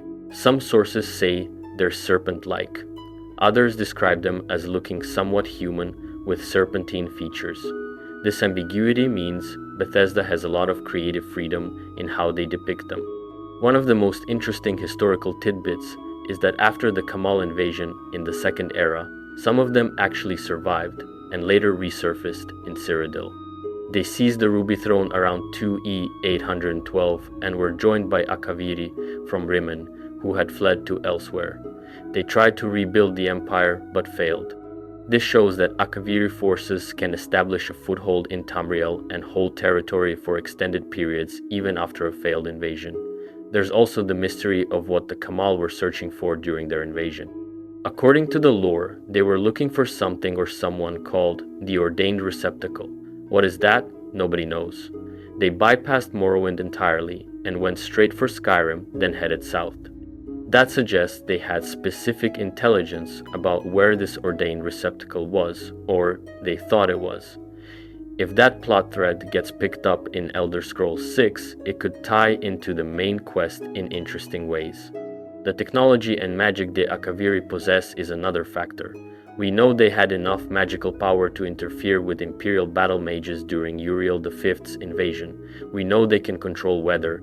We know they have advanced metallurgy and weapon crafting. What else can they do? Do they have constructs like the Dwemer did? Do they have their own form of necromancy or conjuration? The possibilities are endless. From a game design perspective, an Akaviri invasion would justify introducing a bunch of new enemy types. Serpent warriors with unique fighting styles, tiger folk that might have draconic abilities, snow demons that operate on weird rules about freezing and thawing, monkey folk that use unconventional tactics. Each group could have its own strengths and weaknesses, forcing players to adapt their strategies. And if the Thalmor are backing this invasion, or at least trying to manipulate it, we'd get to see their endgame plans more clearly. Are they trying to use the Akaviri as shock troops to weaken the Empire? Are they making promises they can't keep? Are they underestimating how dangerous these Eastern forces actually are? The Thalmor are arrogant enough to think they can control anything, but Akaviri powers and culture are so alien to them that they might be making a huge mistake. There's also potential for an Akaviri character to become a major companion or ally. Imagine having a Tsai warrior following you around, explaining their perspective on Tamriel and why they're invading. Or a Kapotun who's on the path to becoming a dragon and shares that journey with you. These would be completely fresh character types that we've never had access to before in a mainline Elder Scrolls game. The linguistic aspect is interesting too. We barely know anything about Akaviri languages. The few words we have are mostly from weapon names or place names. If we get proper Akaviri characters, we'd hear their language, their idioms, their ways of thinking about the world. That kind of detail would make them feel real rather than just exotic enemy types. One thing that makes this theory compelling is that it doesn't require the entire game to be about Akavir. An invasion could be one part of a larger story. Maybe it happens midway through the game as a twist. Maybe it's part of the background while you're dealing with other threats. Maybe different factions in Tamriel respond differently to it, and you have to choose sides. The flexibility is what makes it work as a theory. And let's talk about the strategic implications for Tamriel's kingdoms.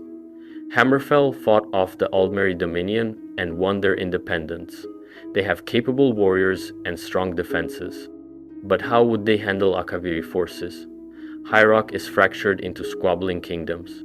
Would they unite against an external threat, or would infighting doom them? Skyrim just went through a civil war and might still be divided. The Empire is weak. Every province has its own problems, and an Akaviri invasion would exploit all of those vulnerabilities. The religious dimension is worth considering too. The Akaviri had their own beliefs and practices. The Tsayaski worship something, but accounts vary on what. If they bring their religious practices to Tamriel, it could create theological conflicts, especially with the worship of the Eight Divines or the Daedric cults. Religious tension has always been a part of Elder Scrolls lore, and adding Akaviri belief systems would deepen that. There's a tragic element to this theory as well. The original Akaviri who joined the Empire became the Blades. They served faithfully for millennia, protecting the Dragonborn emperors. The Blades were decimated by the Thalmor during and after the Great War. If a new Akaviri invasion happens, the few remaining Blades would be in an incredibly difficult position. Do they fight their ancestral cousins? Do they try to negotiate? It's the kind of moral complexity that could create really powerful story moments. The architectural influence is something I'm personally excited about. Akaviri architecture shows up in places like Skyhaven Temple, and it's gorgeous. It has this Eastern aesthetic with clean lines and elegant curves that contrast beautifully with the more European-inspired Imperial or Nordic designs. If we get Akaviri settlements or fortifications in Elder Scrolls 6, the environmental variety would be incredible. Trade goods and cultural artifacts would change too. Right now, Akaviri weapons and armor are rare collector items. If there's an active Akaviri presence, you'd see more of their goods in circulation, maybe new enchanting techniques, maybe new alchemy ingredients from plants and creatures native to Akavir. The crafting system could be expanded significantly. One of the wildest possibilities is that we might actually visit Akavir itself. Not as the main setting, but maybe as a DLC or a special area. Imagine sailing east and getting to see Tsaishi cities or the lands of Kapotun. It would be unprecedented in the series and would give us answers to questions that have been hanging since the franchise began. The Daedric angle is interesting too. Do the Daedric princes have influence in Akavir? Are there Akaviri Daedra worshippers?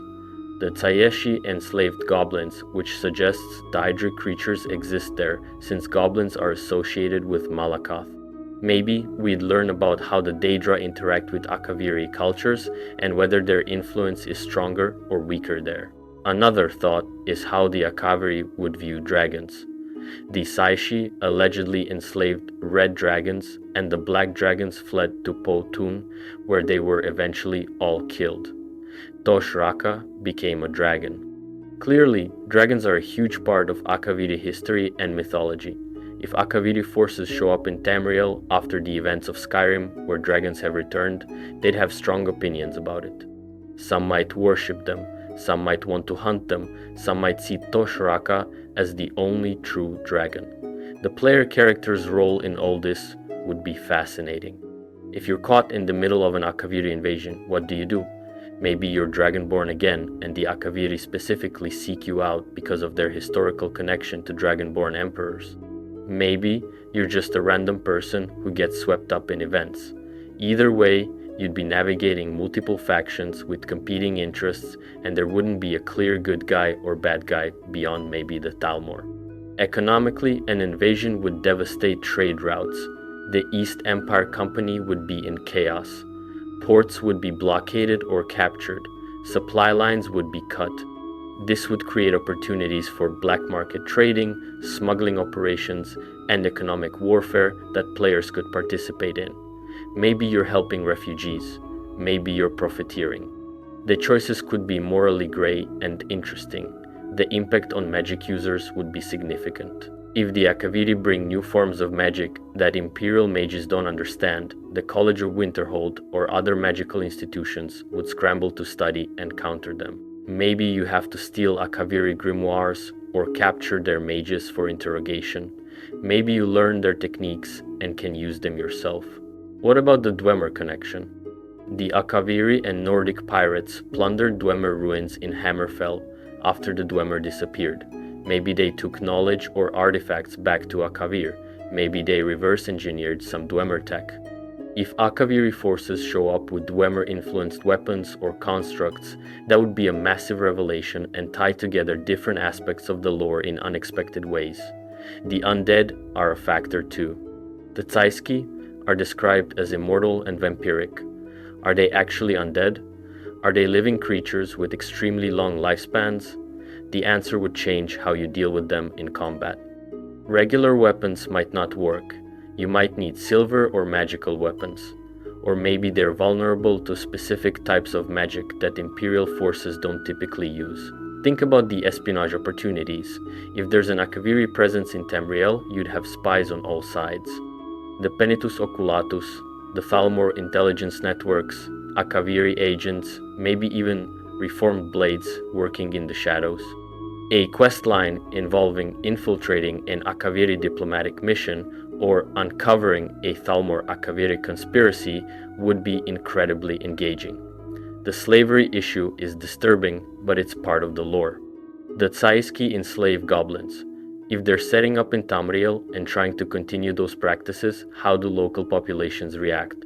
Slavery is illegal in most of the empire. It would create tension and potential for liberation quests or moral choices about whether to intervene. Naval combat would almost have to be introduced if there's a major invasion. We've never had proper naval battles in an Elder Scrolls game, but if Akaviri forces are crossing the ocean with a fleet, you'd need to engage them at sea.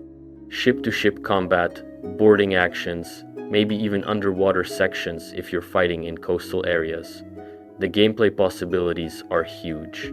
Different Akaviri factions might have different goals. Maybe the Tsaishi want to establish colonies. Maybe the Kapotun are searching for dragons to study or consume to further their transformation. Maybe the Tangmo are refugees fleeing oppression and they're not hostile at all. These different motivations would create branching storylines where you have to choose which factions to support or oppose. The soul gem implications are weird to think about. If Tsaischi are immortal or undead, what happens when you trap their soul? Can you even do it? If Kapotun are partway through becoming dragons, does their soul have draconic properties? These little details would affect enchanting and soul magic in ways we haven't seen before. Time magic is another angle. If the Akaviri can manipulate weather and interfere with other forms of magic, do they have some ability to affect time?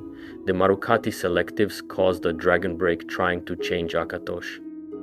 If Akaviri magic intersects with time in any way, the Talmor would be extremely interested because of their own goals regarding the towers and reality itself. The Hist might get involved if the invasion affects Black Marsh. The Argonians have their own mysterious connection to their sentient trees, and if Akaviri forces threaten that the Hist might deploy the Argonians in ways we haven't seen outside of their repulsion of the Oblivion Crisis, an army of supercharged Hist-empowered Argonians versus Akaviri serpent folk would be a matchup for the ages. Werewolf and vampire factions would have opinions. The companions in Skyrim are werewolves. How do they feel about immortal serpent folk who may or may not be vampiric? Would they ally with them or fight them? The actual vampire covens across Tamriel might see the Tsaischi as competition or as potential allies. The Thuum is something Akaviri forces would know about because of their history with the Blades and Dragonborn Emperors. If you're using shouts in combat, Akaviri enemies might have specific counters or defenses they've developed over centuries. Or maybe some of them have studied the Thuum themselves and can use it against you. So yeah, the second Akaviri invasion theory is compelling because it connects to established lore, introduces fresh content, creates political complexity, and could go in so many different directions depending on how Bethesda wants to play it. Whether it's the main plot or a major subplot, it would be a game changer for the series. Alright, next up let's talk about the lost city of Völunnfell. Now, this is where things get really interesting because Völunnfell is actually confirmed to exist. It's not theoretical. The city is real and it shows up in ESO. But the theory here is that Völunnfell could play a massive role in Elder Scrolls 6 and might even be central to the main quest. So, what is Völunnfell? In Dwemeris, the language of the Dwemer, it means City of the Hammer. It was the capital of the Rorken clan, who were Dwemer, that basically said, screw this, when the first council was formed. See back in 1E420, the Dwemer king Dumak and the Chimer leader Indoril Nerevar formed this alliance called the First Council, trying to unite Morrowind. The Rorken clan wanted absolutely nothing to do with making peace with the Chimer, so they self-exiled. The legend is incredible. The Rorken chieftain grabbed his mighty warhammer Volendrung and threw it across the entire continent, saying his people would settle wherever it landed. Can you imagine the arm strength required to throw a hammer from Morrowind all the way to what's now Hammerfell? That's god-tier athletics right there. The hammer landed in the Alik'r Desert in southeastern Hammerfell, and that's where they built Völunnfell. The city became the capital of the Rorken Dwemer in the region, and they expanded all over building mines and workshops. There's evidence they spread as far as Strosmkai to the south and into the Dragontail Mountains to the east. Some scholars think splinter groups from the Rorken went even further to places like Vrothgar or even Skyrim. Now here's where it gets tragic. The Dwemer of Hammerfell faced an invasion from giant goblins. Not regular goblins. Giant goblins that appeared through some kind of rent in space and time called the Goblin Gate. These things were described as taller and less cowardly than later goblins, which, if you fought goblins in any Elder Scrolls game, is saying something. They had a massive army and they pillaged and razed Dwemer settlements, driving the dwarves out of the region completely. These goblins were led by and worshipped the god Maluk. And here's an ironic twist. Volendrung, the very hammer that led the Rorken to Hammerfell, eventually became associated with Malacath, who became known as one of the Dwemer's greatest enemies. Fate has a weird sense of humor. But that's not how the Rorken story ends. Like all other Dwemer, They vanished around 1E700 during the Battle of Red Mountain. Whatever Kagernak did when he struck the heart of Lorkhan with his tools, it made every single Dwemer across Tamriel disappear simultaneously. Their cities were abandoned. Volenfell was left to the desert. After the Dwemer vanished, Nordic and Akaviri pirates plundered the ruins. Remember that connection to the earlier theory? Akaviri raiders specifically went after Dwemer ruins in Hammerfell, taking whatever they could carry. Then the Ragada, the Redguard warrior waves, showed up and they took over many of the abandoned Dwemer cities, including Volenfell. For a while, Redguards actually lived in these Dwemer settlements, using them as their own. By the late First Era, Volenfell and other Dwemer cities were still inhabited by Redguards, but eventually Volenfell's location was lost. The harsh desert swallowed it. It became legend. People knew it existed somewhere, but nobody could find it, until 2E582 when explorers rediscovered it. In Elder Scrolls Online, you actually visit Volenfell. It's a group dungeon where you're helping a researcher named Thoraya find a Dwemer artifact called the Guardian's Eye. Her ex-husband Quintus poisoned her and stole her journals to get to the ruins first, but she survives and chases him with mercenaries. You fight through the ruins, dealing with Dwemer constructs and undead and rival treasure hunters. At the end, the Guardian's Eye disappears mysteriously, and its purpose remains unknown. That Guardian's Eye is key to the theory. It's described as a powerful Dwemer artifact that the Rorken carried for many years. What does it do? Nobody knows. Why did it disappear when Thoraya tried to release it? Unknown. There is also mention of something called the Guardian Council, which consists of 3 Dwemer centurions called the Guardians Spark, Soul, and Strength. These aren't normal centurions. They're special constructs tied to the Guardian's Eye somehow. Now here's where the theory starts to build. What if Volenfell and its artifacts are connected to something much bigger? The Rorken Dwemer were among the most advanced. They were independently minded enough to cross an entire continent rather than compromise their principles. What if they took secrets with them? What if they built something in Volenfell that other Dwemer clans didn't have? Some theories suggest that Volenfell might house evidence of a Dwemer Eyelid alliance. Now that sounds weird at first because the Dwemer and Eyelids didn't really overlap much geographically. The Dwemer were primarily in Morrowind, Skyrim, and Hammerfell. The Eyelids were in Cyrodiil and parts of surrounding regions. But there's this interesting gap in the timeline where both civilizations were active and there's barely any record of interaction between them. What if that's intentional? What if there was cooperation, but it was kept secret for political or religious reasons? The Dwemer were logical atheists who rejected the gods. The Eyelids were heavily into Daedra worship and bizarre magical experiments. On the surface, they seem incompatible, but both civilizations were incredibly advanced in different ways. The Dwemer had unmatched technology and tonal architecture. The Eyelids had starlight magic and reality-bending artifacts. If they combined their knowledge even briefly, the results would be game-changing. Imagine Dwemer, precision engineering powered by Eyelid meteor magic. Constructs that use Welkind stones for energy. Architectural techniques that blend both styles. The Guardian's Eye might be an example of this hybrid technology. There's also speculation about what the Rorken might have found in the Alik'r Desert before they built Volenfell. The region is ancient. There are layers of history buried under those sands. What if they discovered something from an even older civilization, something pre-Dwemer? The lore mentions that various ancient creatures and peoples inhabited Tamriel before the current races. What if Dwemer exploratory mining uncovered something that changed their understanding of reality? The disappearance of the Guardian's Eye is suspicious. Artifacts don't just vanish on their own unless they're designed to. Maybe it teleported somewhere. Maybe it was absorbed by something or someone. Maybe it activated and is now doing whatever it was built to do after sitting dormant for thousands of years. If the Guardian's Eye is part of a larger Dwemer mechanism, its activation could have widespread consequences. Here's another angle. The Dwemer were obsessed with achieving a form of divinity or transcendence. That's what Kagrenak was trying to do with the heart of Lorkhan. What if the Rorken clan was working on their own separate project? What if Volenfell contains a different attempt at apotheosis?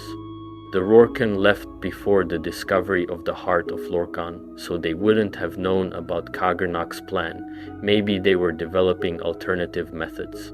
There's also the question of why Volenfell specifically is important. It's called the City of the Hammer because of Volendrung, but hammers are tools of creation and destruction. In Dwemer culture, tonal architecture was about hitting things in precise ways to manipulate reality through sound and vibration. A city literally named after a hammer might be built on tonal principles that other Dwemer cities weren't. The constructs in Volenfell are still active even after millennia. That's not unusual for Dwemer ruins, but the Guardian Council seems special. If these centurions were designed to protect something specific and they're still functional, they might react to certain triggers. Maybe the player character stumbles into Volenfell and activates something.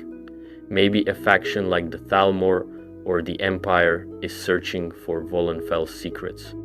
Volenfell's location in Hammerfell ties into broader theories about Elder Scrolls 6 being set there.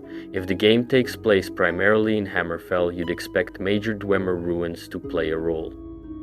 Volenfell is arguably the most significant Dwemer site in the region. It was a capital, not just an outpost. The wealth and knowledge stored there would dwarf most other ruins. The relationship between the Red Guards and Dwemer architecture is interesting too.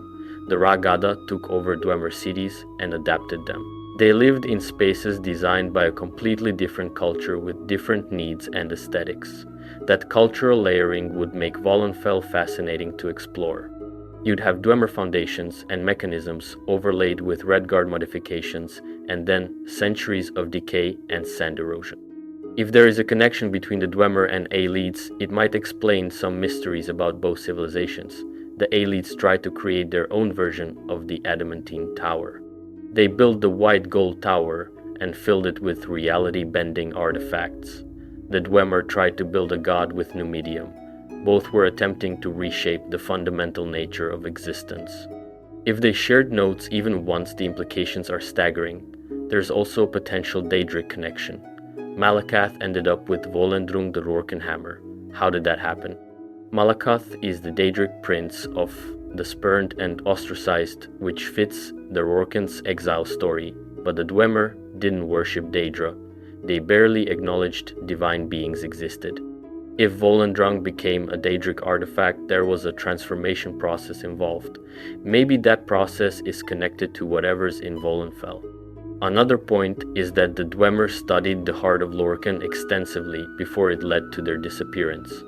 What if the Rorken brought samples or data about the heart with them to Hammerfell? What if Volenfell contains research about the heart that the Morrowind Dwemer didn't have? This would be incredibly valuable to anyone trying to understand what happened to the Dwemer or trying to replicate their work. The disappearance of the Dwemer is still one of the biggest mysteries in Elder Scrolls lore. Yagrum Bagarn was the only known survivor, and only because he was in an outer realm when it happened. If Volenfell contains clues about why the Dwemer vanished or where they went, it would be a major revelation. Maybe they didn't all go to the same place. Maybe the Rorken's isolation meant they were affected differently. There's speculation that Dwemer ruins have preservation effects. Books and artifacts in Dwemer sites rarely show signs of age, suggesting there might be some kind of device or enchantment that denies or controls the earthbones governing time and decay. If that's true, and if Volenfell has an especially strong preservation effect, it might contain Dwemer records in pristine condition that could answer huge lore questions. The TES6 teaser trailer shows rocky coastlines and mountains that could absolutely be near Volenfell's location. The Dragontail Mountains are visible from the coast. Ruins would blend into that landscape. If the teaser is indeed showing areas around Hammerfell, then Volenfell could be one of the major locations players visit. Think about the gameplay possibilities. You're exploring this massive underground city that's been mostly preserved through Dwemer magic. You've got constructs that still patrol the halls. You've got traps that still work. You've got the mystery of the Guardian's Eye and what it was protecting. Maybe you find Eyelid artifacts mixed in with Dwemer technology. Maybe you discover schematics for devices that were never built. Maybe you accidentally reactivate something that should have stayed dormant. The political aspect is important too. If Vollenfell contains powerful artifacts or knowledge, multiple factions would want access. The Empire might send expeditionary forces. The Thalmor would definitely be interested, especially if there's anything related to the towers or reality manipulation. Local Redguard factions might claim the ruins as part of their heritage. You'd have competing treasure hunters, scholars, adventurers, all converging on this one location. There's also the environmental storytelling potential. Dwemer ruins always tell stories through their layout and the items you find. Vollenfell was a capital city. It would have residential areas, industrial sectors, administrative buildings, temples, to whatever the Rorken philosophically valued. You could piece together their daily lives, their priorities, their conflicts.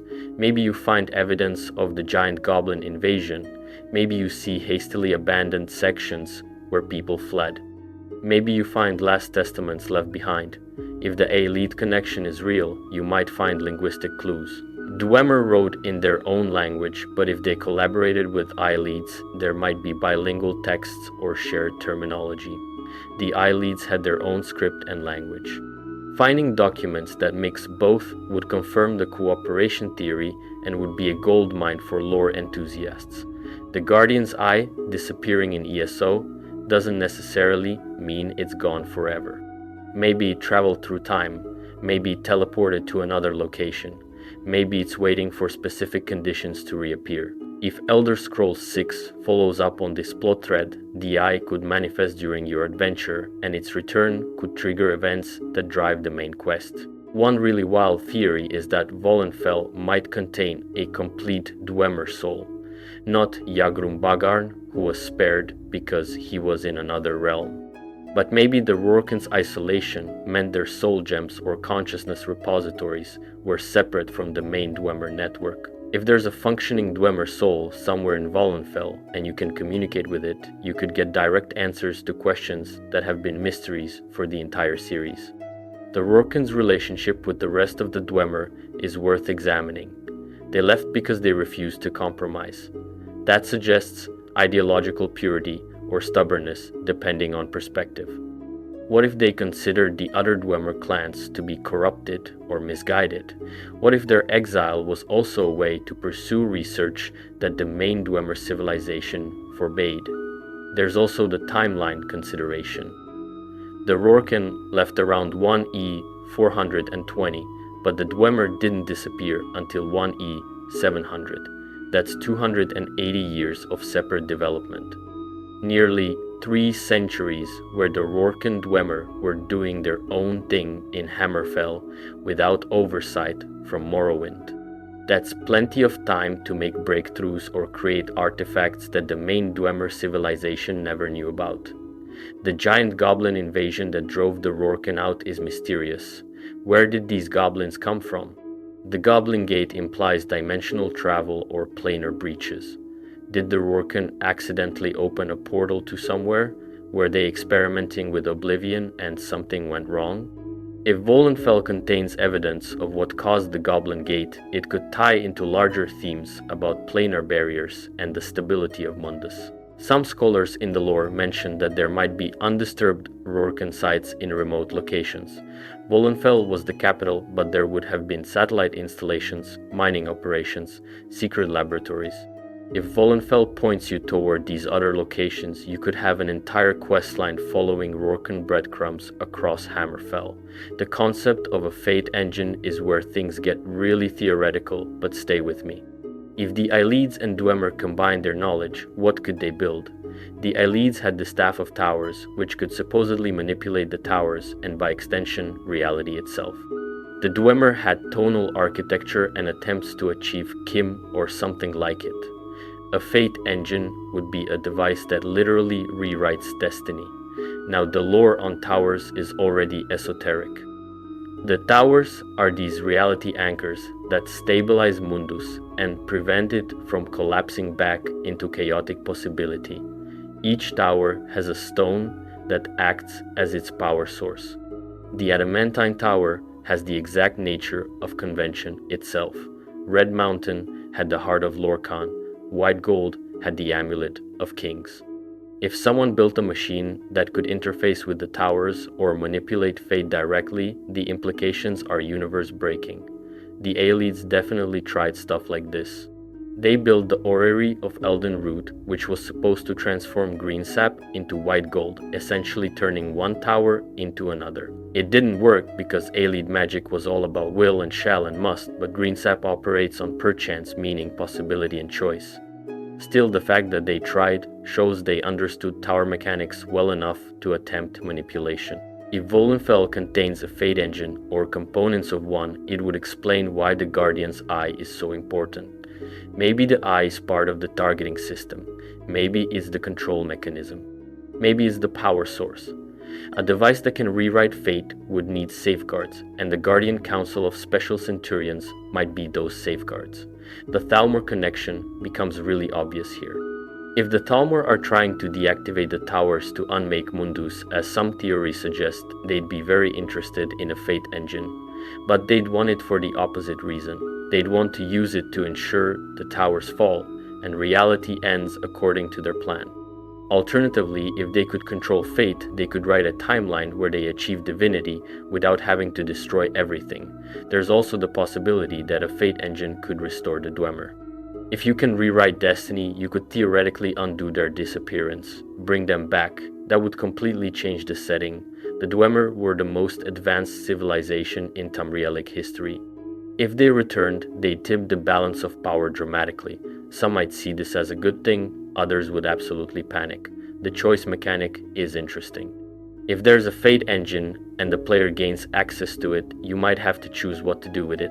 Use it to stop the Thalmor, use it to bring back the Dwemer, use it to reshape your own destiny, destroy it because it's too dangerous. These choices could lead to wildly different endings. There's also a darker possibility. What if the fate engine is what caused the Dwemer to disappear? What if Khagranach wasn't trying to achieve godhood, but was trying to activate or stop the fate engine and something went catastrophically wrong? What if the disappearance of the Dwemer was the engine rewriting their fate out of existence? The metaphysics get really heavy here, but that's par for the course with Elder Scrolls lore. The idea that fate and destiny can be manipulated isn't new to the series. The Thu'um is literally changing reality through language. Kim is achieving a state where you understand you're fictional but maintain existence anyway. Mantling is becoming someone else so completely that reality can't tell the difference. A fate engine would be a physical tool that does similar things but mechanically rather than through enlightenment or wordplay. If Völunnfell is somehow the home or hiding place of a fate engine, the entire game's plot could revolve around it. Multiple factions racing to find it. Moral questions about whether changing fate is right or even possible. The consequences of using it. Whether free will exists if destiny can be rewritten. These are the kinds of philosophical questions Elder Scrolls loves to explore. There's also the question of scale. How much fate can an engine rewrite? Can it change individuals' destinies? Can it alter the course of entire civilizations? Can it reshape all of Mundus? The scope would determine how dangerous it is and how desperately people would want to control it. The Aelid angle is important because they were deeply concerned with starlight and meteoric materials. Welkind and Varla stones stored starlight and magical energy. Meteoric iron and glass were used in their most important constructs. If a fate engine uses Aelid technology, it might literally be powered by stars, which ties into concepts of Aetherius and Magnus and the very fabric of magic itself. Dwemer tonal architecture adds another layer. If the engine uses tones and resonances to rewrite fate, it would be vulnerable to specific frequencies. Certain sounds could activate it, deactivate it, or destroy it. This would make it both incredibly powerful and incredibly fragile. The Thu'um might interact with it in unexpected ways. The Guardian's Eye specifically might be the key to all of this. If it's a targeting mechanism for a Fate engine, its disappearance could mean someone is already using the engine. Maybe Fate is being rewritten around you as you play, and you don't realize it until later. Maybe the entire world you're experiencing is already a rewritten timeline, and the true original timeline is something completely different. That's the kind of mind-bending stuff that could make Elder Scrolls 6 really special. Not just another adventure, but a story that questions the nature of reality in the universe. The Dwemer asked these questions. The Aelids asked them too. If both civilizations were working toward answers together, and those answers are buried in Völuspá, the implications could redefine everything we thought we knew about Tamriel's history. So, the Lost City of Völuspá theory isn't just about finding cool Dwemer loot. It's about uncovering a potential conspiracy of knowledge that crosses multiple extinct civilizations. It's about technologies that could rewrite existence. It's about choices that would affect not just your character, but all of reality. And if Bethesda goes this route, it would be the most ambitious Elder Scrolls plot they've ever attempted. Alright, moving on to Red Mountain's Echo. Now, this one's fascinating because Red Mountain is already hugely important in Elder Scrolls lore, and the idea that it's not done being relevant is compelling. Let me set the stage. Red Mountain is this absolutely massive volcano on Vvardenfell in Morrowind. The Dwemer called it Vvardenfell, which means City of the Strong Shield. It's been the site of some of the most important events in Tamrielic history. The heart of Lorkhan was buried deep inside it, making it one of the towers that anchors reality. The Battle of Red Mountain happened there, where all the Dwemer disappeared and the Tribunal achieved godhood. Dagoth awakened beneath it in the Second Era, causing corruption and disease to spread. And in 4E5, the Red Year, it erupted catastrophically after Bardau, the floating meteor, crashed into Vivec City. That eruption was apocalyptic. Red Mountain had been the tallest peak in Tamriel, but the eruption reduced its height permanently. The throat of the world in Skyrim became the tallest mountain after that. The eruption covered Morrowind in ash and lava, triggering natural disasters across the entire region. It made Vvardenfell nearly uninhabitable. Dunmer refugees fled to Skyrim and Solstheim. The Argonians invaded mainland Morrowind while it was weakened. It was the end of an era, literally. But here's the thing, Red Mountain was a tower. The Red Tower specifically, with the Heart of Lorkhan as its stone. When the Nerevarine destroyed the enchantments on the Heart in Morrowind, the tower was supposedly deactivated. But what if deactivation doesn't mean dead? What if there's residual power? What if volcanic magic of that scale doesn't just dissipate? The theory suggests a resurgence of volcanic magic connected to Red Mountain. Maybe not a full eruption though, that's possible, but a reawakening of the magical forces that made the mountain so significant. If that happens, it would attract pilgrims, researchers, treasure hunters, and create massive political conflict. The Dunmer have a complicated relationship with Red Mountain. Before the Red Year, it was a sacred site, but also a source of the blight and corpus disease because of Dagoth-Ur's corruption. The Tribunal built the ghost fence around it to contain the evil. After the eruption, it became associated with tragedy and loss, but is still part of Dunmer cultural identity. If Red Mountain is becoming magically active again, the Dunmer would have strong feelings about it. The Ashlanders are the traditional Dunmer who rejected the Tribunal and continued worshipping the good Dadra Azura, Boethia, and Mephala. They lived in the Ashlands around Red Mountain even when it was deadly. The Ashlanders are culturally resistant and fiercely independent. If Red Mountain is experiencing a magical resurgence, the Ashlanders would be the first to notice, and they'd probably have prophecies about it. There's also the Tribunal's lost powers to consider. Vivek, Almalexia, and Sota Seal achieved godhood by using Kagranak's tools on the Heart of Lorkhan. They renewed their power regularly by returning to Red Mountain and striking the Heart again. When the Nerevarine destroyed the enchantments in 3E 427, the Tribunal lost their divine power permanently. Almalexia went insane and was killed by the Nerevarine. Sothasil was already dead, murdered by Almalexia. Vivek disappeared entirely, and nobody knows what happened to him. When Bardao fell in 4e5, it was because Vivek was no longer around to hold it aloft with his power. The impact triggered the Red Year. But what if the tribunal's power didn't completely vanish? What if it was absorbed by Red Mountain or the surrounding area? What if fragments of their divine essence are still there, waiting to be discovered? That would be incredibly valuable and dangerous. Imagine someone finding a shard of Vivek's power and trying to use it. Or an artifact infused with Almalexia's madness-tinged divinity. The heart of Lorcan itself is gone. When the enchantments were destroyed, the heart disappeared, possibly returned to Aetherius or unmade entirely. But the location where it rested for millennia would still be saturated with its power. Lorcan is one of the most important beings in Tess lore. His heart was literally the stone of a tower. The magical residue would be immense. There's also the question of what Red Mountain is without the heart. It was a volcano before the Dwemer found the heart. It's still a volcano now. But for thousands of years, its volcanic activity was intertwined with the heart's presence and the magic surrounding it.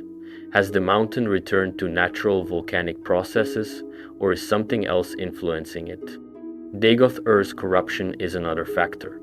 When Dagoth-Ur awakened, he infected people with Corpus and spread the blight across Vardenfell. He was building Akulachan, his own version of the Dwemer god Numidium. When the Nerevarine defeated him and destroyed the heart, Dagoth-Ur was also destroyed. But corruption of that magnitude doesn't just evaporate. What if there are pockets of Corpus-infected creatures still living in the ruins around Red Mountain? What if the 6th House cultists who worship Dagoth-Ur left behind artifacts or texts? What if some of Dagoth-Ur's essence survived in a diminished form? He was connected to the heart in ways even the tribunal weren't. His destruction might not have been complete. The Dunmer's transformation is tied to Red Mountain too. When the tribunal used the heart and broke their oath to Azura, she cursed the Chimer, turning their golden skin ash-gray and their eyes red like volcanic fire. This curse created the Dunmer race. Red Mountain is literally part of their origin as a people. If the mountain's magic is resurfacing, it might affect Dunmer in ways nobody expects. The religious implications are huge. After the tribunal fell, the Dunmer returned to worshipping the Reclamations, the 3 good Daedra, who are now called the House of Troubles. No, wait, I'm mixing that up. The good Daedra are Azura, Boeotia, and Mephala. The bad Daedra, called the House of Troubles, are Malakath, Mehrunes Dagon, Molagbal, and Sheogorath. If Red Mountain is active again, the Dunmer priesthood would interpret it through their religious lens. Is it a sign from Azura? A test? A punishment? The political situation in Morrowind post-Red Year is messy. The great houses were devastated. House Redoran became the dominant power because they were primarily based on mainland Morrowind, which was less affected than Vardenfell. House Lalu lost influence partly because of their cooperation with the Empire. House Telvanni survived, but isolated themselves further. House Dress was weakened by the Argonian invasion. House Indoril's power was tied to the tribunal, so their collapse hit Indoril hard. If Red Mountain is becoming significant again, the great houses would all want to control access to it, or at least have a say in what happens. House Redrun might claim it as their responsibility to protect Dunmer interests. House Telvanni would want to study it for magical knowledge. House Hlalu might see economic opportunities. The conflicts between the houses could be a major part of the questline. There's also the question of what's physically left of Red Mountain. The eruption was catastrophic, but the mountain itself is still there. Dwemer ruins would still be buried inside it. 6th House strongholds. The chamber where the heart of Lorcan rested. All of this is dangerous to access, but incredibly valuable for lore and artifacts. The ghost fence that the tribunal built is probably gone. It was powered by the souls of Dunmer ancestors and by the tribunal's waning power. After the Nerevarine destroyed the heart and the tribunal fell, the ghost fence would have collapsed. That means Red Mountain is no longer contained. Whatever's inside can spread out, and whatever wants to go in can do so. The Nerevarine themselves is a factor. After defeating Dagoth-Ur and becoming the Hortator and Nerevarine, they supposedly left Morrowind to travel to Akavir and were never heard from again. That was in 3E 427. By the time of Skyrim, it's 4E 201. That's a gap of about 176 years. The Nerevarine is likely still alive because they were cured of Corprus but made functionally immortal by it. If Red Mountain is becoming active, the Nerevarine might return, or maybe they're already back and working in secret. There's a prophecy angle too. The Nerevarine prophecy was about the return of Indoril Nerevar to save the Dunmer. It was fulfilled. But prophecies can have multiple layers. Maybe there's a secondary or hidden prophecy about what happens after the Nerevarines' main quest is done. Ashlander wise women might have visions about Red Mountain's future. The impact on Skyrim would be noticeable. Solstheim is right there between Skyrim and Morrowind. In the Dragonborn DLC for Skyrim, you visit Solstheim and it's heavily affected by the Red Year. Ash covers everything. Refugees from Morrowind have settled there. If Red Mountain is experiencing a magical resurgence, Solstheim would be the first place outside Morrowind to feel it. The Skull on Solstheim have their own nature-based spirituality. They might sense changes in the natural order if volcanic magic is spreading. They could be allies or sources of information. Their shaman, the Skull Shaman, might have insights that scholars don't. There's also the question of whether Red Mountain becoming active is a natural process or if someone is causing it. Maybe a faction is deliberately trying to reawaken the mountain's power. Maybe the Thalmor are involved, seeing it as a way to further destabilize Tamriel. Maybe a group of Telvanni wizards is conducting experiments. Maybe Daedric worshippers are trying to open a passage to oblivion through the mountain. The Daedric connection is always lurking in Tess lore. Mehrunes Dagon had shrines on Red Mountain. Dagoth-Ur's sixth house had ties to dark powers. If Red Mountain's magic is resurfacing, it might weaken the barriers between Mundus and Oblivion in that location. Daedra might start appearing. Cultists might gather. Think about the environmental design. Red Mountain and its surroundings are visually distinctive. Black volcanic rock, rivers of lava that might still be flowing from the Red Year, ash wastes, the twisted remains of Dunmer settlements. If you're exploring this area in Elder Scrolls 6, it would look like nothing else in the game. The aesthetic would be post-apocalyptic fantasy. The Tribunal Temple as an institution is complicated. They worship the false gods who turned out to be mortals who stole power. After the Tribunal fell, the temple reorganized around the reclamations. But there would be schisms. Some Dunmer might still revere the Tribunal as cultural heroes who protected Morrowind for thousands of years. Others might see them as ultimate betrayers who literally cursed their race. If artifacts tied to the Tribunal start appearing because of Red Mountain's activity, these theological debates would intensify. Is a sword used by Vivec holy or cursed? Is Almalexia's crown a relic or an abomination? The answers would depend on who you ask. The academic interest would be enormous. The College of Winterhold, the Synod, the College of Whispers, any magical institution would want to study Red Mountain. The knowledge locked in that location about the Heart of Lorkhan, the Tribunal's ascension, tonal architecture, and Dwemer disappearance could rewrite magical theory. Competition between scholarly factions could create conflicts. Treasure hunters and adventurers would flock to the area despite the dangers. The promise of Dwemer artifacts alone would be enough. But add in Tribunal relics and possible Daedric artifacts, and Red Mountain becomes irresistible to anyone seeking power or wealth. The Blight is something to consider. Dagoth-Ur's corruption manifested as a magical disease. Corprus turned people into monsters. The Blight killed crops and infected animals. If any of this is still present in dormant form, a magical resurgence could reactivate it. Suddenly you'd have a new Blight outbreak, which would be a public health crisis for Morrowind and potentially beyond. The Argonians are a wild card. They invaded Morrowind after the Red Year and occupied parts of it. Their relationship with the Dunmer is hostile because of centuries of Dunmer enslaving Argonians. If Red Mountain is becoming magically significant, the Argonians might see it as an opportunity to strike again, or they might want to prevent Dunmer from regaining power. The Hist connection is interesting.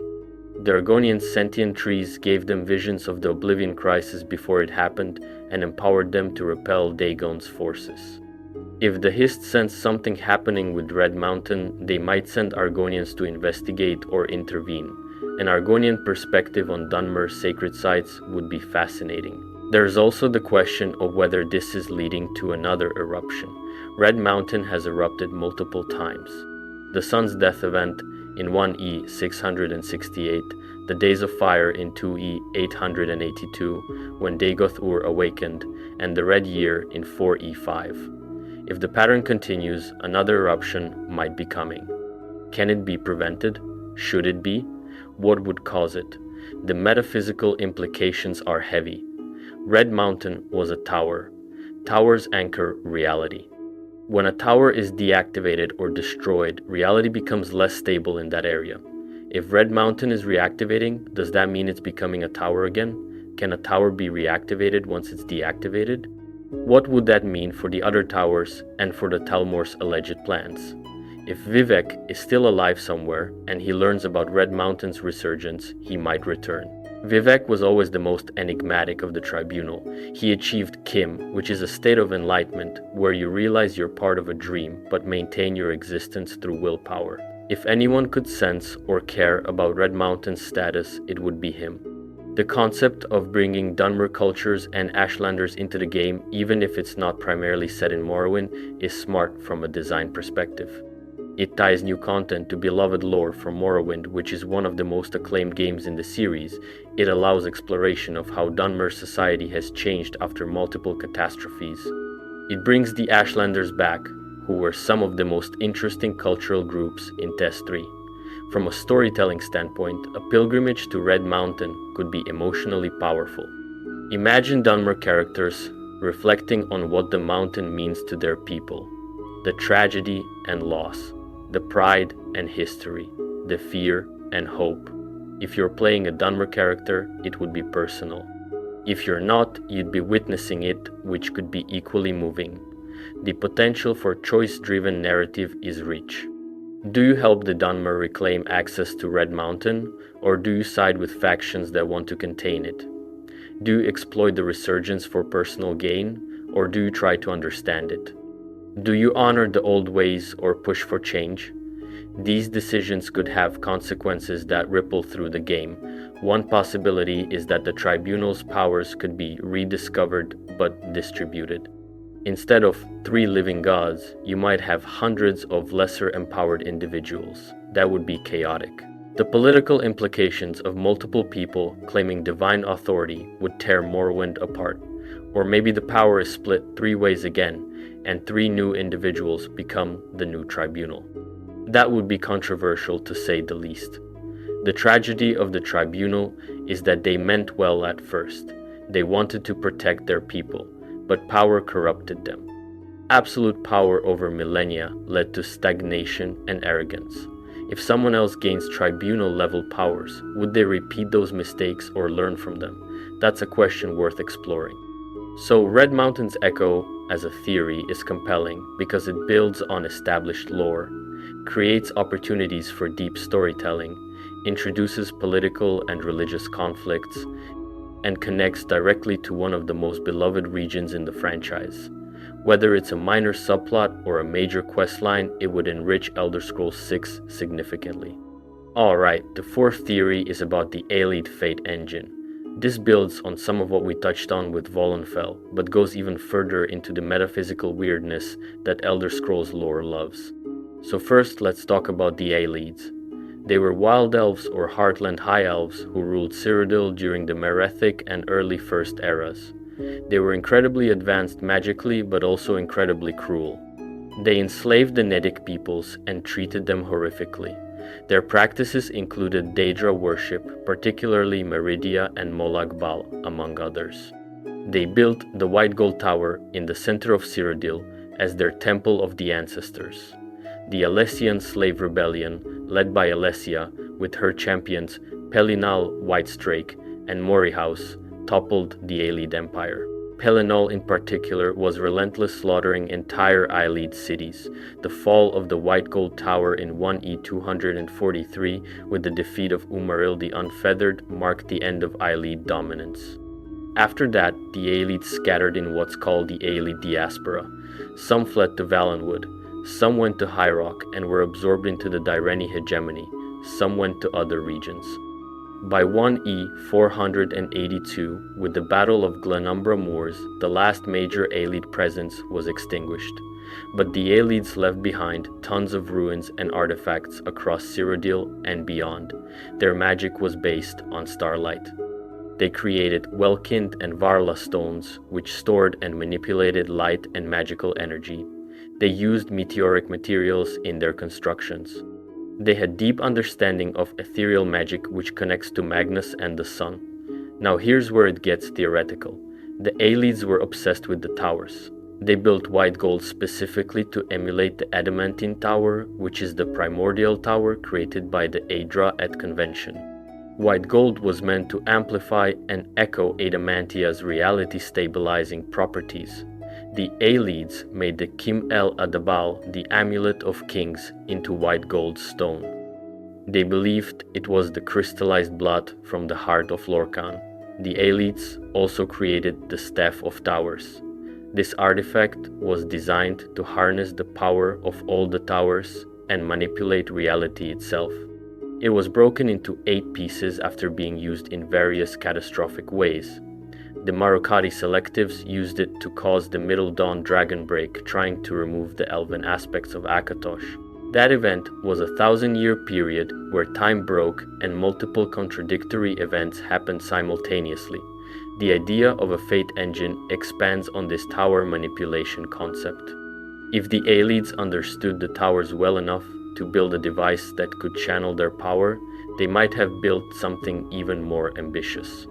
A construct capable of rewriting destiny itself by interfacing with the fundamental structure of reality. Now, why would the Aelids build such a thing? They were facing extinction. The Alessian rebellion was crushing them. Pelennor was slaughtering them wholesale. Their empire was collapsing. In desperation, they might have tried to build something that could change their fate literally. Rewrite history so they won, or escape to a timeline where they remained dominant. It didn't work, obviously. The Aelids are gone. But what if the fate engine was never completed or activated? What if it exists somewhere waiting to be found? What if it was built but malfunctioned, or was deliberately deactivated to prevent catastrophe? The Thalmor connection here is critical. If the Thalmor's goal is to deactivate all the towers and unmake Mundus a device that can manipulate the towers, would be incredibly valuable to them. They could use it to accelerate their plans. Or maybe they want to use it to control fate directly, ensuring their vision of reality comes to pass without the risk of total annihilation. But there's another angle. If a fate engine exists and it can rewrite destiny, it could be used to stop the Thalmor. Rewrite the timeline so the Great War never happened. Or so the Thalmor never came to power. Or so Talos ascended differently, making the Thalmor's objections moot. The potential uses are limited only by imagination and the machine's capabilities. The metaphysical question is whether fate is even real in Elder Scrolls. The prophecy systems suggest some events are predetermined. The Nireverine prophecy, the Dragonborn prophecy, various Daedric prophecies all came true in specific ways, but Kim and Zero Sum suggest reality is malleable if you understand it correctly. The Godhead dream theory proposes all of existence is the dream of a sleeping entity, and achieving Kim means you realize you're part of the dream but refuse to disappear. A fate engine in this context would be a tool for those who can't achieve Kim naturally. Instead of enlightenment, you use technology. Instead of willpower, you use machinery. It's very Dwemer in philosophy, which loops back to potential Dwemer-Aelid collaboration. The Dwemer tried to achieve godhood through logic and engineering. The Aelids tried to achieve divinity through magic and Daedric worship. If both civilizations combined their approaches, the result would be something unprecedented. A fate engine could be that result. The location of such a device is speculative. It could be in a hidden Aelid ruin in Cyrodiil. It could be in Vollenfell if there was Dwemer-Aelid cooperation. It could be in multiple pieces scattered across Tamriel, requiring a quest to reassemble it. It could be in a pocket dimension or planar space, accessible only under specific conditions. Finding it would be one thing. Understanding how to use it would be another. Aelid texts are written in their own language and script. The few scholars who can read Aelid are rare and often unreliable. If the Fate Engine comes with instructions, they'd need to be translated accurately. Mistranslation could lead to catastrophic misuse. The power source is important. The Staff of Towers draws on the towers themselves. A Fate Engine might do the same. But towers are being deactivated across history. By the time of Elder Scrolls 6, several towers are already down. Red Mountain, deactivated. White Gold, deactivated when the Amulet of Kings broke. Walkbrass, Numidium, destroyed. The Crystal Tower may or may not be active. Green Sap is questionable. Snowthroat might be deactivated. Only the Adamantine Tower is reliably still active. If the Fate Engine requires multiple active towers to function, it might not work anymore, or it might work partially, creating unstable or unpredictable results. Or maybe it has an alternative power source, like ethereal energy directly from Magnus. The ethical implications are staggering. If you can rewrite fate, whose fate do you change? Your own? Everyone's? Do you have the right to make that decision? What if rewriting one person's fate has cascade effects on countless others? These are the kinds of philosophical questions that would make for compelling dialogue and quest design. The companion characters would have strong opinions. A scholarly character might be desperate to study it. A religious character might see it as blasphemy. A power-hungry character might want to use it for personal gain. A tragic character might want to undo past mistakes. The conflicts between party members could be intense. There is also the possibility that the Fate Engine has already been used. Maybe the current timeline is already a rewritten version. Maybe what we think is history is actually an altered timeline, and the true original history is lost. That would be a massive revelation and would recontextualize everything players thought they knew. The Aelid understanding of time and fate comes from their connection to Aetherius. Aetherius is the plane of magic and immortality where the Aedra reside. Magnus, the architect of Mundus, fled there, creating the sun. The stars are holes left by the Magnage who followed Magnus. Ethereal magic taps into that realm. If the Fate Engine uses ethereal principles, it might function outside normal time, allowing it to affect past, present, and future simultaneously. The Aelid diaspora scattered their people, but it also scattered their knowledge. Different Aelid groups took different texts and artifacts with them. If the Fate Engine was disassembled and its components taken to different locations by fleeing Aelid clans, finding all the pieces would require exploring multiple regions and dealing with multiple factions. Some Aelid ruins are in Valenwood, others are in High Rock, some are in Cyrodiil. There are even Aelid presences in Elsewhere and Black Marsh. A quest to find Fate Engine components could span much of Tamriel, providing justification for visiting diverse locations. The Daedric princes would have opinions about a Fate Engine. Hermaios Mora, the Prince of Knowledge, would want to study it or control it. Mehrunes Dagon, the Prince of Destruction, might want to destroy it or use it to reshape reality into chaos. Azura, who deals in prophecy and fate, would either see it as a tool or a threat to her domain. Meridia, who was worshipped by some Aelids, might have had a hand in its creation. If Daedric forces get involved in the search for the Fate Engine, the stakes escalate. You're not just dealing with mortal factions anymore. You're dealing with immortal beings with godlike power who have their own agendas. A quest could involve making deals with princes, which always comes with strings attached. The player's choice at the end would be monumental. Assuming you find and can operate the Fate Engine, what do you do with it? The options could include using it to prevent some great disaster, using it to restore something lost like the Dwemer or a lost kingdom, using it to rewrite your character's personal history, destroying it to prevent anyone from misusing it, or giving it to a faction with the understanding they'll use it for their own purposes. Each choice would have consequences. Using it might work, but might also cause unforeseen problems. Destroying it might be the safe option, but you'd always wonder what could have been. Giving it to someone else means trusting them, which in Elder Scrolls is often a mistake. The concept of free will versus destiny is central here. If fate can be rewritten, does that mean free will is an illusion? Or does the act of choosing to rewrite fate prove free will exists? These are questions philosophers have debated for millennia, and putting them in a game where you actually have a fate engine makes them tangible rather than abstract. From a gameplay perspective, a fate engine could enable new game plus mechanics or alternate timeline playthroughs. After beating the main quest, you could use the engine to restart with changes. Different choices could lead to completely different world states. This would add massive replay value. The visual design of a fate engine would be fascinating. Eyelid architecture is all about white stone and starlight. Dwemer architecture is bronze and steam and gears. Combining them would create something unique. Maybe a chamber with Eyelid meteoric glass focusing starlight onto Dwemer tonal resonators. Maybe a massive orrery that maps not just planets but timelines and possibilities. The sound design would be important too. Eyelid magic has an ethereal quality. Dwemer machinery has mechanical rhythms. A fate engine might hum with both, creating an unsettling blend of the mystical and the mechanical. The lore implications would ripple through future games.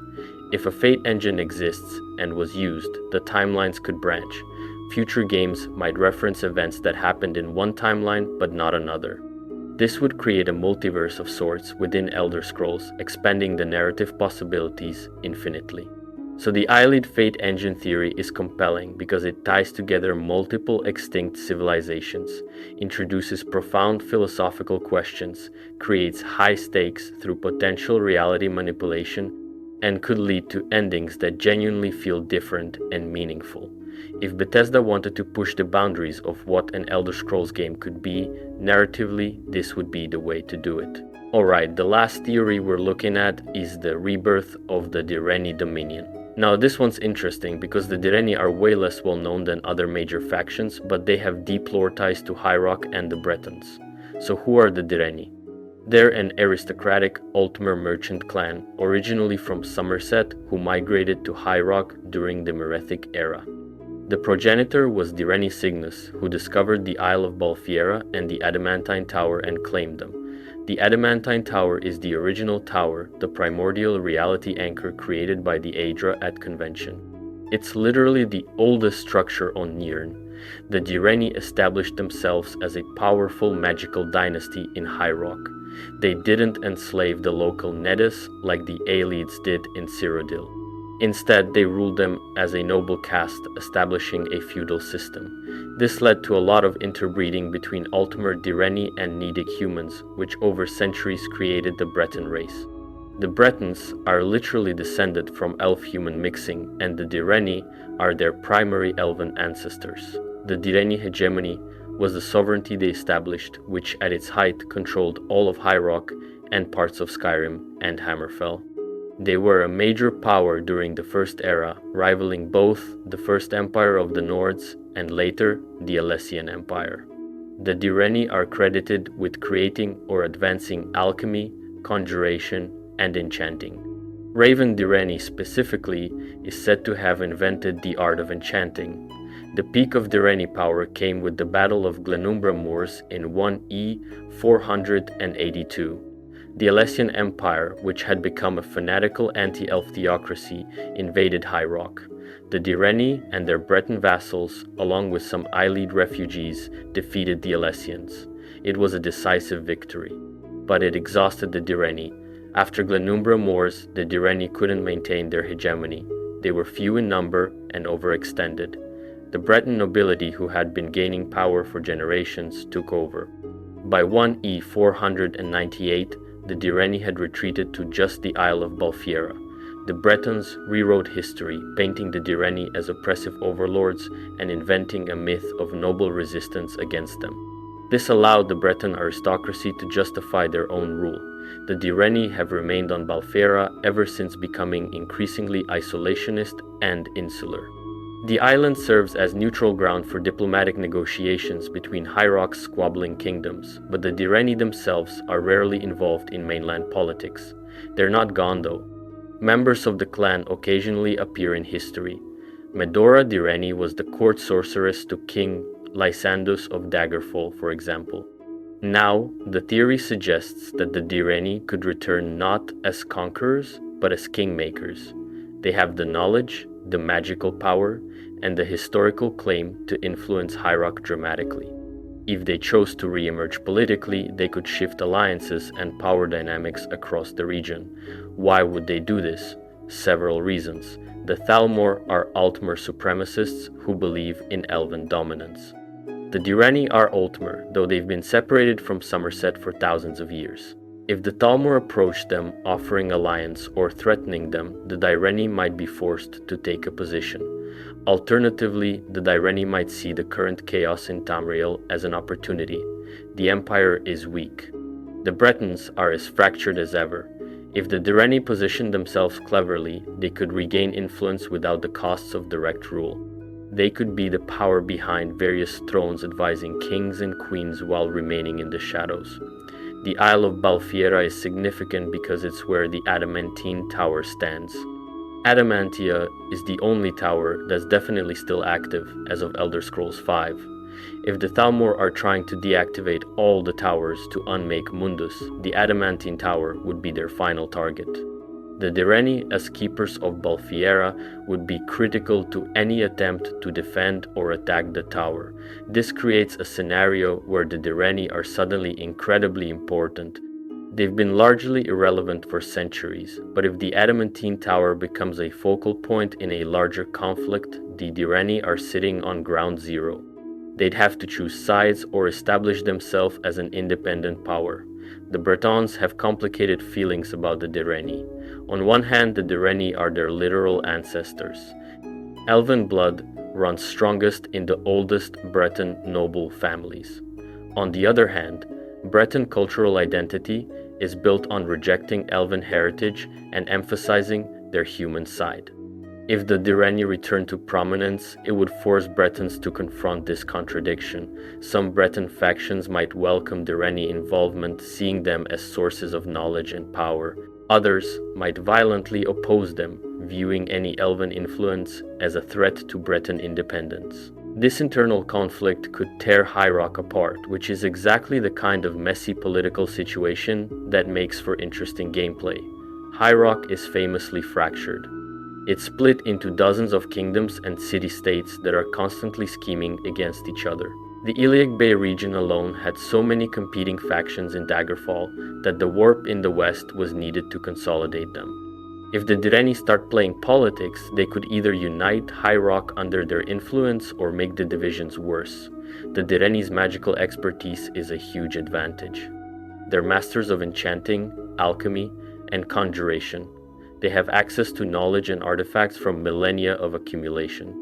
If they offered to teach Breton mages or provide enchanted items in exchange for political favors, they could build a network of allies very quickly.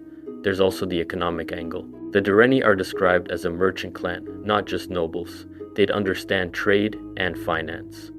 If they started investing in High Rock's economy or manipulating markets, they could gain power without ever raising an army. Economic influence is subtle but incredibly effective. The Direni's relationship with the Adamantine Tower is both a strength and a vulnerability. The tower is immensely powerful but also a target. If Daedric forces, the Thalmor, or anyone else wants to attack the tower, the Direni are in the crossfire. They might seek alliances purely for defense, even if they'd rather remain isolated. The tower itself is mysterious. We've seen it in Daggerfall and ESO, but we don't really know what it can do beyond stabilize reality. If the Direni have studied it for thousands of years, they might know secrets no one else does. Maybe there are chambers or functions of the tower that haven't been explored. Maybe the Direni can activate or control aspects of it. If the player needs access to the Adamantine Tower for any reason, they'd have to deal with the Direni. This creates natural quest lines. Maybe you need their permission to enter. Maybe you need to prove yourself worthy. Maybe you have to complete tasks for them in exchange for access. The Direni could be gatekeepers to crucial parts of the main quest. The Direni's isolationism also makes them unpredictable. They've been out of the political game for so long that nobody knows what their goals are anymore. Are they content on Balfiera? Do they have ambitions to reclaim their former glory? Do they have secret agendas that would surprise everyone? This ambiguity makes them interesting. From a narrative standpoint, the Direni could serve multiple roles. They could be allies if you prove yourself trustworthy. They could be antagonists if their goals conflict with yours. They could be neutral parties providing information or resources for a price. This flexibility means they can adapt to different playstyles and player choices. The Direni's historical role in creating the Bretons could be a source of drama. Imagine a quest where a Direni character discusses the interbreeding with Nedis in clinical terms, talking about bloodlines and genetics, while a Breton character is increasingly offended by being discussed like a breeding experiment. That kind of tension would be very Elder Scrolls.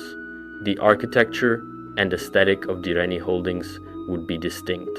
They're Altmer, so you'd expect Aldmeri design elements, but they've been in High Rock for thousands of years, so there'd be local influences too.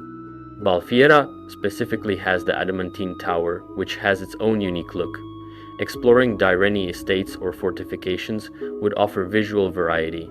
The clan structure of the Direni is worth exploring. Unlike most Altmer who organize into larger social units, the Direni are explicitly a family clan. This makes them more personal and potentially more dramatic. Family politics, internal rivalries, succession disputes, all of these could be part of Direni storylines. There's also the question of how large the Direni clan is now. They were always few in number.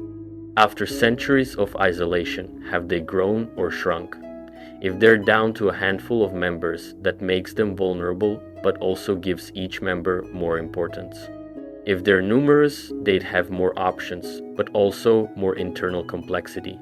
The Direni's relationship with Somerset and the Aldmeri Dominion is unclear.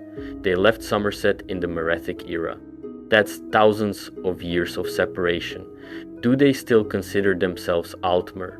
Do they feel kinship with the Talmor, or do they see them as extremists? If the Talmor try to recruit or pressure the Direni, would they comply or resist? One possibility is that the Direni are distinctly different from Somerset Altmer culturally. They've lived among humans for millennia. They created an entire new race through interbreeding. They might have more humanist values than the Thalmor would ever accept. This could make them natural opponents of the Dominion, even though they're the same race. Alternatively, the Direni might be sympathetic to some Thalmor goals while disagreeing with their methods. They might believe in Altmer excellence without the genocidal extremism. They could try to position themselves as a moderate alternative to the Talmor attracting Altmer who are uncomfortable with the Dominion's actions. The Direni's magical innovations are worth mentioning. If they invented enchanting, they might have techniques that modern mages don't. Imagine discovering Direni grimoires that teach advanced enchanting methods, or alchemical formulas that were lost after the hegemony fell. These would be valuable both for gameplay and for selling to various factions. The Direni could also have unique magical constructs or summons. Their conjuration expertise might allow them to call Daedra or other beings that typical summoners can't. If you ally with them, they might teach you these techniques. If you oppose them, you'd face them in combat, which would be challenging. The political network the Direni could build is interesting. They could approach various Breton kings offering alliance. Some would accept seeing advantage, others would refuse seeing threat. The result would be a patchwork of Direni-aligned and Direni-opposed factions. The player could influence which kingdoms go which way through quests and choices. There's also potential for a Direni character to become a major companion, an Altmer wizard from an ancient noble family who serves as your guide to High Rock's politics and history. They'd have strong opinions and personal stakes in events. Romancing them could be complicated by the elven lifespan difference and cultural barriers. The adamantine tower's role as the first tower means it might have unique properties. It was created by the Aedra to establish convention, the event where the rules of reality were set. If someone could control or alter the tower's function, they could potentially rewrite those rules. The Direni's proximity to and knowledge of the tower makes them incredibly powerful in this context. The timing of a Direni resurgence would depend on external pressures. If the Thalmor are approaching Balfiera, the Direni would mobilize. If High Rock descends into civil war, the Direni might intervene to protect their interests. If the player character does something that affects the tower, the Direni would respond. Multiple triggers could make this happen. The Direni might not act as a unified block. Different family members could have different goals. Maybe some want to reclaim High Rock. Maybe others want to flee to Somerset. Maybe some want to side with the Empire while others favor independence. Internal Direni politics could be as complex as external ones. The religious aspect is interesting. The Direni are Altmer, who traditionally worship the Aedra, but we don't know their specific religious practices. Have they adopted Breton religion? Do they maintain Altmer traditions? Do they have their own unique beliefs after thousands of years of isolation? Religious differences could be a source of conflict or connection. The historical revisionism the Bretons did is something the Direni might want to correct. If Direni scholars started publishing texts that contradict the Breton narrative of noble resistance, it would be culturally explosive. Truth versus convenient fiction is a powerful theme. The economic impact of Direni return would be significant. Balfiera is a neutral meeting ground for High Rock diplomacy. If the Direni started leveraging that position, they could impose conditions on negotiations. Want to hold peace talks on Balfiera? Pay a fee or grant a concession. Soft power like this could reshape High Rock. The Direni's long lifespan means some of them might remember the hegemony personally. A Direni who was alive during Glenumbra Moors would be over 3,000 years old, but Altmer can live that long. Imagine meeting someone who actually fought in those ancient battles. Their perspective would be invaluable and their grudges would be deep. From a game design perspective, the Direni offer a faction that's neither purely good nor evil.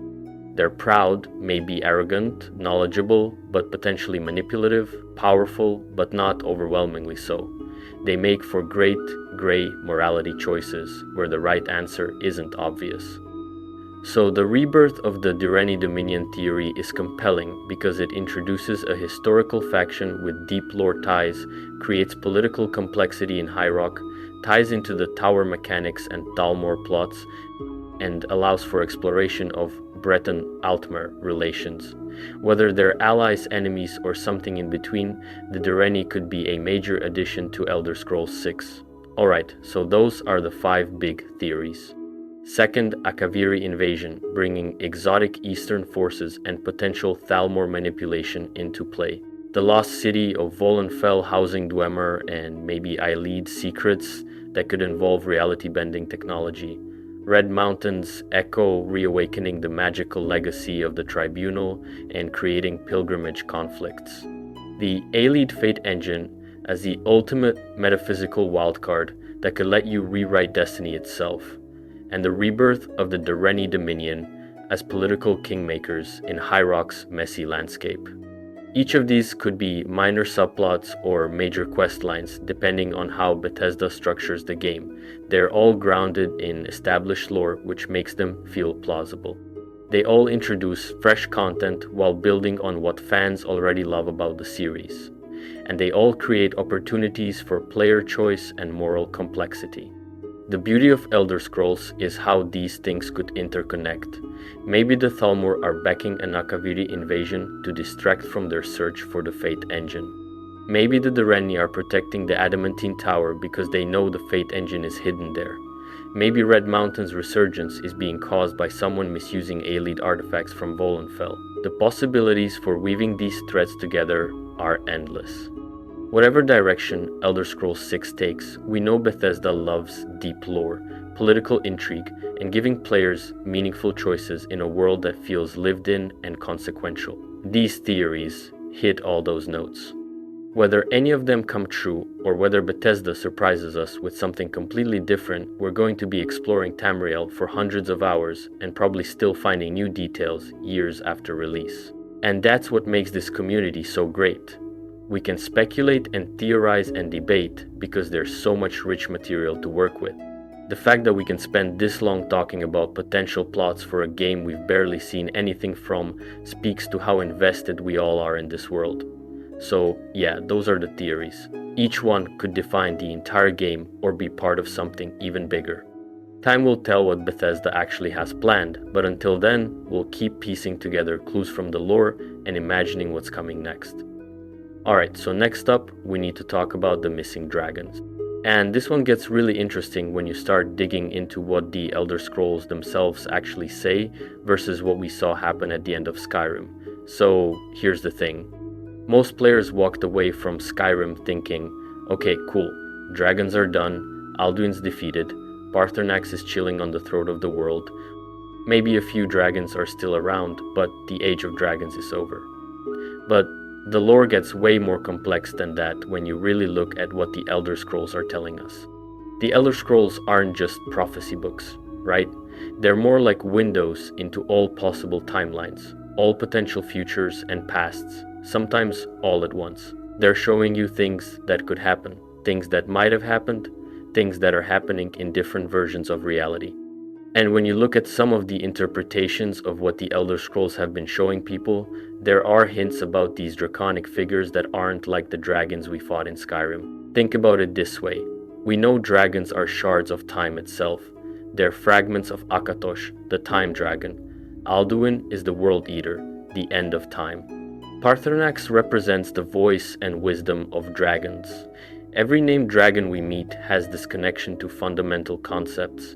They're not just big flying lizards that breathe fire. They're living embodiments of these cosmic ideas. So what if the Elder Scrolls are hinting at a different kind of dragon? Something that's born not from Akatosh directly, but from the power of the scrolls themselves? Because here's something wild to consider. The Elder Scrolls themselves are these reality-warping artifacts that exist outside normal time. They can send people forward through time, like they did with Alduin. They can show you the past, the future, alternate presents. What if their power could actually create something? What if by reading them, by using them, by having them in the world, they're generating new forms of draconic existence? There's this theory that Elder Scrolls 6 could introduce us to something called Scrollborn dragons. Not dragons in the traditional sense, but entities that are manifestations of the Elder Scrolls' power given draconic form. Imagine meeting something that looks like a dragon but isn't bound by the same rules. It doesn't have a soul that can be absorbed, because it's not technically a fragment of Akatosh. It's a fragment of possibility itself, of all timelines converging into one physical form. And this makes sense when you think about where the next game might be set. If we're going to Hammerfell, there's all this desert, all this ancient history with the Red Guards and their legends. The Yokudans had their own relationship with time and history, their own ways of understanding the world. What if buried somewhere in those sands is an Elder Scroll that's been creating these things, slowly, over centuries? Picture this. You're exploring some ancient Yokudan ruin deep in the Alikr Desert. You find fragments of writings that talk about dragons but describe them wrong. They describe them as shifting, as being made of light and shadow, as existing and not existing at the same time. The writings are from the First Era, way before dragons supposedly vanished. But these aren't the dragons that ruled Skyrim. These are something else. You keep finding more clues. NPCs in Sentinel or Higath tell you stories passed down through generations about sand dragons, dragons made of crystal and starlight, dragons that only appear during certain celestial events. At first you think it's just mythology, just stories the Red Guards tell, but then you see one. It would appear differently than the dragons in Skyrim. Instead of swooping down from a mountaintop with a massive roar, this thing just sort of phases into existence. One moment the air is shimmering with heat from the desert sun, and the next moment there's this massive form coalescing out of the distortion. It's made of the same stuff as reality itself, like looking at a dragon through broken glass, seeing all possible versions of it at once. And when it speaks, it doesn't use the thuum like normal dragons. It speaks in this weird, layered voice, like multiple timelines talking at once. It tells you things that haven't happened yet. It warns you about events from the past. It exists in all points of time simultaneously because it was born from an Elder Scrolls power, and Elder Scrolls exist outside time. The combat would be completely different too. You can't just hack at this thing with a sword. Physical weapons pass through it like it's not entirely there. You'd need to find a way to anchor it to the present, to force it into a single timeline where it can actually be fought. Maybe that's where the main quest comes in, finding the Elder Scroll that created these things and learning how to use it to bind them to reality long enough to fight them properly. But here's where it gets even more interesting. What if these scroll-born dragons aren't necessarily evil? What if they're just existing, trying to understand what they are? They were created by accident, by the Elder Scrolls doing what Elder Scrolls do, warping reality and creating possibility. They're confused, existing in every moment at once, unable to truly die, but also unable to truly live. Some of them might be hostile, lashing out because they're in constant pain from existing in all timelines. Others might be trying to communicate, trying to find help, trying to understand their own existence. This would tie into the larger themes that Elder Scrolls games usually explore. Morrowind was about questioning destiny and prophecy. Oblivion was about sacrifice and duty. Skyrim was about whether you control your fate or fate controls you. A story about beings created by the very tools of prophecy and destiny, beings that exist outside normal cause and effect that would fit perfectly. And think about the implications for the lore. If Elder Scrolls can create draconic beings, what else can they create? What other forces might be waiting in other timelines, in other possibilities? The Thalmor want to unmake reality and return to a time before creation. What if they learned about these scroll-born dragons? What if they tried to weaponize them, to use them to tear apart the barriers between timelines and achieve their goal? You could have quest lines where you're trying to prevent the Thalmor from getting their hands on the Elder Scroll that's creating these dragons, or maybe the Red Guards have been secretly guarding it for centuries, knowing that if anyone misused it, it could unravel all of reality. There could be a faction of Ansei, these legendary Red Guard sword singers, who have dedicated their lives to fighting these things whenever they appear. The environmental storytelling would be incredible too. Imagine finding battlefields in the desert where the sand has been turned to glass, frozen in time from where one of these dragons appeared hundreds of years ago. The glass still shows moving images if you look closely, showing the battle playing out eternally in that frozen moment. Or discovering caves where time moves differently because a scroll-born dragon roosted there for too long, and now inside the cave you age faster or slower than the outside world. And here's something else to consider. We never really got a full explanation of what the scrolls actually are. We know they're powerful. We know they show prophecy. We know reading them can blind you or drive you mad. But what are they really? Are they Adric artifacts? Remnants from before creation? Tools of the divines? What if in Elder Scrolls 6 we actually get some answers? What if understanding these scroll-born dragons is the key to understanding what the Elder Scrolls themselves truly are? There could be this whole meta-narrative about the nature of prophecy and free will. If the Elder Scrolls can create new beings, new forces in the world, then are prophecies really showing you what will happen, or are they creating what will happen by being read? It's this chicken and egg thing. Did the prophecy predict these dragons, or did reading the prophecy cause them to exist? And if prophecies can create their own fulfillment, what does that mean for the player character and their destiny? The main antagonist could even be one of these scroll-born dragons. Not like Alduin, who wanted to eat the world, but something more complex. A dragon that's trying to understand why it exists, and in trying to find answers, it's accidentally tearing reality apart. It's not evil, it's just desperate, and its desperation is causing cataclysmic damage. How do you stop something like that? Do you destroy it and end its suffering? Do you try to help it find peace? Do you try to send it back to wherever it came from, if such a place even exists? This could lead to multiple endings depending on your choices. Maybe you can convince the dragon to willingly return to the Elder Scroll it came from, sealing itself away to prevent more damage. Maybe you have to destroy the Elder Scroll itself, which would have massive consequences for the future because now that tool of prophecy is gone. Maybe you find a way to anchor the dragon to a single timeline, giving it true existence for the first time, but that means it's now vulnerable and other forces will hunt it. The DLC potential is massive too. You could have expansions about other types of beings created by Elder Scrolls in different provinces.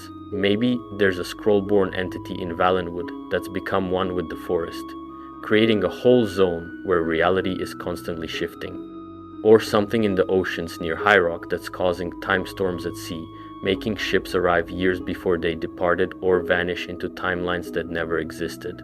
And imagine the meta-commentary this could make about the games themselves.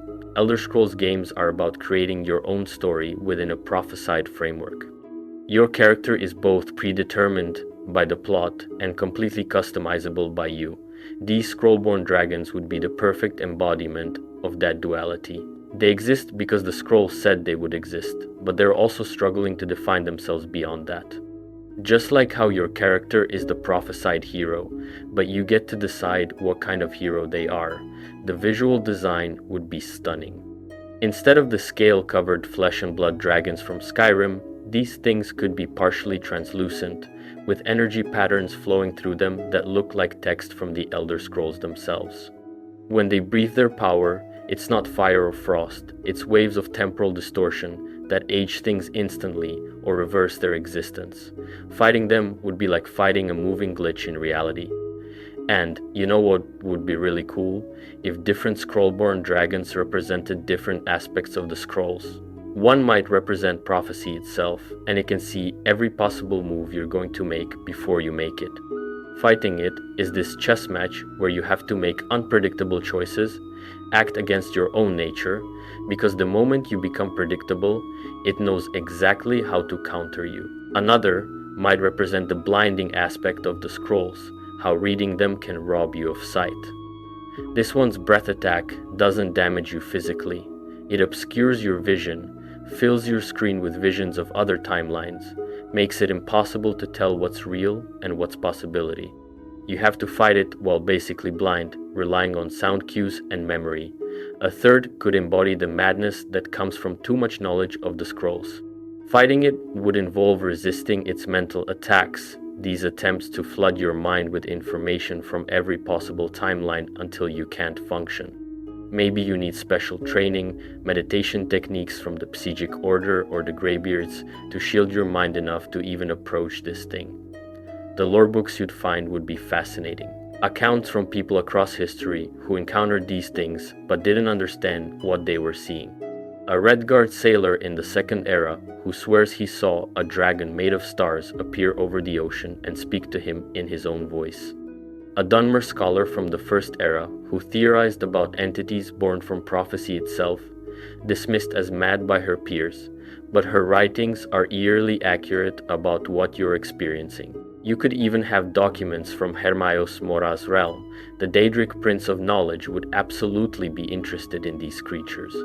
Maybe you find notes from Mora about his attempts to capture and study a scroll-born dragon and how it escaped because it existed in a timeline where it had never been captured in the first place. The idea that even a Daedric prince struggles to fully comprehend these things would really sell how alien and powerful they are. And think about how this ties into the overall mystery of the Dwemer, too. The Dwemer vanished when they tried to tap into the heart of Lorkhan, tried to manipulate reality at its most basic level. What if they had been studying Elder Scrolls? What if they had documented these scroll-born entities and tried to replicate the process? What if their disappearance was them accidentally turning themselves into something like these dragons, spread across all timelines, existing and not existing? You could find Dwemer ruins in Hammerfell where they were researching this exact phenomenon. Ancient automata specifically designed to detect and track temporal anomalies. Dwemer texts that describe experiments with captured Elder Scrolls, attempts to reverse engineer how the scrolls create these entities. Maybe the Dwemer were trying to achieve immortality by becoming scrollborn themselves, existing outside time, and they succeeded, but in a way that removed them from reality entirely. This would make the scrollborn dragons a warning, a cautionary tale about what happens when you try to become something beyond mortal without understanding the cost. The dragons didn't choose this existence, they were created into it, and many of them are suffering because of it.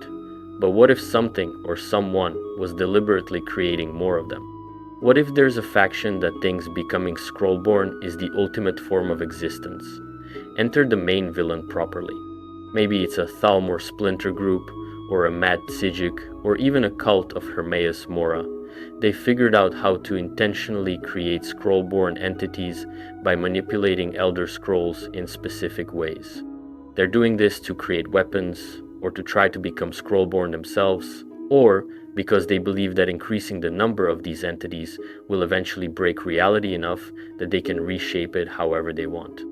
Your journey would be about stopping them while also dealing with the consequences of the scrollborn dragons they've already created. Some of these new dragons are malevolent, created with purpose rather than by accident, and they're actively trying to unravel specific timelines to cause chaos. Others are just confused and scared, brand new to existence and not understanding what they are. You'd have to make choices about which dragons to save and which to destroy. Do you try to help all of them, even knowing some are too dangerous to let live? Do you prioritize stopping the main villain, even if it means leaving some of the suffering dragons to their fate? These choices would matter, affecting the end of the game and potentially the state of Tamriel going forward. The companions, or whatever the Fighters Guild equivalent is in Hammerfell, could have a whole new purpose. Instead of just fighting physical threats, they're temporal warriors, trained in techniques to combat entities that exist outside normal time. You'd learn special moves, not just sword swings and spells, but abilities that anchor things to the present, that force probability to collapse into a single outcome, that shield you from temporal manipulation. The Mages Guild content would be incredible. You'd be researching the Elder Scrolls themselves, learning the theory behind how they create these entities, figuring out the mathematics and metaphysics of prophecy made manifest. There could be experiments where you're deliberately creating small, controlled scrollborn objects just to study them, and the horror when one of them grows beyond your control. The Thieves Guild would have angles too. What if you could steal from other timelines? What if being around these scrollborn dragons for too long gives you the ability to reach into alternate realities where you succeeded at a heist you failed at in this one, and pull the stolen goods back with you? That's a whole different kind of theft, stealing from yourself in another timeline. And for the Dark Brotherhood, imagine assassination contracts that require you to kill someone in every timeline where they exist. That's the only way to truly kill a target who's been touched by a scrollborn dragon's power. You'd have to track them across multiple realities, finding the version of them in each possible timeline and eliminating them there, until they have no existence anywhere. The religious factions would be going crazy too. The temple would have priests arguing about whether these scrollborn dragons are holy or blasphemous. They're connected to the Elder Scrolls, which some consider gifts from the divines, but they also represent a perversion of natural existence. Are they blessed or cursed? Should they be worshipped or destroyed? And what about the Daedric princes? They'd all have different reactions to these entities. Hermaeus Mora would want to study them, as mentioned. Sheogorath would probably find the whole thing hilarious, the idea that reality is creating its own bugs and glitches. Mehrunes Dagon might see them as tools of destruction and change. Azura would be concerned about how they affect prophecy and fate. Each Daedric quest could involve their perspective on and interaction with the Scrollborn phenomenon. You could have a Meridia quest where she tasks you with destroying Scrollborn dragons that have been corrupted by necromancers, who are trying to use the dragon's temporal powers to raise the dead from timelines where they never died. That's a whole new horrifying type of necromancy pulling souls from alternate realities where they're still alive and trapping them in undead bodies in this reality. Or a nocturnal quest about a scroll-born dragon that exists only in shadows and darkness in the spaces between moments. It's not hostile, it's just there, watching, existing in the gaps of time. Nocturnal wants you to either recruit it or remove it because it's interfering with her sphere of influence over the night and shadows. The artifacts could be amazing. Imagine a weapon that exists in multiple timelines and strikes your enemy in all of them simultaneously. Or armor that's slightly out of phase with reality, so attacks sometimes pass through it because in another timeline you were standing 6 inches to the left. Or a spell that shows you the next 3 seconds of every possible future, letting you choose which one you want to make real. The houses you can buy could have temporal properties too. Maybe one of them is caught in a time loop, so every morning it resets to exactly how it was the previous morning. That sounds annoying, but imagine the benefits. Infinite alchemy ingredients, because they respawn daily. Storage that never gets full because it resets. On the other hand, any improvements you make vanish overnight, so you need to find a way to break the loop if you wanted to truly customize it.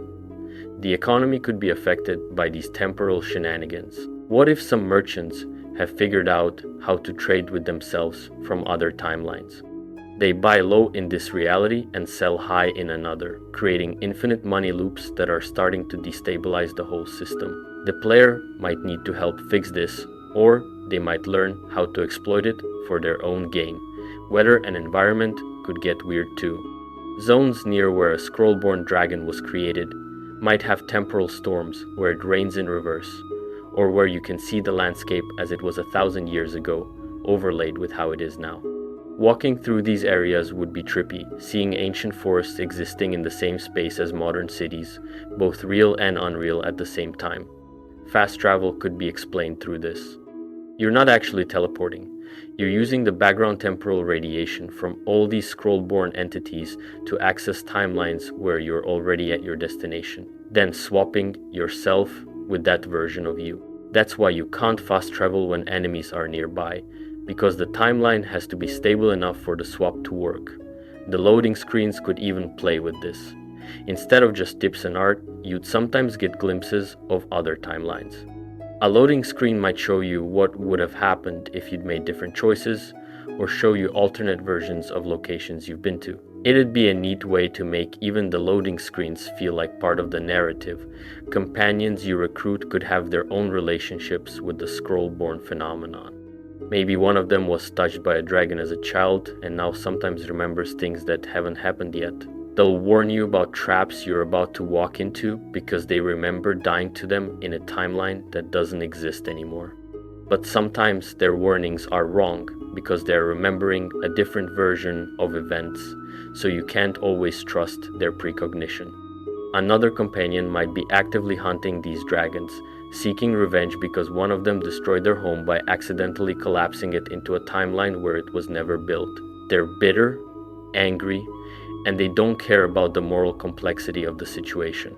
To them, all scroll-born dragons are abominations that need to die, and they'll challenge you if you try to help any of them.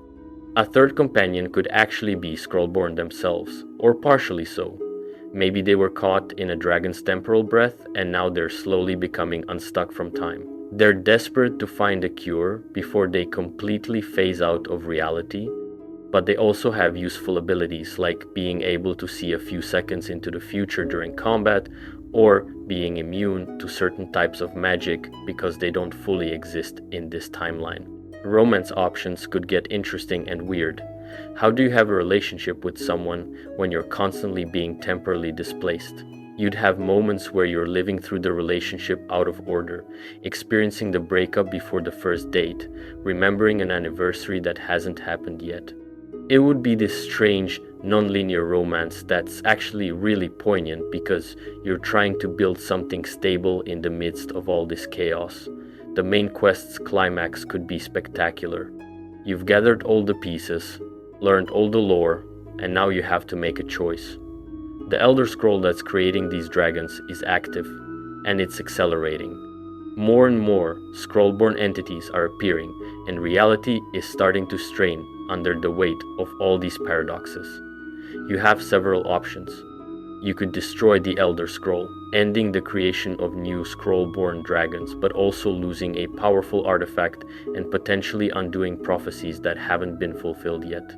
You could try to contain it, seal it away somewhere that its power can't reach the world, but that just delays the problem. You could try to master it, learn to control when and how it creates these entities, turning them from a threat into a resource, but that's incredibly dangerous and you might lose control. Or maybe there's a fourth option. You let yourself become scrollborn. You absorb the Elder Scroll's power, becoming a draconic entity yourself, and use your new existence outside time to guide the other scrollborn dragons to peace. It's sacrificing your normal existence for a chance to fix the problem from inside it. You'd become something not quite mortal anymore, able to see all timelines, help guide the world from outside normal reality. That would be a trip of an ending. Each ending would have massive consequences shown in the post-game world. If you destroyed the scroll, certain quest lines can't be completed because prophecies that were supposed to guide them no longer exist. If you contained it, you'd see the world gradually forgetting about the scrollborn dragons as they fade from memory, but every so often you'd encounter one and remember this whole adventure. If you mastered it, you'd have the ability to call upon scrollborn entities to help you, but it's always risky because they're hard to control. And if you became scrollborn yourself, well, that would fundamentally change how the game works post-ending. You'd exist slightly outside time, able to see echoes of other possibilities, able to sometimes step between timelines. It would make you incredibly powerful, but also somewhat alien to the world you're trying to save. Alright, so that's the missing dragons theory, but now let's get into the Night Mother's legacy. This one's going to take us deep into Dark Brotherhood lore and some really dark, twisted possibilities for where that faction could go in the next game. So, everyone who played Skyrim remembers the Dark Brotherhood questline. It was one of the best faction questlines in the game, hands down. You join the Brotherhood, you meet this cast of weird and memorable characters, you do some assassinations, and eventually you're dealing with the Night Mother herself, this mummified corpse in a coffin that speaks to you about the contracts that come through the Black Sacrament. But here's what's interesting. By the end of Skyrim's Dark Brotherhood quest, depending on how you played it, the Brotherhood is either basically destroyed or barely hanging on. The Falkreath Sanctuary gets burned down, most of the members are dead, and you're left with just a handful of people trying to rebuild from essentially nothing in that Dawnstar Sanctuary. The Night Mother is still there, still giving you contracts, but the organization itself is a shadow of what it used to be. So what happens next? Here's where the theory gets really interesting. What if the Night Mother's death, or rather her next evolution, creates something entirely new? Not the Dark Brotherhood as we know it, but something that takes the core concept in a completely different direction. Think about who the Night Mother is in the lore.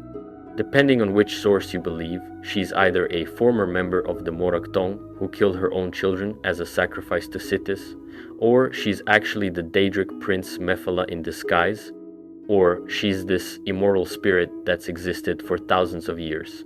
Regardless of which version is true, she's been the spiritual leader of the Dark Brotherhood since its founding. But what if her connection to Sithis and her role as this conduit for murder contracts has evolved? What if exposure to all that death, all those souls sent to the void, all that worship and prayer through the Black Sacrament has changed her into something different? The theory goes that in Elder Scrolls 6, we're going to encounter a new cult. Not the Dark Brotherhood, but something that spawned from it, something that came into being because of a mystical echo or remnant of the Night Mother. This cult believes something revolutionary and kind of horrifying, that murder can bring enlightenment. Not through violence and fear like traditional assassins, but through the act of taking life as a spiritual practice. It's a fundamental perversion of what the Dark Brotherhood was. The Brotherhood killed for money, for contracts, because it was a business. Even their religious devotion to Sithis was ultimately in service of profit. But this new cult kills for a completely different reason. They see murder as a path to understanding the nature of existence, of crossing the boundary between life and death repeatedly until you achieve some kind of cosmic awareness. Imagine the quest line. You hear about these mysterious deaths happening across Hammerfell or wherever the game is set. At first they seem random, unconnected, but then you start noticing patterns. The victims are all killed in ways that are almost ritualistic, and at each crime scene, there's this symbol that's similar to the Dark Brotherhood's black hand, but subtly different. Maybe it's inverted, or maybe it's got additional fingers, or maybe it's combined with other occult symbols you don't recognize. You investigate, and you discover this cult operating in secret. They call themselves something like the Children of Shadow or the Void Seekers or some other name that references Sithis and the Void but from a different angle. And when you finally infiltrate or confront them, they explain their philosophy. They believe that the Night Mother's true message was misunderstood all along. She wasn't just a broker of contracts. She was trying to teach something deeper. Every murder is a moment where the killer sees behind the veil of existence, glimpses the void that underlies all reality. The more you kill with intention and awareness, the more you understand the true nature of Mundus and your place in it. Eventually, if you kill enough, with enough mindfulness and purpose, you achieve a state of enlightenment where you can exist on both sides of the veil simultaneously. It's twisted, it's dark, but it's also weirdly philosophical in a way that would fit Elder Scrolls lore. This isn't about being evil for evil's sake. These cult members genuinely believe they're on a spiritual path. They're not cackling villains, they're more like monastic assassins, treating murder like a meditation practice. And here's where it gets really interesting. What if they're right? Not morally right, obviously, but what if their technique actually works on some level? What if some of them have genuinely achieved this state where they can partially perceive Sithis' void, where they have insights into the nature of reality that normal people can't access? That would make them incredibly dangerous, not just as killers, but as people who have genuine supernatural understanding. You'd have to decide how to deal with them. The obvious route is to destroy them, hunt them down, and eliminate this cult before it spreads too far. But what if there's more to it? What if the Night Mother herself, or what's left of her, is actually guiding this cult? What if this is her evolution, her way of spreading a new interpretation of the Brotherhood's tenets? You might have a choice to either join them, learning their techniques and seeing if there's truth to their philosophy, or to oppose them completely. Or maybe there's a middle path, where you try to redirect them, help them find enlightenment through means other than murder, show them that understanding the void doesn't require taking lives.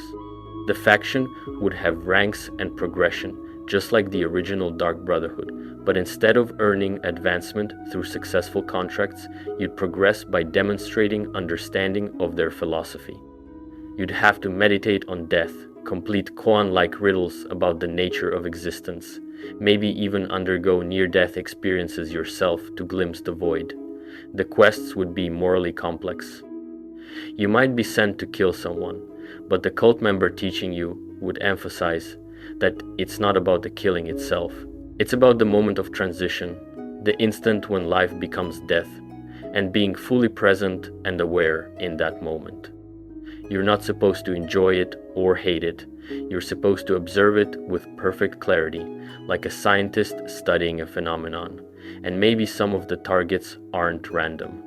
Maybe the cult has been studying the nature of souls, and they've identified people whose deaths would create specific ripples in the spiritual fabric of reality. Killing certain people at certain times might be like plucking strings on an instrument, creating harmonies or discords in the void itself.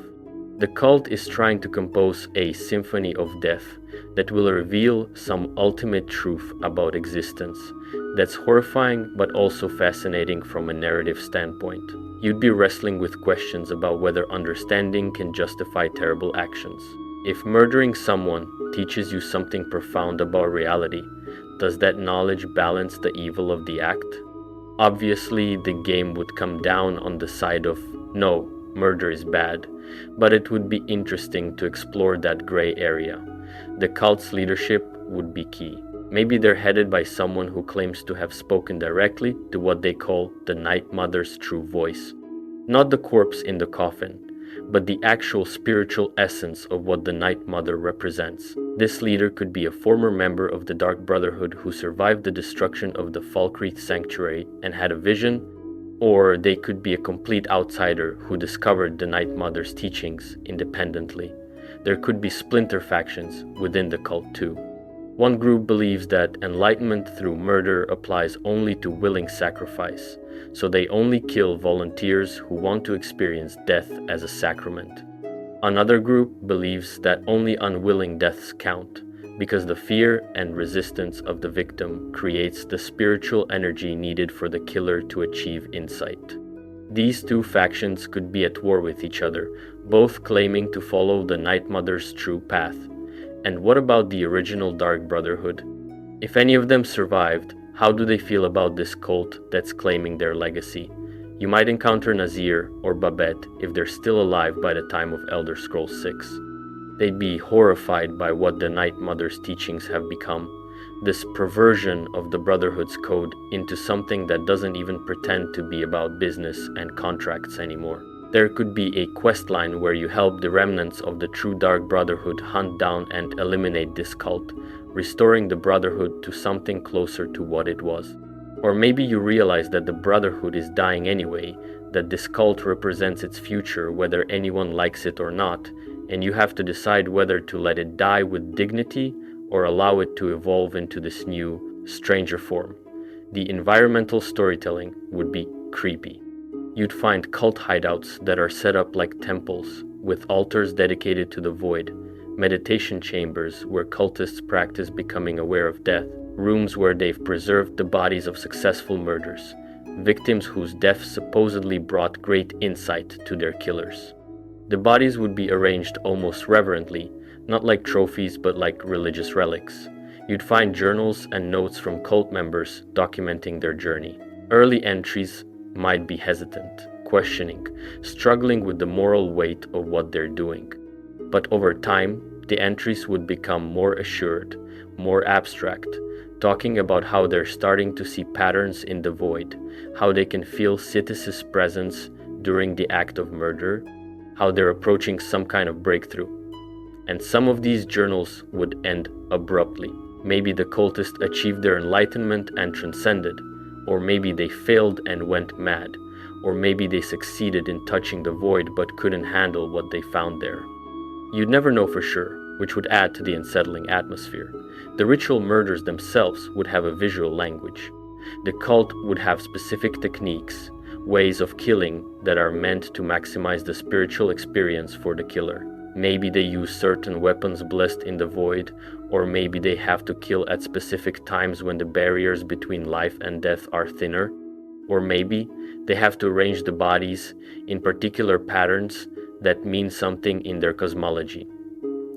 Investigating crime scenes would involve looking for these ritual elements.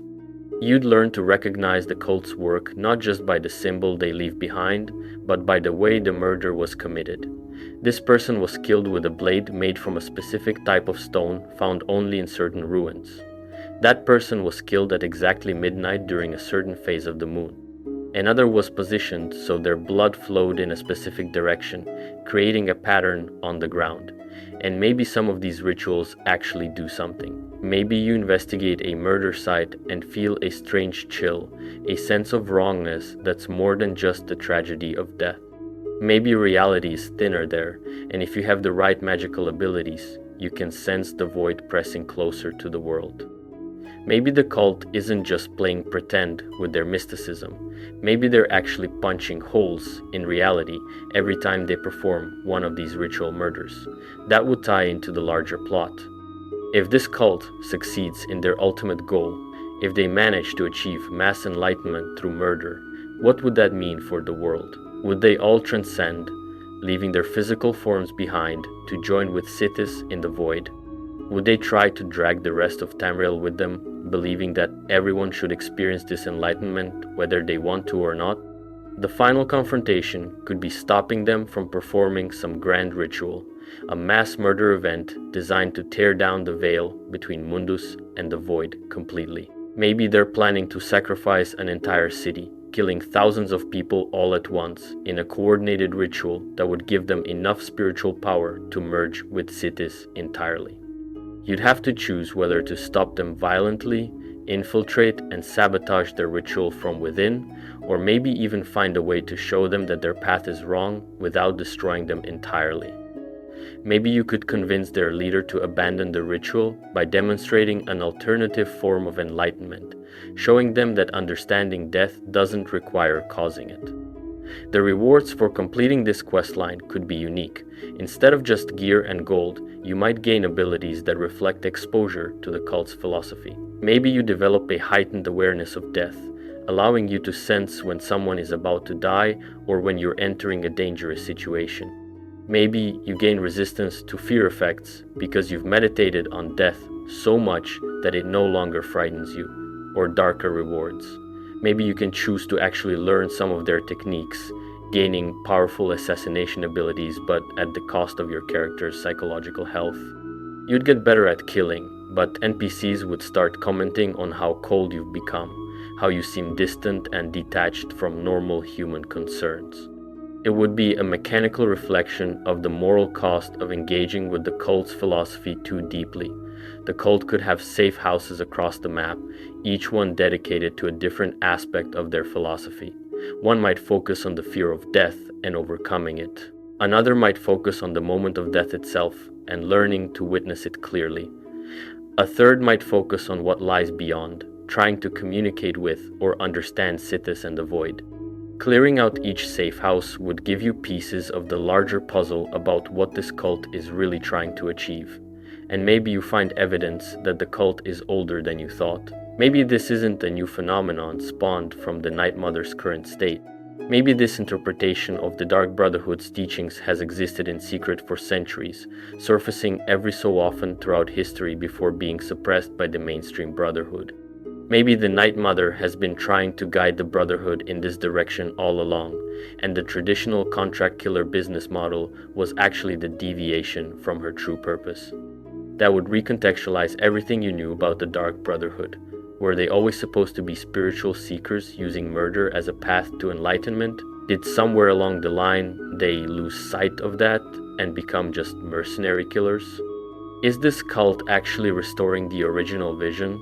Or are they taking something that was meant metaphorically and making it dangerously literal? You'd find ancient texts, fragments of writings from the First Era or earlier, that talk about the sacred nature of ending life, about how the transition from existence to non-existence is a moment of profound spiritual significance. The cult would claim these as proof that their interpretation is correct. Skeptics would argue that these texts are being taken out of context or misinterpreted. You'd have to decide for yourself what to believe. The Night Mother's actual role in all this would remain ambiguous. Does she approve of this cult? Is she actively guiding them? Or is this a perversion of her teachings that even she finds distasteful?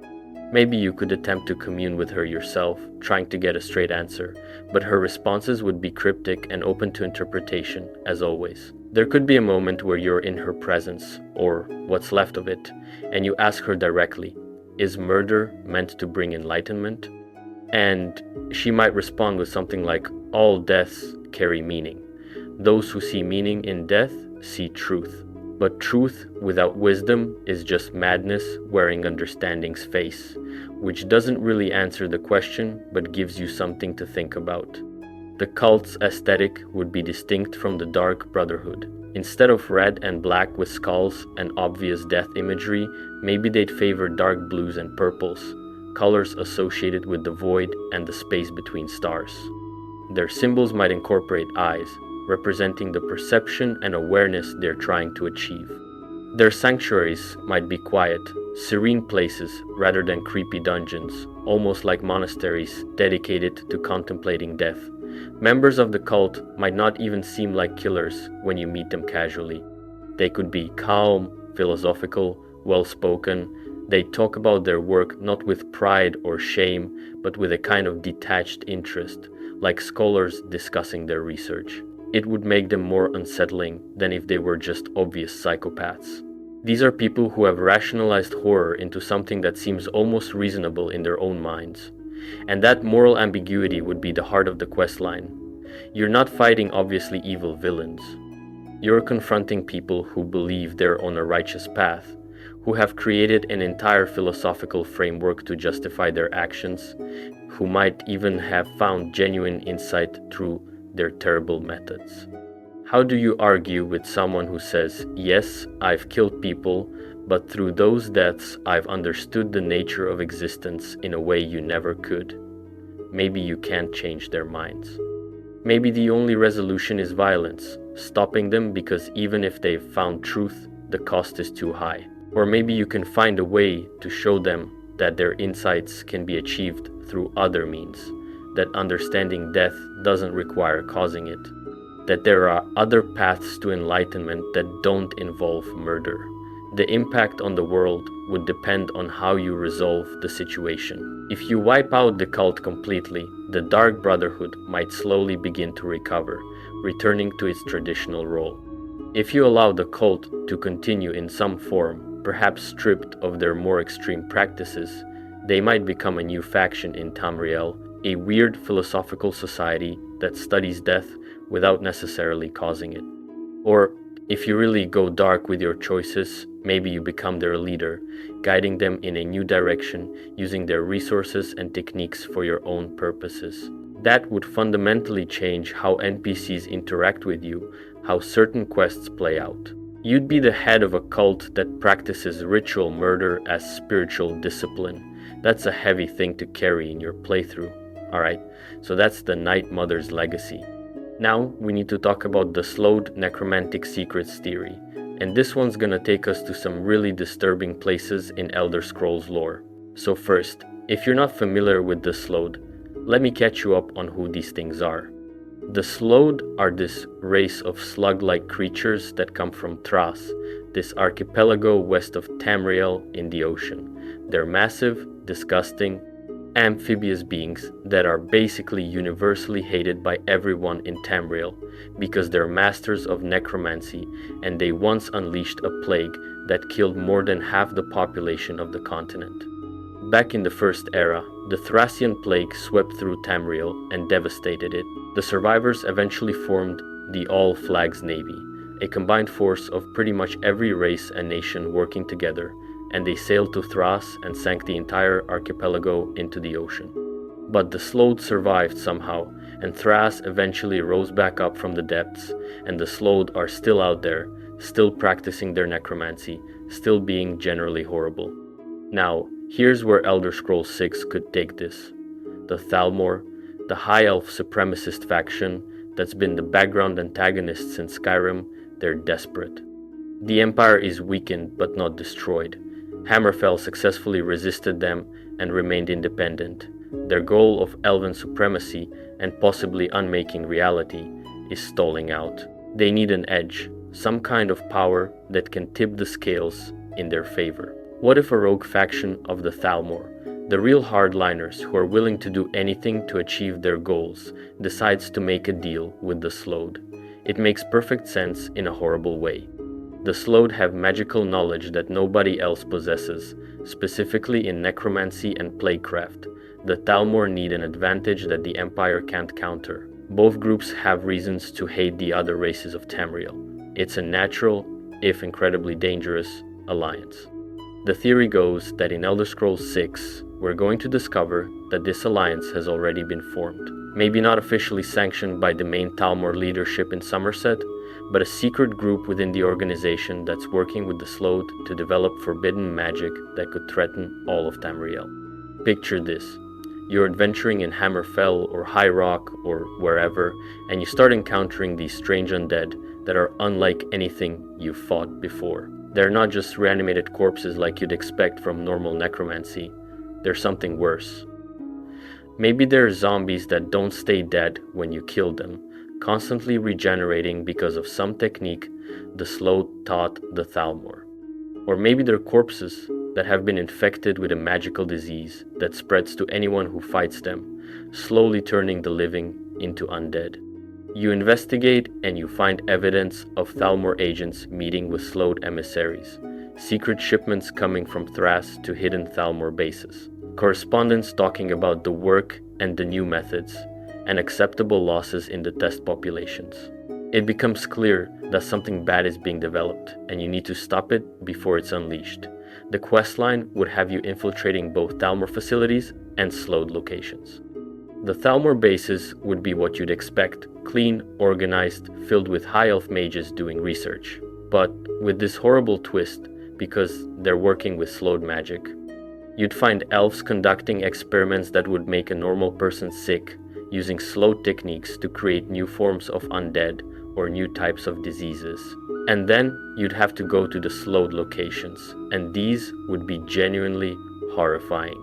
The Slode are described in lore as being disgusting, slug-like creatures that live in coral towers and practice necromancy using their own young. They keep undead servants, they experiment with plague magic. They're just fundamentally alien and revolting to mortal sensibilities. A Slode dungeon would be a nightmare. Dark, wet, reeking of decay and salt water. You'd navigate through passages filled with undead sea creatures, kraken zombies, skeletal whales, things that should never exist. You'd encounter Slode mages, these massive slug beings that attack you with necromantic magic, summoning hordes of undead or inflicting you with magical diseases. The lore you'd discover would explain what they're actually developing. Maybe it's a new form of the Thracian plague, modified to target specific races while leaving high elves immune.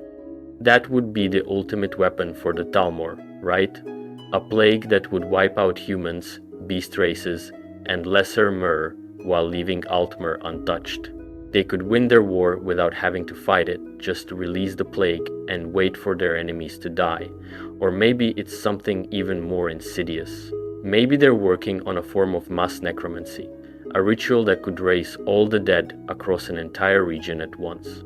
Imagine the battlefields from the Great War between the Empire and the Thalmor, all those corpses lying under the sand in Hammerfell. What if the Thalmor could raise them all as undead servants with a single ritual? They'd have an army of millions instantly. Or maybe the forbidden magic is about immortality. The Slode are described as being extremely long-lived, if not actually immortal. What if they've shared the secrets of their longevity with the Thalmor? The leadership of the Aldmeri Dominion could be working toward making themselves truly immortal, living forever to guide their people toward their ultimate goals. That would explain why they're willing to work with creatures as disgusting as the Slode. The promise of eternal life is worth any cost. The player would have to make difficult choices throughout this questline. Do you expose the rogue Thalmor faction to the main Dominion leadership, potentially strengthening the Thalmor by helping them root out corruption? Or do you let the alliance continue, knowing that it might eventually tear the Thalmor apart from within when the rest of the Dominion discovers what's been done in their name? Do you kill all the Slode you encounter? Or do you try to turn them against the Thalmor, playing both sides against each other? The Slode aren't loyal to anyone but themselves. If you could convince them that the Thalmor are going to betray them eventually, they might turn on their allies and do your work for you. You might encounter Slode who are actually opposed to this alliance. Not all Slode think the same way, despite how they're usually portrayed. Maybe there are Slode who understand that helping the Thalmor means eventually drawing the wrath of all Tamriel down on Thras again, and they don't want another All Flags Navy situation. These dissenting Slode could become unlikely allies, helping you sabotage the alliance from within while pursuing their own agenda. The main Thalmor villain leading this alliance would need to be compelling. Not just a mustache-twirling bad guy, but someone with reasons for what they're doing. Maybe they're a veteran of the Great War who watched their people lose ground to inferior races and became radicalized, convinced that any means necessary are justified to ensure elven victory. Maybe they're a true believer in the Thalmor philosophy who sees the Slode alliance as a temporary measure, planning to betray the Slode once they're no longer useful. Or maybe there's something more complex. A Thalmor agent who started this alliance reluctantly, knowing it was horrible but seeing no other way to save their people from what they see as inevitable destruction by the Empire. Now they're in too deep, they've done too many terrible things, and they can't back out even though they're starting to realize the cost is too high.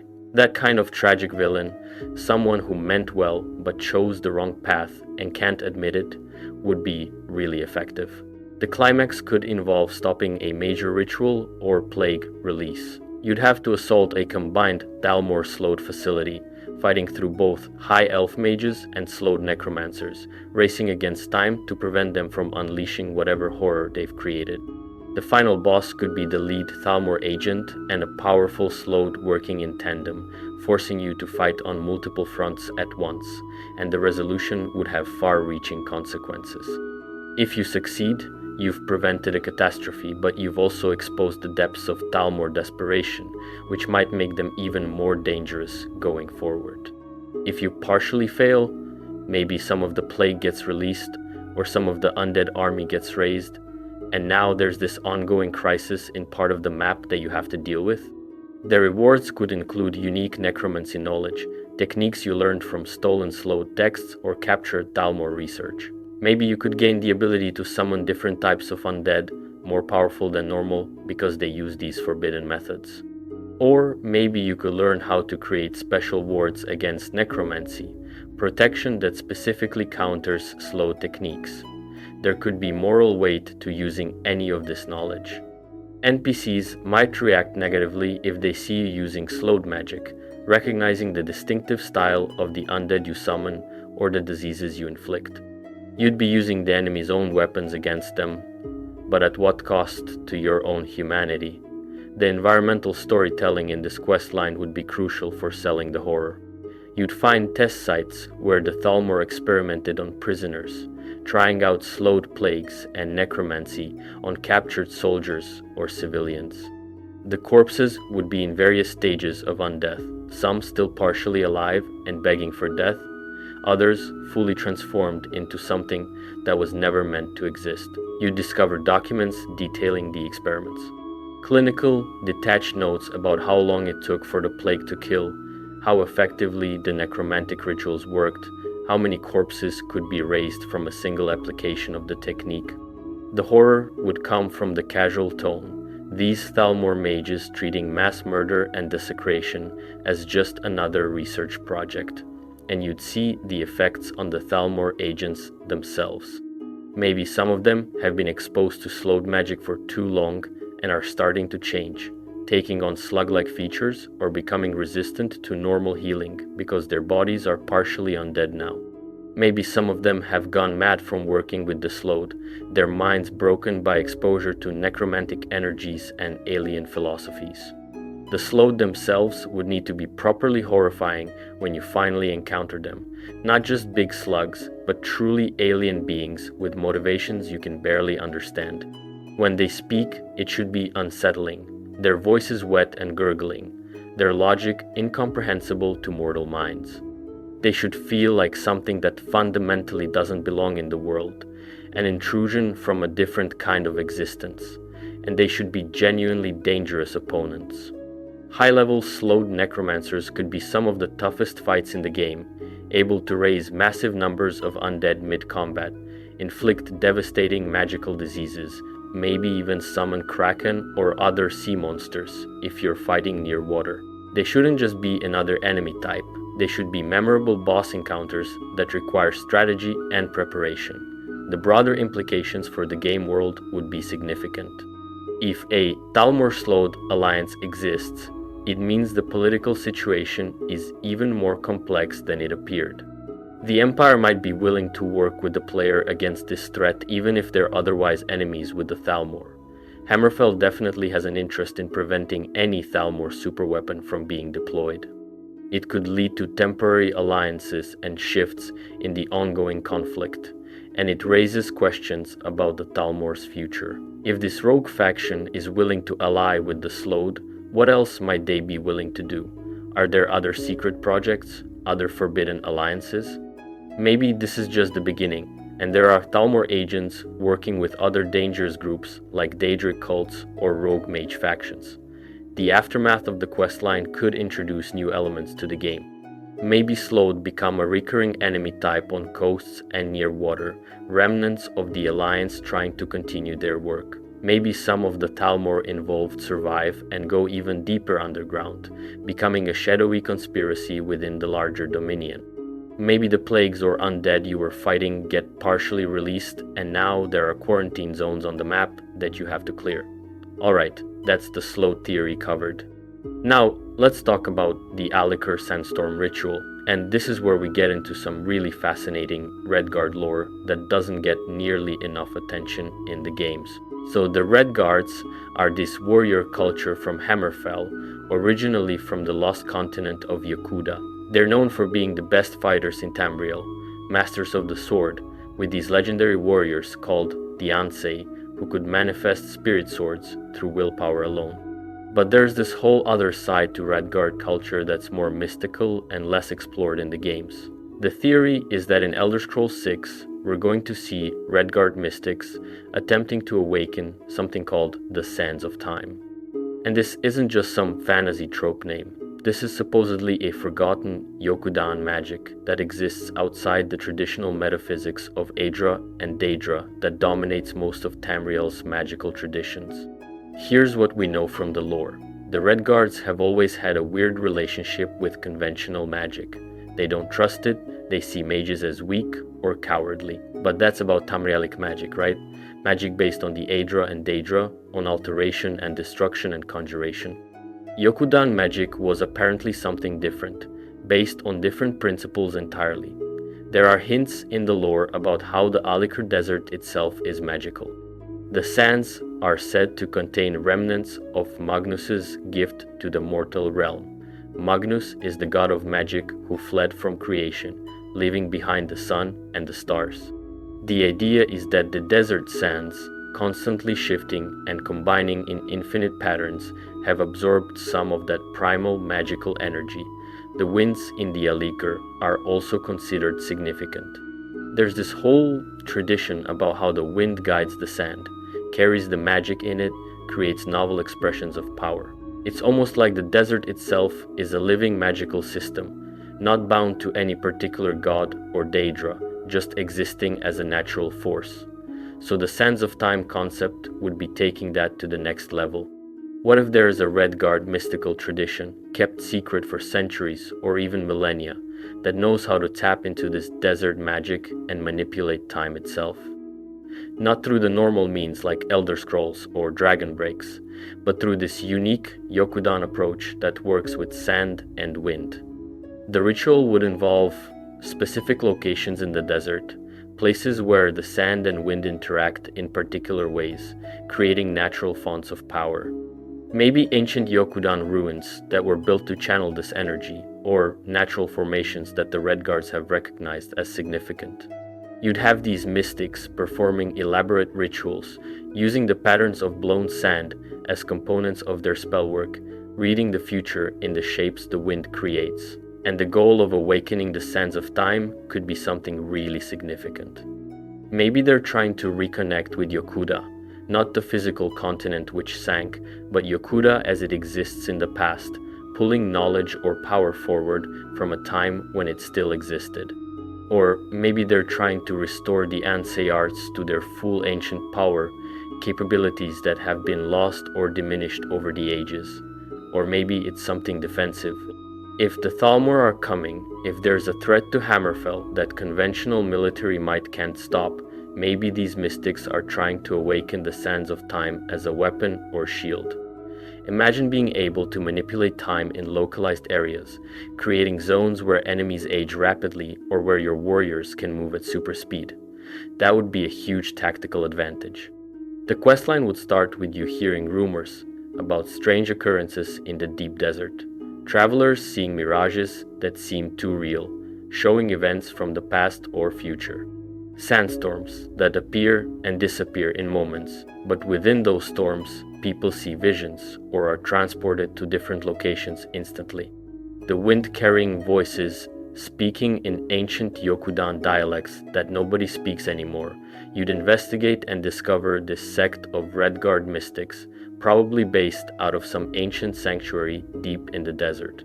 They'd be different from typical mages. No robes and staffs, more like the aesthetic of warrior monks. They'd fight with scimitars, but also manipulate sand and wind, using the desert itself as their weapon and tool. These mystics would explain their philosophy. They don't use magic in the traditional sense. They're not pulling power from Aetherius or making deals with Daedra. They're working with the natural forces of the world, the same way a sailor works with wind and tide. The desert has power. The sands remember everything they've witnessed. The wind carries the past and future. All you need to do is learn to listen and work with it. But there would be risks. The lore could reveal that the sands of time are called that because they're literally sands that remember and react to time. Disturbing them the wrong way could cause temporal anomalies. Maybe some of the mystics have been experimenting too recklessly and have created pockets in the desert where time moves differently, where you can walk in and emerge days or years later, or where you meet yourself from other timelines. You'd have to help them complete the ritual while also preventing it from going catastrophically wrong. Maybe there are opposing forces trying to stop them. The Thalmor might not understand this Yokudan magic, but they recognize it as a threat to their plans. Or maybe there's a faction of Redguards who think this ritual is too dangerous, that awakening the sands of time risks destroying Hammerfell the way something destroyed Yokuda. The political implications would be huge. If Hammerfell gains access to time manipulation magic that doesn't rely on conventional means, it completely changes the power balance in Tamriel. The Empire uses mages trained in established traditions. The Thalmor have their Ultimate magical superiority, but this would be something entirely different, a power that neither of them fully understand or can counter. And it ties into the larger themes of Elder Scrolls about different cultures having different relationships with divinity and magic. The Nords have the Thu'um, which is technically magic, but they don't see it that way. The Dunmer have their ancestor worship and the Tribunal. The Khajiit have their connection to the moons. The Redguards, having their own unique magical tradition based on desert and time, would fit perfectly into this framework. The visual design of the magic would be important. It shouldn't look like normal spells. When these mystics use the sands of time, maybe reality seems to shimmer like heat haze. Sand would flow in impossible patterns, defying gravity, forming shapes in the air. The wind would carry visible streams of power, like you can see the magic flowing through the air currents. It would feel alien compared to the fireballs and lightning bolts of conventional magic. And the mechanics could be unique too. Maybe you'd learn to manipulate small amounts of time yourself if you join with these mystics. Not huge changes, but little things. Rewinding an enemy's attack by a few seconds, giving yourself a chance to dodge, accelerating your own movements briefly, creating a burst of superhuman speed. These would be tied to the environment. You could only use them in the desert where the sands of time are strong, or in areas where the mystics have set up specific ritual sites. The finale of the questline would be the full awakening of the sands of time. You'd participate in this massive ritual involving multiple mystics at various sites across the desert, all working in coordination. As the ritual reaches its peak, the entire desert would react. Sandstorms spiraling with temporal energy, ancient ruins rising from the sand only to sink again, visions of Yokuda appearing like ghosts over the dunes. And then something goes wrong. Because it always does in Elder Scrolls quests. Maybe the power is too great and starts to spiral out of control. Maybe an enemy force attacks at the crucial moment, disrupting the ritual. Maybe the sands of time awaken, but they're angry. They remember all the violence and death that soaked into them over the centuries, and they lash out indiscriminately. You'd have to make a choice.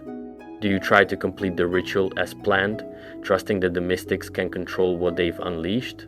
Do you shut it down completely, preventing the disaster but also losing the potential power? Or do you find a middle path, maybe channeling the power into something more limited and controllable, the consequences would reshape part of the game world. If the ritual succeeds, maybe there's now a permanent temporal anomaly in the heart of the Alikar, a zone where time behaves strangely but which also grants power to those who know how to use it. If it fails catastrophically, maybe part of the desert becomes frozen in time, a ghostly region where nothing changes and nothing can change. The mystics themselves would be memorable characters. You'd meet the elder who spent decades studying ancient Yokudan texts, trying to piece together the lost knowledge. The young warrior who's skeptical of all this mysticism, but can't deny the power they've witnessed. The foreign scholar, maybe an imperial or Breton, who's been allowed to study with them and brings an outsider's perspective. And there would be moral complexity. Is awakening this power necessary to defend Hammerfell, or is it hubris? The Red Guard successfully resisted the Talmor without this magic. Do they really need it, or are the mystics just seeking power for its own sake? Are they honoring their ancestors and traditions, or are they tampering with forces they don't fully understand? The lore books you'd find would be fascinating. Ancient Yokudan texts describing the sands of time in poetic terms, talking about the desert's memory and the breath of yesterday and tomorrow's footsteps in today's dunes. Modern scholarly works trying to make sense of these concepts in conventional magical theory and completely missing the point because they're trying to fit Yokudan magic into an Aetherius and Oblivion framework where it doesn't belong. You'd find journals from failed attempts to awaken the sands of time throughout history. Mystics who tried and died, or succeeded partially and went mad, or accidentally created temporal paradoxes that had to be carefully undone. These would serve as warnings about the dangers of the current ritual, while also proving that this isn't just fantasy, that previous generations actually did manage to tap into this power. And maybe you'd discover the truth about what happened to Yokuda. There are theories in Elder Scrolls lore about what destroyed that continent. What if it was related to the sands of time? What if ancient Yokudans pushed this magic too far, tried to manipulate time on too grand a scale, and the resulting catastrophe literally sank their homeland? That would add urgency and danger to what the mystics in the current era are attempting. The aftermath of the quest could introduce new gameplay elements. Maybe you can now use small-scale time magic, but only in desert environments or at special sites. Maybe the mystics establish a new faction you can join, learning more about Yokudan traditions and magic. Maybe the political landscape shifts, as Hammerfell now has a unique strategic advantage, drawing more attention from the Empire and the Talmor. Alright, and finally, we need to talk about the First Era Continuum theory. This one gets into some really mind-bending possibilities about how time and reality work in the Elder Scrolls universe. So the basic idea is this. What if a time fracture event causes moments from the First Era to overlap with the current reality of the game? You'd be experiencing bleed-through from thousands of years ago, with past battles, lost heroes, and ancient events influencing and manifesting in the present day. This actually has precedent in Elder Scrolls lore. There's this concept called a dragon break, where linear time basically shatters and multiple timelines exist simultaneously.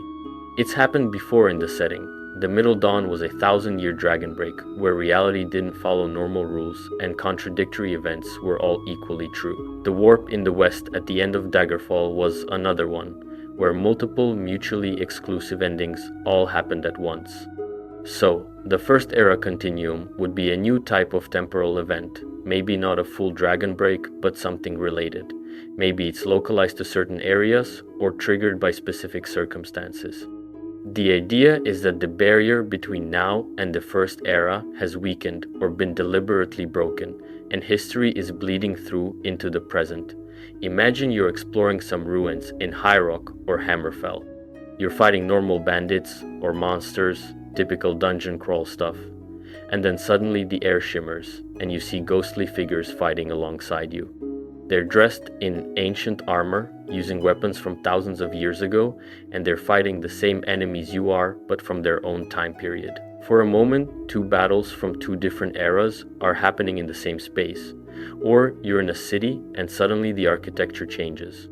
Modern buildings fade and you see how the city looked in the first era, with people from that time period going about their business completely unaware of you. They're not ghosts or illusions, they're the real people from the past, just existing in the same space as the present for a brief moment before things snap back to normal. This would be deeply unsettling and fascinating. You'd start investigating what's causing these temporal overlaps. Maybe it's related to the Elder Scrolls and the Scroll-born dragons from that earlier theory. Maybe it's a side effect of the Sands of Time ritual. Or maybe it's something entirely new, perhaps even connected to the Dwemer's disappearance, like their vanishing created a crack in time that's now spreading. The implications for gameplay would be wild. You might enter an area and need to complete objectives in both the past and present. Like, there's a locked door in the present that you can't open, but if you're there when the past overlaps, you can see who locked it and where they hid the key. Or you need to prevent something from happening in the past to change the present, creating a stable time loop. You'd meet historical figures, heroes, and villains from the first era that are only mentioned in books in the base game. Imagine encountering Saint Alessia during a temporal overlap, or meeting Reman Cyrodiil before he became emperor, or seeing Ysgramor and his 500 companions. These would be real interactions, not just visions. You could talk to these people, help them with their quests from the past, and the consequences would ripple into the present. The moral complexity would come from deciding whether to interfere with past events. If you help a hero from the first era succeed at something they originally failed at, what does that change in the present? Maybe it makes things better, or maybe it creates new problems you couldn't have anticipated. There could be quest lines about carefully navigating these temporal overlaps to achieve specific outcomes without breaking time completely. And think about the combat possibilities. You're fighting an enemy in the present, and suddenly warriors from the past appear and join the battle, but they can't distinguish friend from foe across time periods. So you're fighting your present-day enemy while also trying to avoid getting hit by ancient warriors who see you as an intruder from the future. Or you deliberately trigger a temporal overlap at a battle site, bringing ancient conflicts into the present to cause chaos. The environmental storytelling would be incredible. Battlefields from the first era appearing and disappearing, ghostly armies fighting eternally in loops of time, ancient trees growing and dying in seconds as time accelerates in small pockets. Ruins that aren't ruins in the past overlaps, showing you how these places looked when they were inhabited, giving you clues about their original purpose. You'd find temporal anchors, objects, or locations that stabilize the barrier between past and present. Destroying or activating these would control where and when the overlaps occur. Maybe some faction is deliberately causing these fractures for their own purposes, trying to change history or tap into power from the past. The main plot could involve preventing someone from altering a crucial event from the First Era. Maybe the Thalmor want to go back and prevent the founding of the First Empire, ensuring Elven dominance was never challenged. Or maybe someone wants to stop the Dwemer from disappearing, bringing them back into the present day with all their technology and knowledge. These would be catastrophic changes to the timeline that you'd need to prevent. But there could also be smaller, more personal stories. An NPC who meets their ancestor from the First Era and has to grapple with how different their family history is from what they believed. A scholar who spent their life studying the past and now gets to actually experience it firsthand. A warrior who encounters a legendary hero from ancient times and either learns from them or realizes the legends were exaggerated. The visual design of the overlaps would need to be distinctive. Maybe when past and present coexist, everything takes on a slightly different hue, like viewing reality through colored glass. Maybe the past appears slightly translucent, while the present is solid, or vice versa. There should be visual cues that make it immediately clear when you're experiencing both time periods at once, and the sound design could reinforce this. When an overlap happens, you'd hear sounds from both eras layered on top of each other. Ancient music and voices mingling with present-day noise. The clash of ancient battles echo alongside current events. It would create this disorienting but fascinating audio landscape. The lore implications are massive. If the first era can bleed into the present, what about other eras? Could you encounter moments from the Merethic era, seeing the ancient Nords fight dragons? Could future events from the 5th era or beyond occasionally appear, giving you glimpses of what's to come? This could become a way to show players consequences of their actions by having future overlaps show the results of choices they make. There could be a whole faction dedicated to studying and managing these temporal events. Maybe the Psijic Order is involved, using their knowledge of time magic to try to stabilize things. Or perhaps there's a new organization, Temporal Wardens, who travel to sites of overlap and either fix the fractures or document what they observe. The player might need to recruit allies from different time periods. You assemble a team of heroes, some from the present day and some from the first era, working together across time to solve a problem that affects both eras. The interactions between ancient heroes and modern characters would be fascinating. How would a first era Nordic warrior react to modern Skyrim? How would a second era Dunmer mage view the current state of Morrowind? And there's potential for tragedy too. You might form bonds with people from the past, knowing that they're going to die or disappear when the temporal overlap ends. Or you might learn terrible truths about historical events, seeing firsthand that heroes were actually villains or that celebrated victories were actually atrocities. The past being romanticized in history books versus the messy reality you witness would create powerful narrative moments. The resolution of this storyline could go multiple ways. Maybe you find a way to permanently seal the fractures, ensuring past and present remain separate, but losing the benefits and knowledge that came from the overlaps. Maybe you stabilize them instead of closing them, creating permanent windows into the past that people can study safely. Or maybe you realize the fractures are a natural part of how time works in this setting, and you need to learn to live with them rather than trying to eliminate them. The ending could have you choosing which era takes precedence in certain locations. This fort will forever show its first era glory, while that battlefield will remain as it is in the present. These choices would affect what resources and knowledge are available in those areas, creating a tangible impact on the game world based on your decisions. You might even unlock the ability to intentionally trigger small temporal overlaps yourself as a reward, not on the scale of the main plot, but enough to occasionally reach into the past for specific purposes.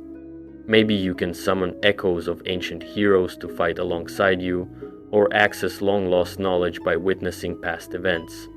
It would be a unique form of magic that sets your character apart. The DLC possibilities are endless. Expansions could explore different eras and different types of temporal events.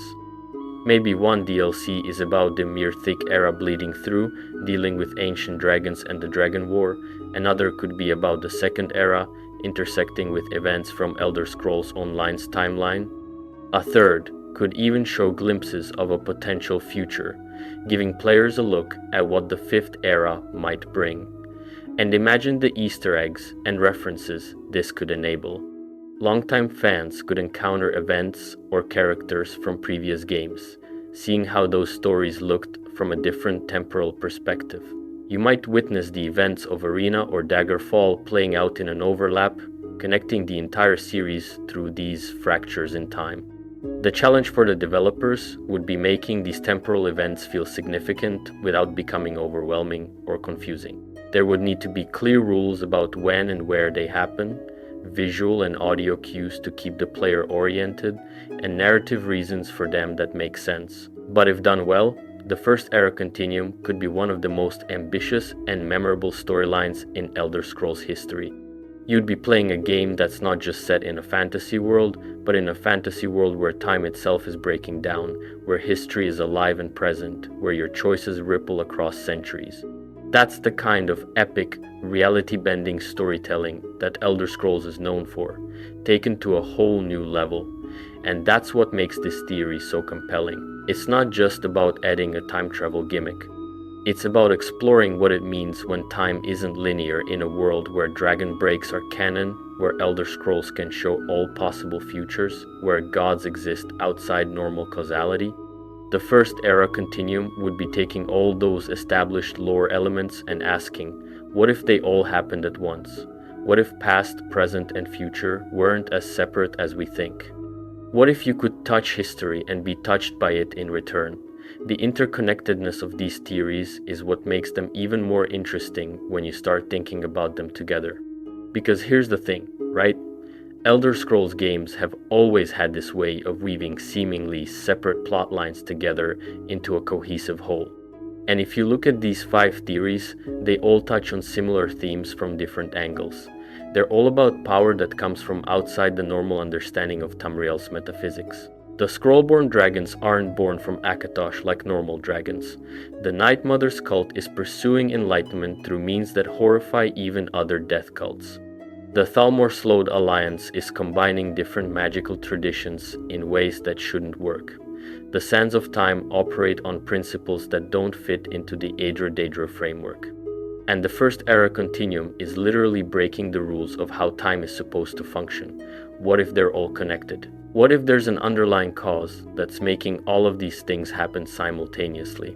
Maybe the barriers of reality are weakening, and that's allowing all these anomalous events to occur. The Elder Scrolls can create new entities because reality is malleable enough now.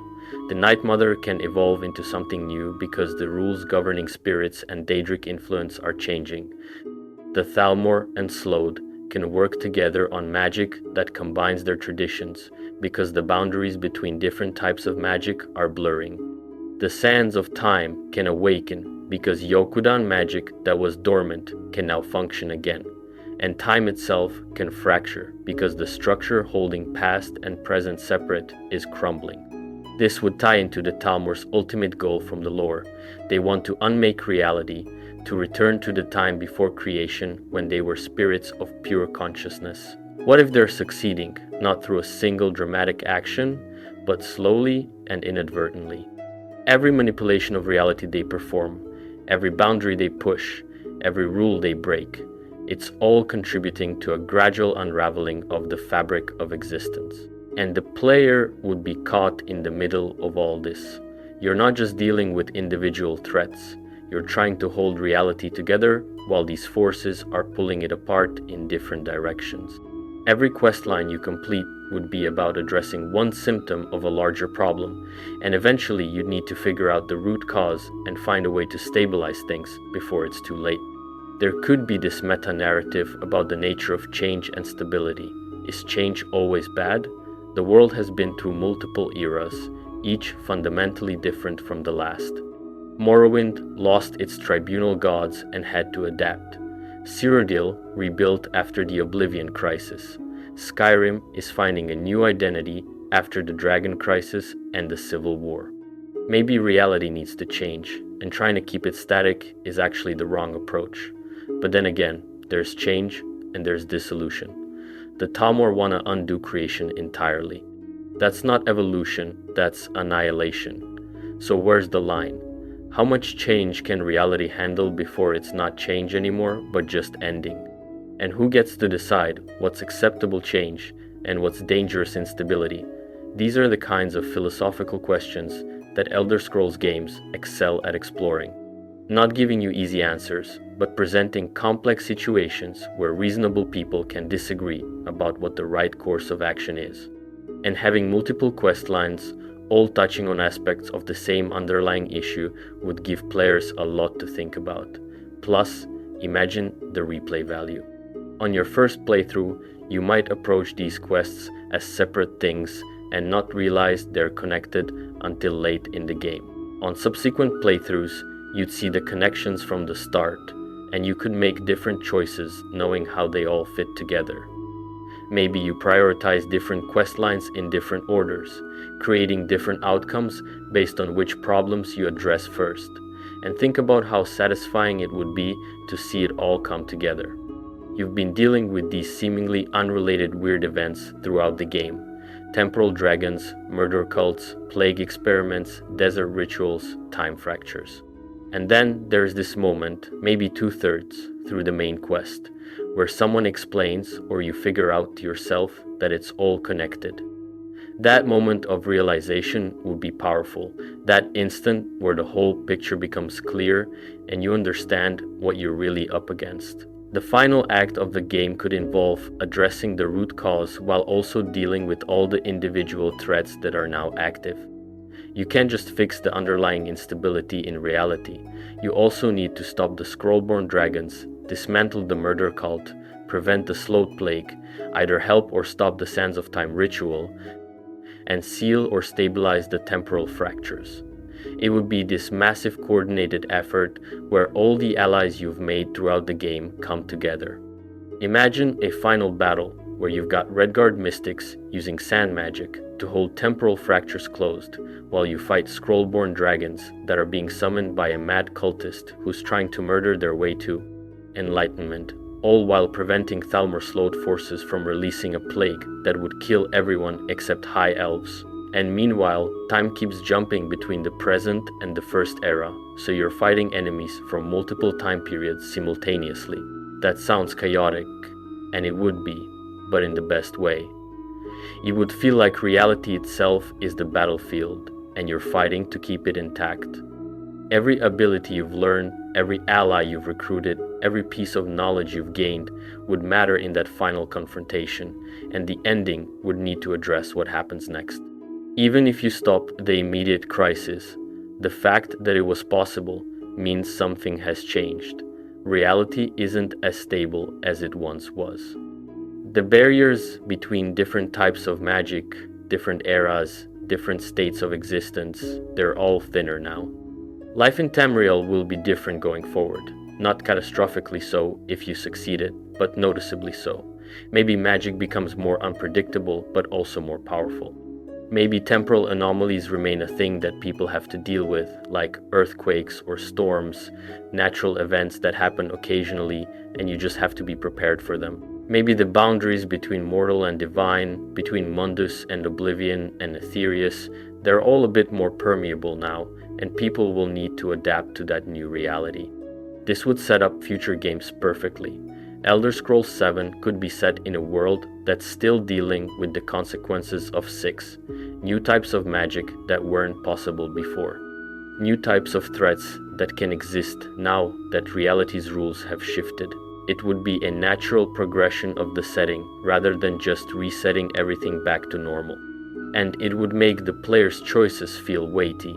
You didn't just save the world from a bad guy, you shaped what the world is going to be like going forward. Whether you sealed the temporal fractures permanently or left them partially open, whether you destroyed all the Scrollborn dragons or found a way to coexist with some of them, whether you eliminated the murder cult or reformed it into something less dangerous, these choices would define the new status quo. There's also room for commentary on the real world through all this. These theories all deal with the collision of different worldviews, different systems of understanding reality.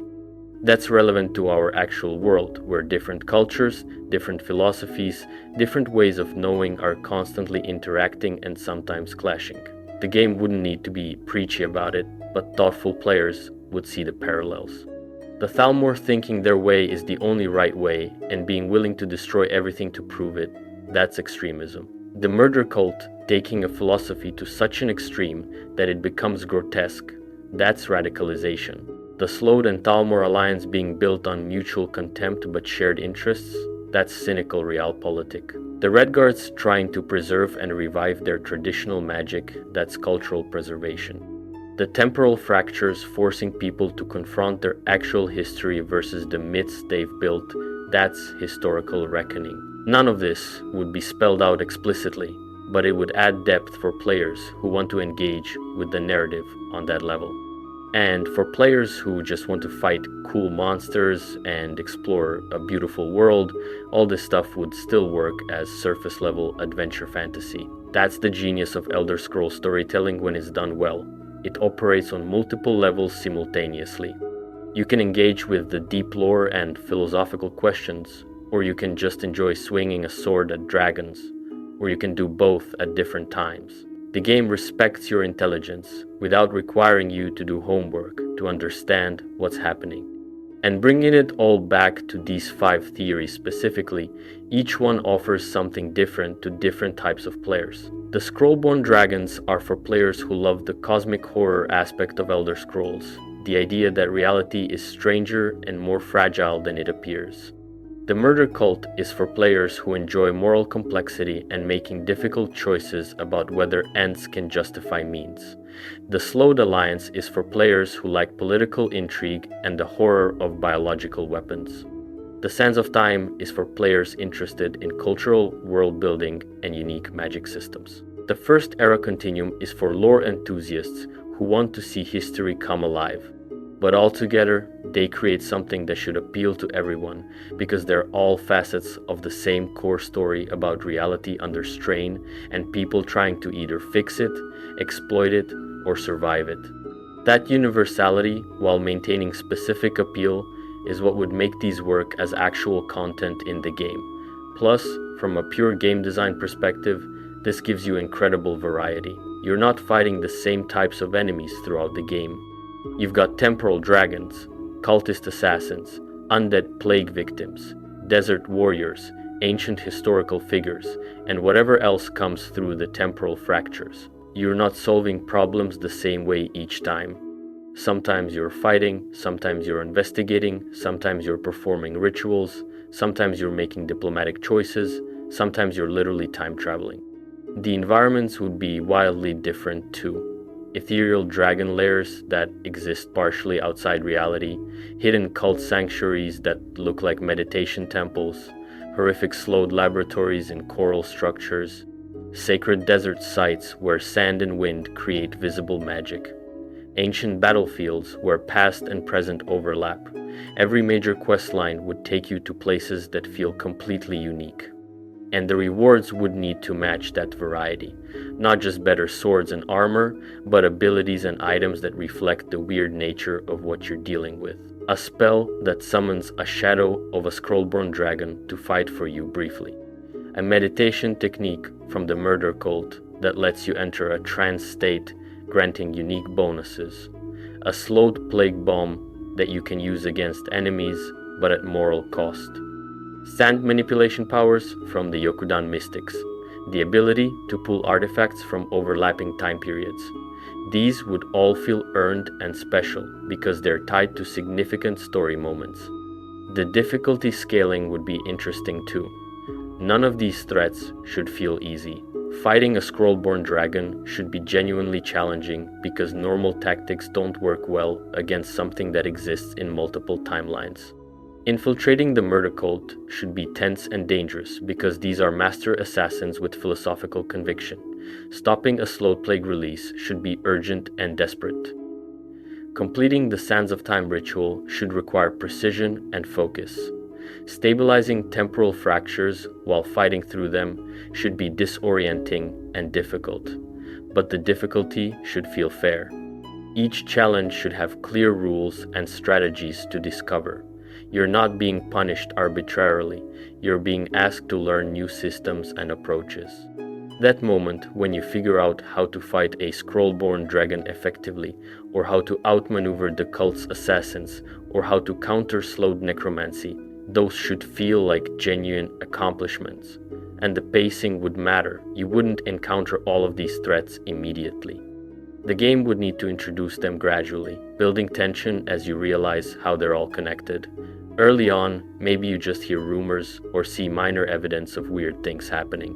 Then you get pulled into investigating one of them, which leads to discovering another, and so on. By the midpoint of the game, you're juggling multiple ongoing crises, trying to prevent any of them from spiraling out of control while figuring out how they relate to each other.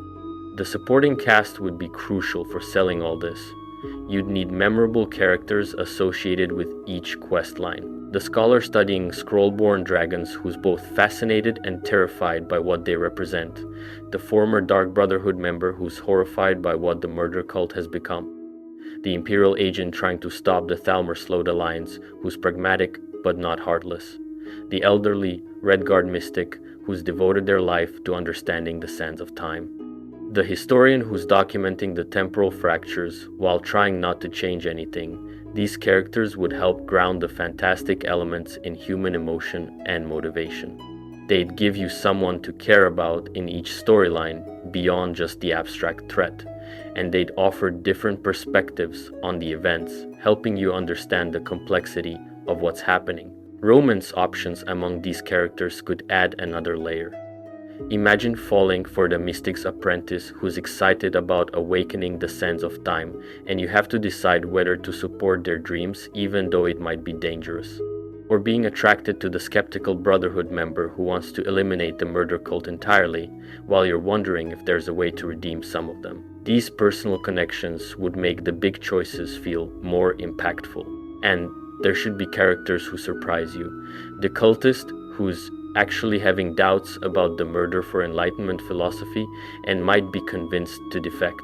The Thalmor agent who genuinely believes the Slode alliance is necessary to save their people and isn't just power hungry.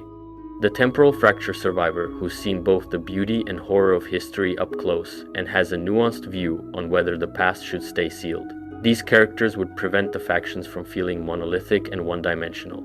The writing would need to be sharp throughout. Elder Scrolls games have always had this particular voice in their writing, slightly archaic but not incomprehensible, serious but occasionally with dry humor, dense with lore but still telling human stories. These theories would require maintaining that voice while dealing with some pretty out there concepts. You'd need good environmental storytelling through books and notes. A journal from a Slode describing their perception of the Thalmor they're working with, written in this detached, analytical tone that makes their alien mindset clear. A cultist's meditation log documenting their journey toward enlightenment through murder, showing the psychological progression. A mystic's field notes about the patterns they're seeing in the desert sand, full of poetry and precise observation. Temporal researchers report on overlaps they've witnessed, trying to maintain scientific objectivity while clearly being shaken by what they've seen, and the voice acting would need to sell it. The Scrollborn dragons speaking in their layered, multi-timeline voices. The cult leader explaining their philosophy with calm certainty. The Slode speaking with those wet, gurgling tones that make them sound genuinely alien. The mystics chanting in ancient Yokudan during their rituals. The temporal echoes of First Era, figures speaking in archaic dialects. All of this would need to sound right to make the world feel real, despite how fantastic it all is. The music would play a huge role too. Each questline could have its own musical motifs. The Scrollborn dragons could have themes that sound slightly wrong, familiar fantasy dragon music, but with discord and strange harmonies that make you uncomfortable. The murder cult could have meditative, almost peaceful music that contrasts with the violence of their acts. The Slode areas could have slow, ominous droning that creates tension. The desert ritual sites could feature traditional, Middle Eastern-inspired instruments mixed with mystical elements. The temporal fractures could layer music from different eras together, creating beautiful chaos. The main theme of the game itself would need to somehow tie all these elements together. It would need to sound epic but also unstable, hinting at reality under stress. Maybe it would include motifs from all the different questline themes, showing how they're all connected. The soundtrack could be one of those things that rewards careful listening, where fans discover new details and meanings the more they engage with it. And the visual design overall would need to support this sense of reality breaking down. Maybe as you progress through the game and these various crises escalate, you start seeing subtle changes in the world itself. The sky looking slightly off sometimes, like the colors aren't quite right. Stone and water behaving in ways they shouldn't. Light bending around certain objects. Nothing so extreme it breaks immersion, but enough to create this underlying wrongness that grows as the threats intensify. Then, when you start making progress, when you begin resolving these crises, the world starts stabilizing again. The visual glitches reduce, things feel more solid and real. It would be a way to show the stakes and your impact without having to spell it out in dialogue. Players would feel the difference in the world itself as they play. The marketing for a game with these theories as content would be interesting too. You wouldn't want to give everything away in trailers, but you'd want to hint at how weird and ambitious it all is. A trailer showing glimpses of each threat, cutting between them quickly to show the variety and scope. A tagline like, "When history becomes present and reality bends, who will stand against the unraveling?" Or something equally dramatic. The community speculation before release would be incredible. People analyzing every frame of trailers, trying to figure out what all these different elements mean and how they connect. Lore theorists going wild, trying to predict how it ties into established canon. Modders already planning what they'll create once the game releases. That pre-release hype cycle would be something special. And post-release, the discussions would continue for years. People debating which choices were morally correct, sharing stories of how their playthrough differed from others, creating mods that expand on these concepts or take them in new directions, the theories becoming part of Elder Scrolls fan culture, referenced and discussed and built upon by the community. And yeah, bye.